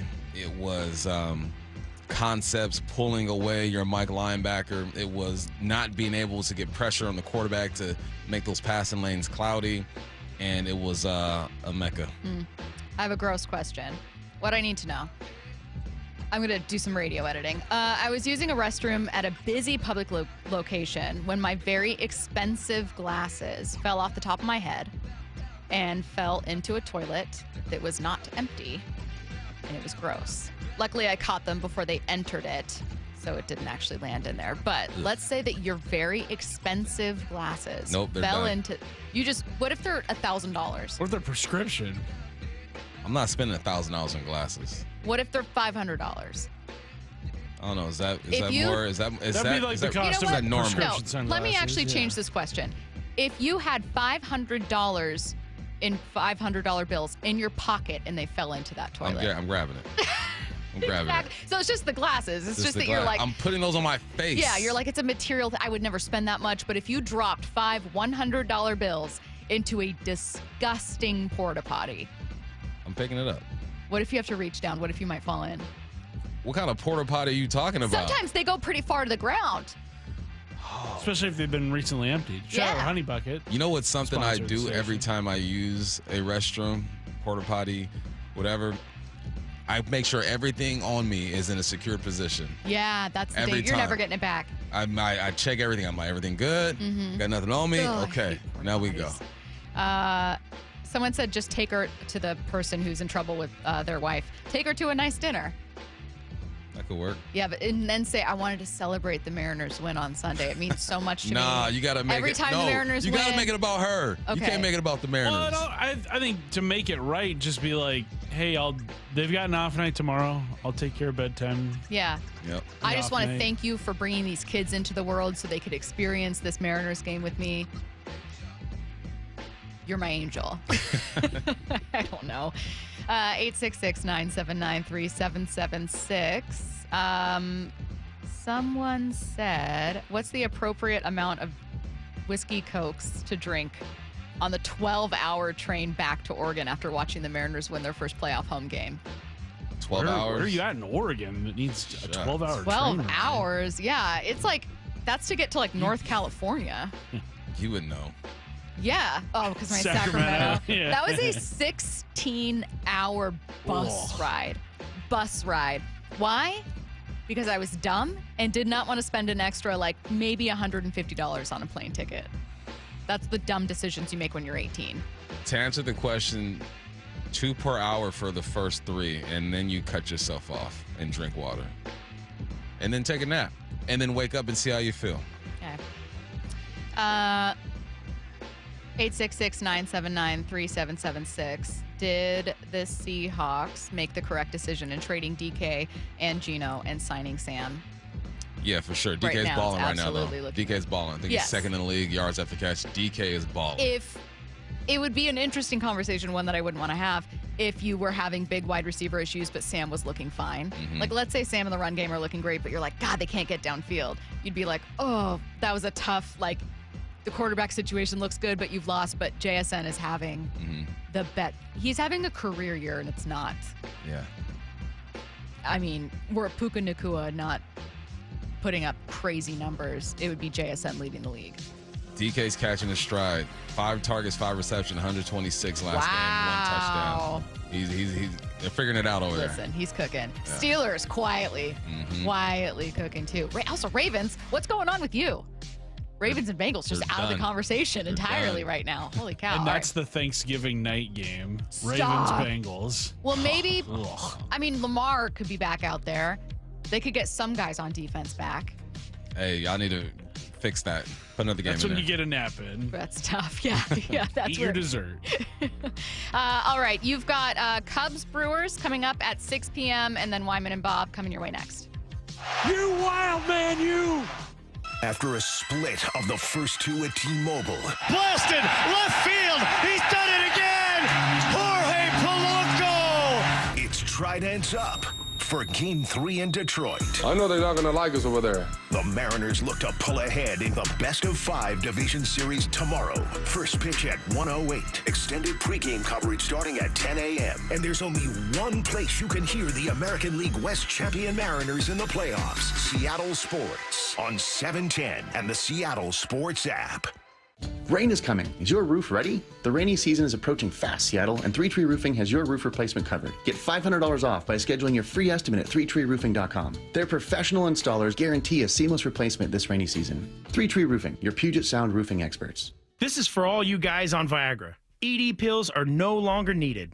The brutal side effects like 4-hour headaches, blurred vision, and that flush feeling can all be put behind you with our treatment. Here at West Coast Men's Health, we have a better approach to ED. Acoustic wave therapy creates blood flow circulation by safely removing the plaque in your arteries and restoring function naturally. Guys, let me be clear. Pills will never fix your problem. Our equipment is the latest technology, and our medical staff is the best in the industry. So give West Coast Men's Health a call today. Speak with our clinic manager. Ask him any question you like, how it works, the science behind it, and even the cost. If you suffer from ED or Peyronie's disease, give West Coast Men's Health a call today. It's not just about better health, it's about a better life. With clinics in Redmond and Tacoma, call 206-519-6541. That's 206-519-6541. Online at westcoastmenshealth.com.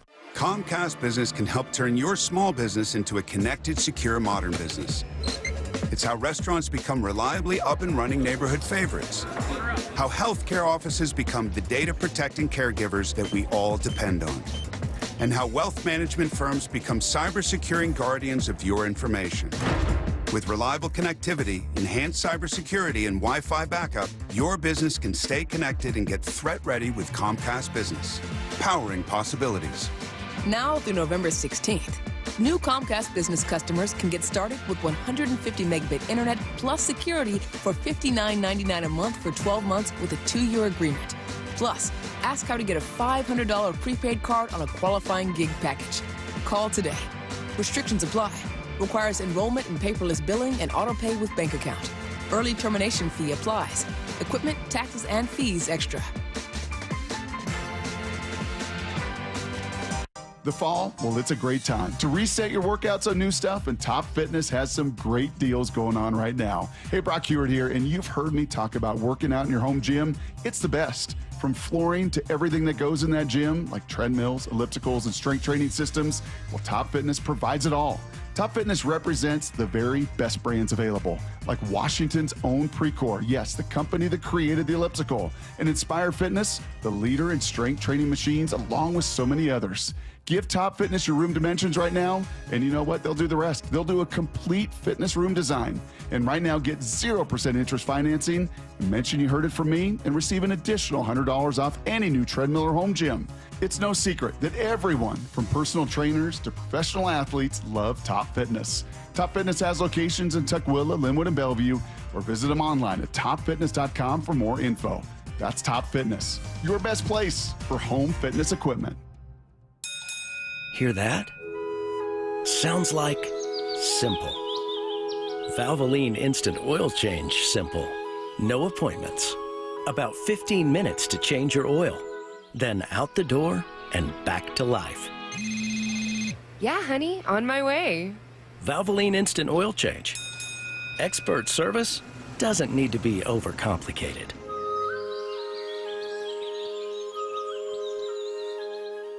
Let's talk about your hair. Well, maybe after we talk about my hair. I've got great hair, as you know, and it's because of Advanced Hair. Yep, Advanced Hair Restoration. Their simple one-day treatment offers life-changing results that I can attest to. Guys, it's not magic, but it's close to it. They put hair where you need it most, and bam, it grows. It's actual science. Advanced Hair has top-rated physicians, modern technology, and best of all, you get your very own natural hair that begins to regrow the very next day. It's even guaranteed to grow for life. So schedule your free consultation now at 425-449-8185. Mention Curly to qualify for $250 off and 250 free hair grafts. It's a limited time offer. Advanced Hair, the winner of the 425 Business of the Year, and the team that gave me my hair back. More importantly, they'll do the same for you, guaranteed. 425-449-8185 or advancedhair.com. Don't waste time trying to get rid of your old or broken car. Cars for Kids is the easiest and fastest way to donate your car and get a tax deduction. Go to carsforkids